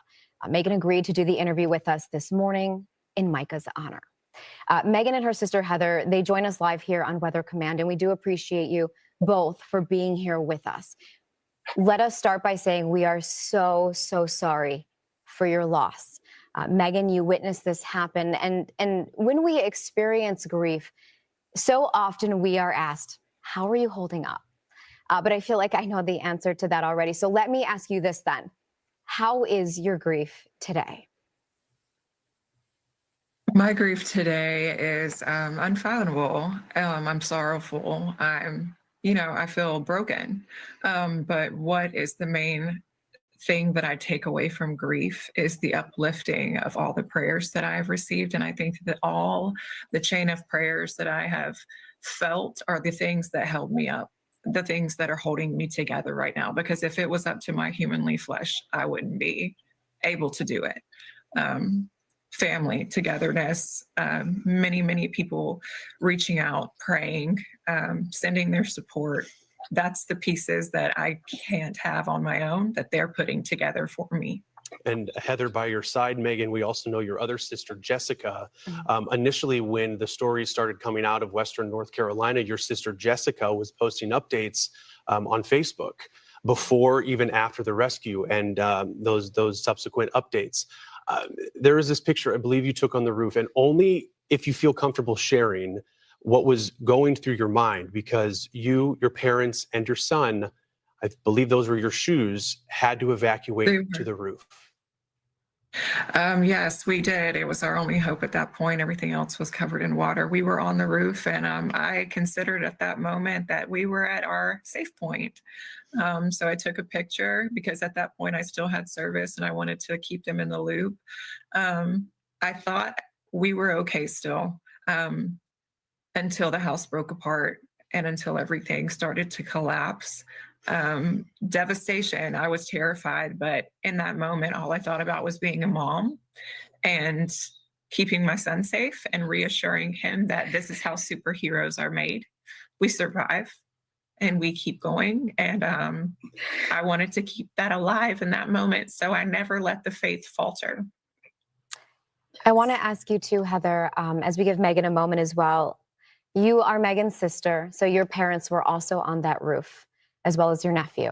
I am reading that you do not live in Asheville, so what was the communication? Did you know what was happening in real time as your family was waiting for that necessary life-saving support?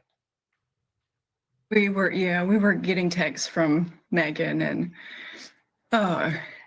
like Megan, we were hopeful. I mean, we never in a million years would imagine that this would have happened. And then things went dark and we didn't have any communication. And our sister, Jessica, went into action mode and started calling on the only hope that we have, prayer, which is prayer. And the network came through like we have never seen. It's been such a blessing to our family. All the people, all of the responders, all around the world came and they prayed for us and our family. And I have to say, in the water, because I was stuck there for a very long time in the water, and I was, held down by roots and trees. And in that moment, in the midst of the chaos, all I heard was God telling me to be still and to stop fighting the water. That was him, but that was prayers. That was prayers that told me to be still and to let the water carry me to where I needed to be rescued. And you were eventually rescued, and sharing the story just 4 days later, Megan, your son, Micah, 7 years old, from what I've been told, you're wearing one of his t-shirts. You called him a superhero. Yes, he wanted to be Deadpool for Halloween, and in his honor, I wore it today for him. Micah, man. Tell us about Micah. And the legacy that he's going to leave on this earth. This moment. I'm so proud of my son because in his last moments, he wasn't screaming for me. He was screaming, Jesus, Jesus, save me. Jesus, I hear you. Jesus, I'm calling upon you. And his wildest dreams and everything that he wanted to be was a superhero. And that was his goal in life. And instead, he's my hero because he reached for something past flesh, past human, past anything that even grown adults, I think, would reach for. My son called out to the one God Almighty. And I think at that moment he was rescued and he became my hero. And I think all of them carried me through that moment. I think that his biggest dreams, he was the smartest smartest, bravest, hopeful, great friend, great son. I couldn't have asked for a better son. And he was so happy up until the very end when he was screaming for Jesus. And in that moment, I think he found joy. You know, the innocence of children is actually quite spectacular. Oh my gosh, I'm so sorry. Yeah, it is. Marissa being a mother too, Megan and Heather, I do, amidst the tragedy, your parents as well, Jessica included, how will they be remembered? Heather, if you don't mind sharing about your parents. Our parents, like everybody, were not perfect, but since the time that we could talk in our little Southern accents, they taught us Bible verses. And we had my dad we had a big piece of cardboard, and for every Bible verse we memorized, he gave us a star, and they're the old foily stars that I don't even know if they make them now, but we got one for every verse. And those verses to this day are in our hearts and in our minds. And I think nothing, they wouldn't want to do anything else in this moment but to give honor and glory to the Lord Jesus Christ. And one verse in particular, Micah 6:8. He has shown thee, O man, what is good, but what does the Lord require of thee, but to do justly, love humbly, and to walk humbly with thy God. We're a little rusty. I think I know why Micah got his name now. Yes, he did, in honor of my father and in honor of that verse. You two are incredible. You know, and I apologize. It's so emotional. I think anybody watching, it's hard not to get choked up. Oh my gosh, I'm so sorry. Whew, I'm so sorry. Yeah. Will you tell them why I'm sorry. I have a 7-year-old. I have a 7-year-old at home. And so I do want to ask you, oh my gosh, I've never done this on air before, but I think people watching need to know that when we talk about over 120 lives that have been lost, these are brothers and sisters and sons and mothers and fathers. Yep. Prayer and faith is getting you through this, and it is such an important thing to lean on in this time. What is it you want people watching to know and to understand as we continue to bring coverage out of Asheville, out of North Carolina, out of these communities that have been so deeply and forever impacted? I want them to remember that there is joy beyond the pain, that while we are wrapped in sorrow and while we are wrapped in grief and overwhelming regret for all the things that we could have done that we didn't, that they are happy and they are joyful and they are all around us looking down. And my son couldn't be more proud at me for hanging on. My parents were probably lifting me up when I was in between the two things that were holding me down. They are rejoicing at the fact that I now can tell them what God did for me, because it was God. He said, be still, I am in control, and you will pass on. This is a backfire for the devil, because he tried to take me out. And here I am sharing the word that my 7-year-old is a hero and my parents live on in God's glory. Mighty, mighty Micah man. I'm struck by your spirit. I mean, and having the support of your sisters. I know when it comes to this event, I would imagine you being in the water. I know it's hard to gauge time. Was it a few hours until you were rescued, and how that I was in the water. Place?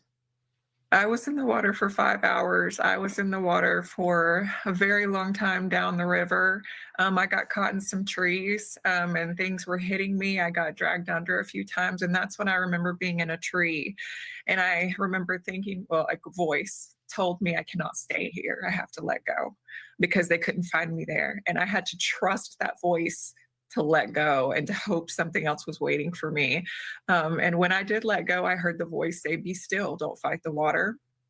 And then I ended up in between the two carriers that stuck with me the whole time. And I waited for about 2 hours until God blessed me with a man that saw me and the rescue team that provided for me. And I can't thank them enough. You have a very long road ahead of you, and the grief, I know, is going to come in waves. For anybody that's experienced grief that is watching knows, I always say it moves like the ocean. The ebbs and flows, and some days are going to be harder than others, and some moments will be easier. But I think remembering those moments of your son and of your parents are what ultimately, those good memories, right, of laughter and joy, are what see you through, in addition to your faith and speaking with us and sharing your story, both you and Megan and Heather. We so appreciate it. You have all of our prayers, our utmost condolences, and you know, as you navigate it, we hope you can carry with that some of our thoughts and love. Thank you so much. Sure thing. And we'd be remiss. There is a GoFundMe for Micah, for the family of Megan, Heather, and Jessica. Tragic. But that's the reality that so many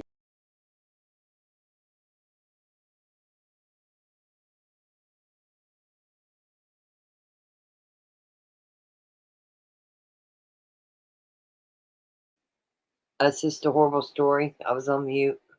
I don't think they have an exact number of people that died. They are still looking for bodies.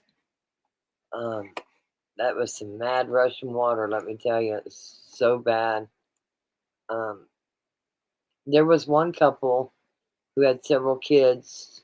They were living in a tent. He still works. Military. He's a veteran. Actually an active soldier.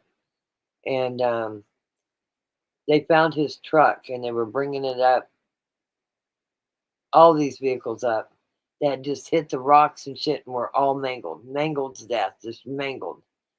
And he was able to get the tag off the truck. There was a suitcase of clothes brought to the people. I mean, these stories are real. And thank God for President Trump for going there. Seems like he really needed to be there, is what I'm saying. Let's see here. I want to see something real quick. Let's see what's going on here. Just because it popped up on the screen.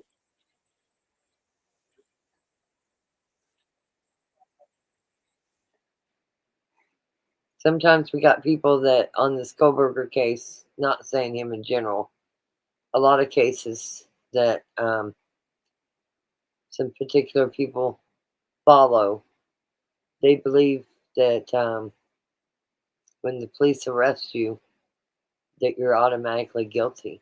And listen, everybody has their thoughts, everything on it. But wow, not everybody's guilty.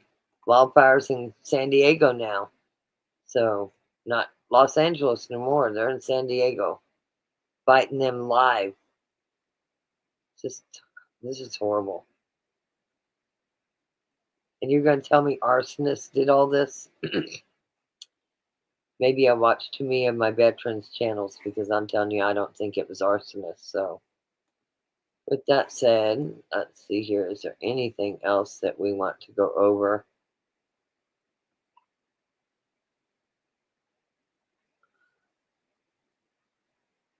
A Rocky trial, and I'll have to look at that later.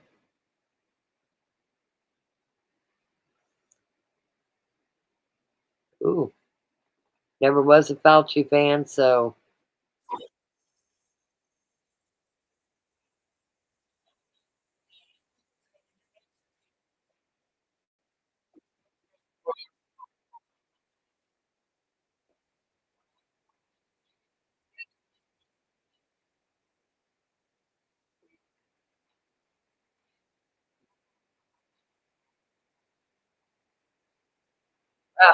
hold on, I'll rewind it. So, if they, felt that strongly, I think that certainly. For some reason, Fauci had Secret Service on him. Security detail for Anthony Fauci was terminated last night, sir. Do you have a comment? No, I think, when you work for government, at some point your security detail comes off. And, you can't have them forever. They all made a lot of money. They can hire their own security too. All the people you're talking about, they can go out. I can give them some good numbers of very good security people. They can hire their own security. They all made a lot of money. Fauci made a lot of money. They all did. So if they, felt that strongly, I think that certainly I would not take responsibility.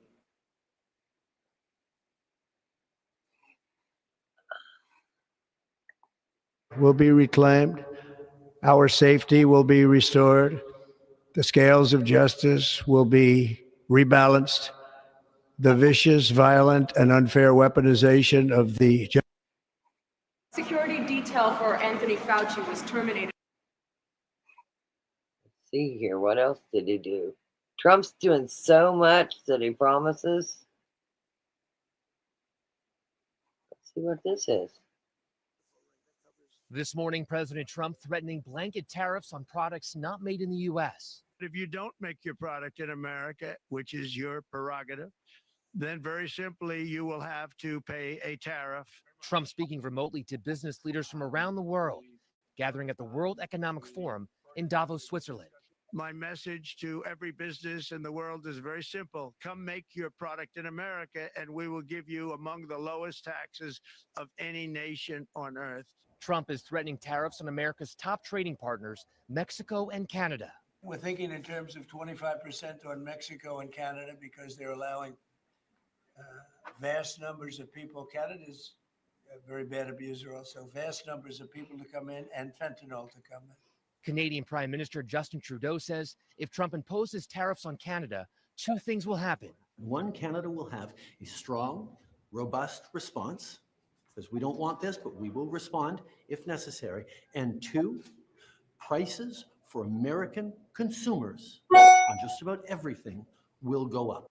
The premier of oil-rich Alberta, Canada, warning Americans in some states could pay $1 per gallon more for gas if Trump puts tariffs on Canadian oil. Trump also demanding the Federal Reserve drop interest rates immediately. And likewise, they should be dropping all over the world. One financial expert with a warning. I think there's going to be a disconnect between what the president wants, which obviously is lower rates. He thinks that's going to grow the economy. And the flip side of that, if they lower rates too aggressively, inflation is going to come back really aggressively. ¿Qué nueva aplicación sale o qué nuevo estatuto, no sé cómo llamarlo, salga para uno poder ingresar legalmente?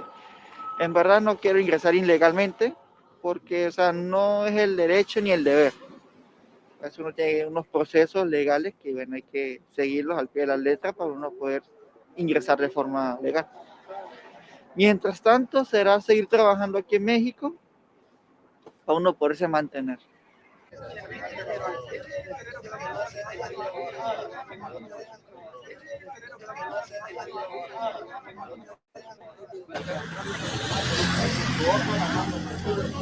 Saben que la aplicación ya cerró, entonces ya no va a haber atención.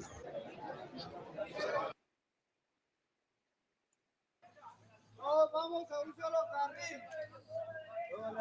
El gobierno de Trump está en contra.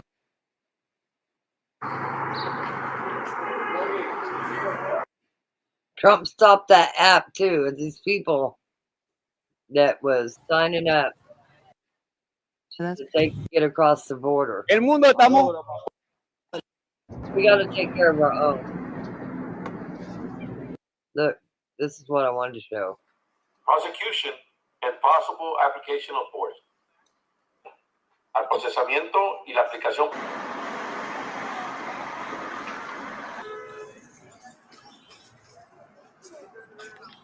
Bueno, pues que ya no se les va a permitir el acceso, que pues sí sean cuidadosos, aunque se formen, aunque ahora sí que vayan a medio puente y solicitar.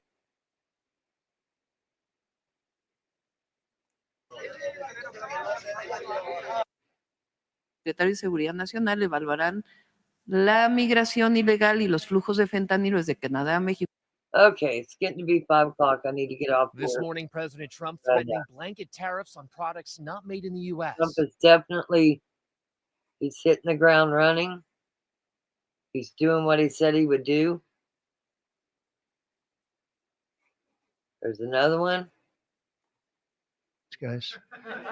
So you talked about the letter from President Biden. Can you give us some sense broadly speaking? Yeah, he wrote me a nice letter. I mean, I did open it last night.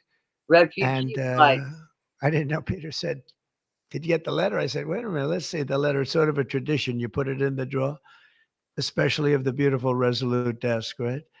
And I opened it, and there it was. It said to number 47. And it was a very nice letter. I mean, I could show it because I think it was a nice letter. Maybe I will. I think. Just basically, it was a little bit of an inspirational type letter, enjoy it, do a good job. Important, very important, how important the job is. But I think it was a nice letter. I think I should let people see it because it was a positive for him in writing it. I appreciated the letter. Mr. President, were security concerns at all a factor when deciding to move your inauguration indoors? No, not at all. No, not at all. It was just cold. Look, if we would have, I just went out to the helicopter, right, we said goodbye. That's it. There you go. Anyway, guys, we've covered a lot today. Yes, I agree with that, Giggity. It is that way.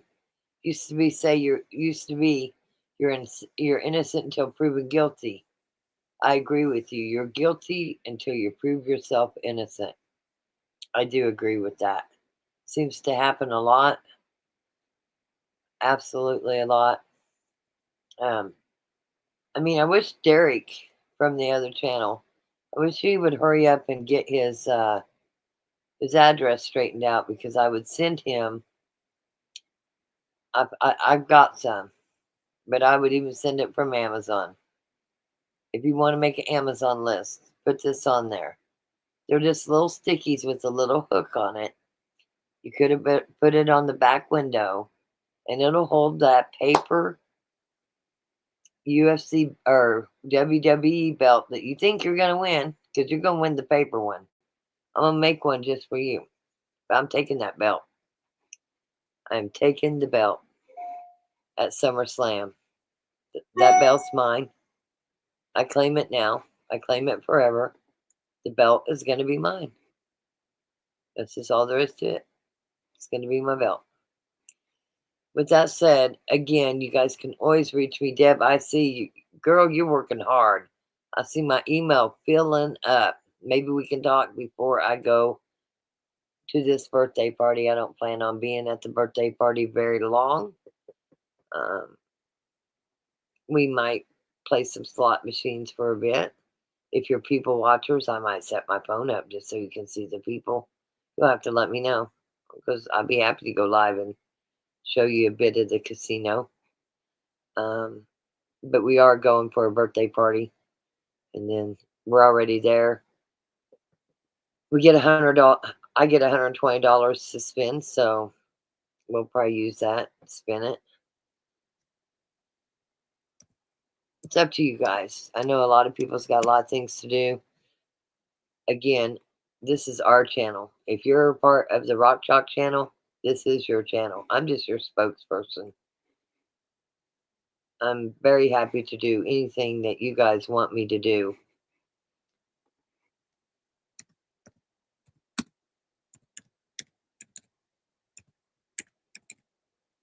And we'll cover it. That's just how it would go. We will cover it. I do want to play this song. I never play because it just makes me cry every time. But I'm going to play it anyway. Just because of everything that's going on today, I'm going to play it.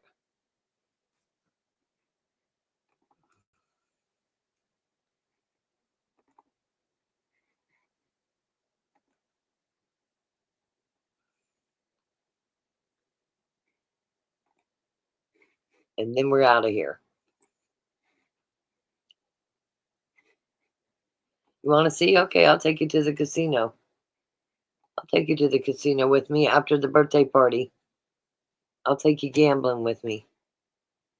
If I win, who knows what I'll do with it. I got lots of bills, but either way, I'll play it. I'll go live. Let's see here. I don't play this song very often, if ever. I don't think I've ever played this song for you guys. This song gets me at the heart.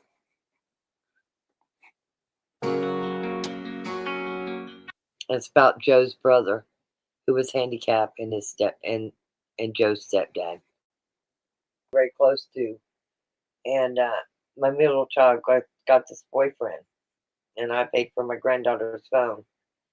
And we were on FaceTime, and he was knotting her on her head and all kinds of stuff. And her mom came in, and he said, "I'm the adult here, and adults don't lie." And my granddaughter was in tears. You can bet your ass I jumped right in my vehicle, drove over there, went right through the front door, and let me tell you what, I'm not a big person. I'm tall, but I had him up by his throat, and they're lucky that my other brother-in-law just lived right down the street, because, yeah, nothing good was going to happen with that. This song reminds me so much of that. I'm stopping it. Even though my friends give me permission to use their stuff, it still gets strikes, so stop it a little bit. But this is the part that just tears me to pieces right here. As you see here, 142,056 children received foster care services. 491,710 victims are neglected. 115,100 victims are physically abused. 60,927 are sexually abused. And this is old. This song is one of the very first songs they did together over 5 years ago. It is a very good song. Anyway, with that said, I'm leaving you with that. I will see each and one of you later. As always, much love to each and every one of you. Stay strapped, stay frosty, and stay alert. Take care of yourself. See you tonight. And let's see here. Tomorrow, I'll see what I can do. But tomorrow night, we will be in Discord watching bare knuckle fighting. One of my favorite UFC fighters has retired and is now in bare knuckle fighting. So, if you're in the Discord and you want to come over and you want to watch bare knuckle fighting, you're more than welcome to come join. Otherwise, to those of you who have weekends planned, enjoy your weekends. Much love to each and every one of you. The whole Rock Chalk team, they love you. And I just want you all to know that if you're a part of Rock Chalk True Crime, you are our family. You are a part of this team. If you're somebody that just comes in here to cause chaos and all that drama, you're not a part of this team. As you see the wrenches, these are people who has earned them wrenches as being good people, being people that stand up, and this is my way of showing them that this is their team. And I think we make one hell of a good team. I will say, without these wrenches, I wouldn't be who I am. I wouldn't be able to keep the chaos out of the chat.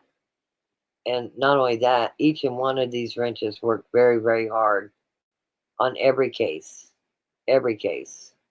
And it might even be Micah making me emojis. Bianca making me emojis. Micah and Bianca, if you're still here, I miss the nights that we just sit and talked. You know, we really got burned. As far as me, I really got burned. And I miss the nights of just talking. You and Katie, you know, and believe me, Debsy, all of us, we're all the same way. We never have to worry about a bad Discord again. Because, listen, Deb's got some mad skills. Lavender's got some mad skills. And we do take it very seriously. But I absolutely miss hearing about your lives. Micah, how you're doing with your situation. I'm not going to say what it is, but I know you're in a lot of pain. And Katie, I miss our conversations. You three were around when I very first took this case. You was one of the few that didn't fight me on taking this case. Now, what happened after that, I don't want to know the details. I'm just glad to have you back. But if I would like to know the stories if I treated you bad. Because I don't know of anybody I ever treated bad. So, especially out of the first group, I do think we had some bad actors in there. And I'm really glad they're gone. But I'm very happy with every wrench that we have nowadays. And you guys work your asses off. And I can't express enough on how much I appreciate you. It's really hard to get on the panel and talk to oneself, and find things that interest you. There's 10 people in here. I'm okay with 10 people in here. Beach Baby, she's been so wonderful too. She messages me on my phone. Her and Leroy, they're great.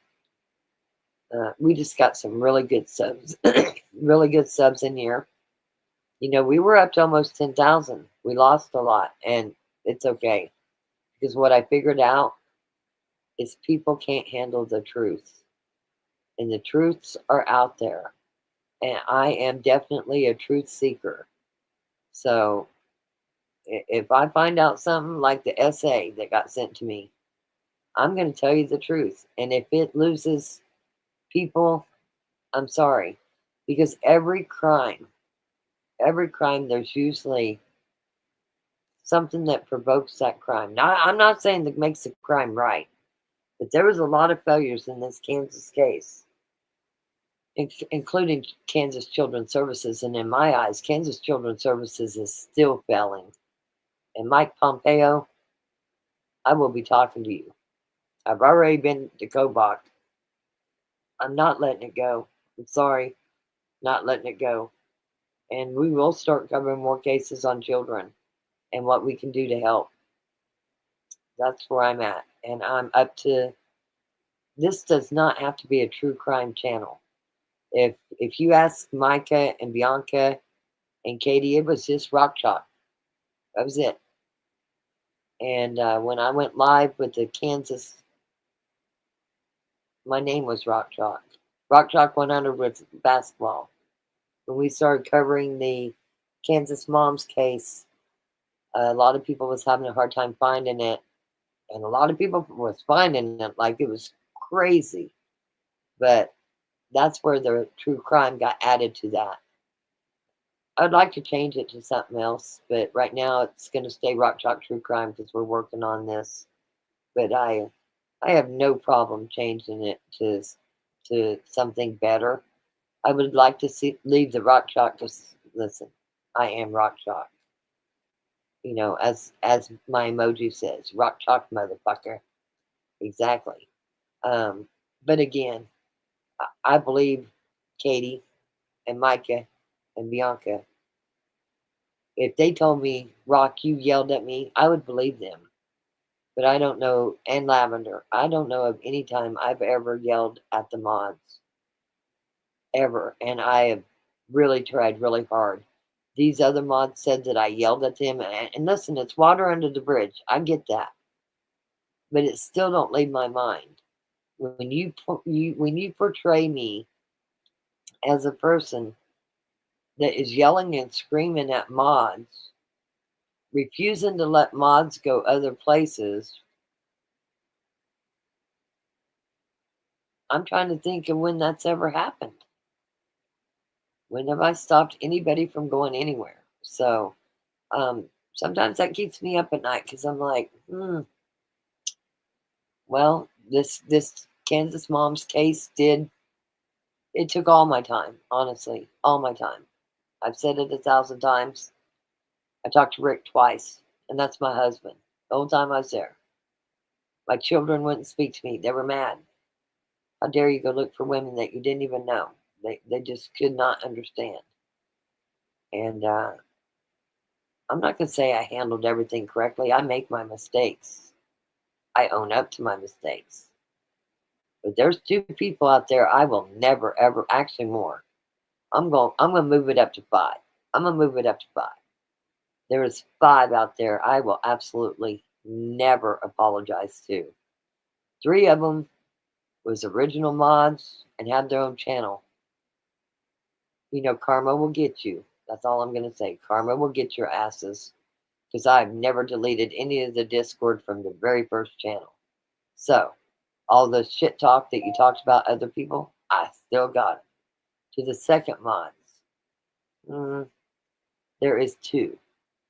There's 2 that I'll never forgive on them second mods. Actually, 3. CB Sucker, you are not a friend. We will never be friends. You're a wannabe. You act like a wannabe. You talk like a wannabe. And then at the end of the day, you just want to be just like me. And duck, duck, fuck, or whatever the fuck your name is, Margaret Younger. You. I will never, ever have anything to do with either one of you either. So there's a few that I draw a line. I draw a line. Show up at SummerSlam. I don't care. But I won't be speaking to you. Straight up, I won't be speaking to you. And I'll be going to every channel that you're at, just so that you know I'm there.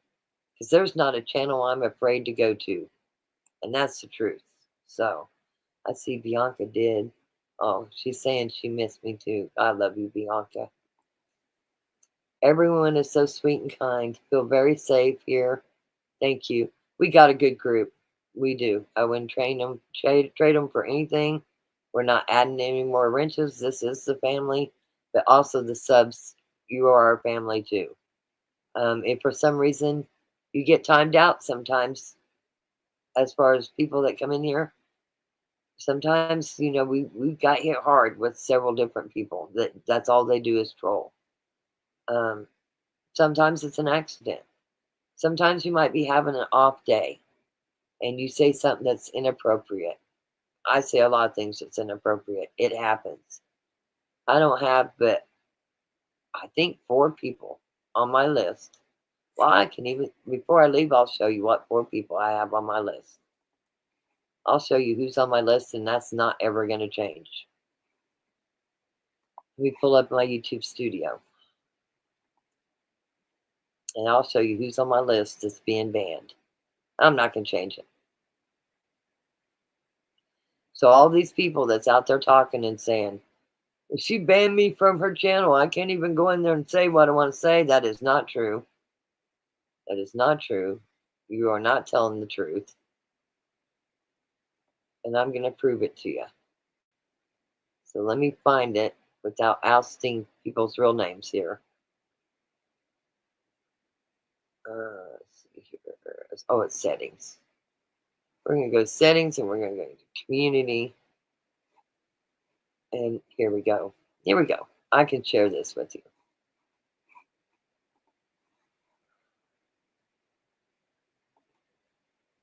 Wait, let me take this off. Okay. Oops.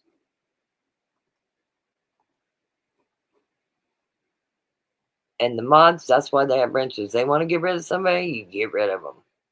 I'll stand by that too. Here's my YouTube studio. Okay. I'm managing mods. You're all there. Standard mods, you're in there too. Okay, you're in both. So don't think anybody's better. But this is, I got 4 hidden users right here. That's the only ones that's hidden. You're seeing it for yourself. So when you see them say, Rock's got me hidden, if it is not one of these 4, they're not hidden. So I'm sick of listening to it. There's the proof. With that said, Katie had made me I need some more, not that I care, but exits. So I don't want any fancy stuff, but it is nice to have something to play when you're going out. Katie had made me one, but for some reason the song kept docking me. So here's one I don't know how to do anything. I made this in like 5 minutes, but here's the one that I made.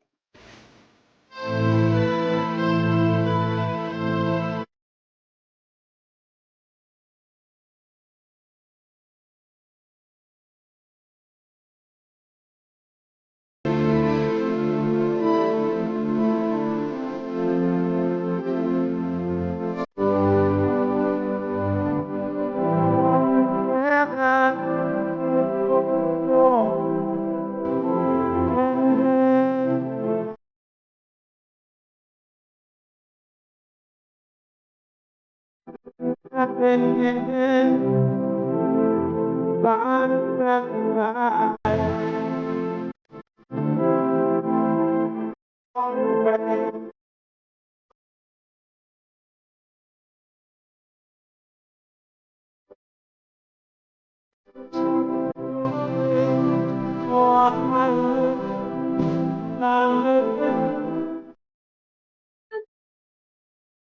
you go. I'm simple.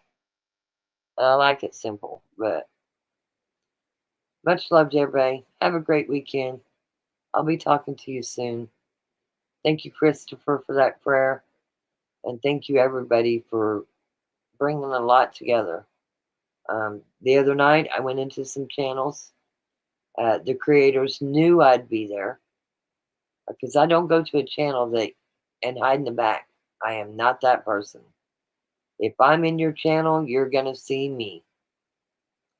I have never once went to a channel and fought with anybody in chat ever.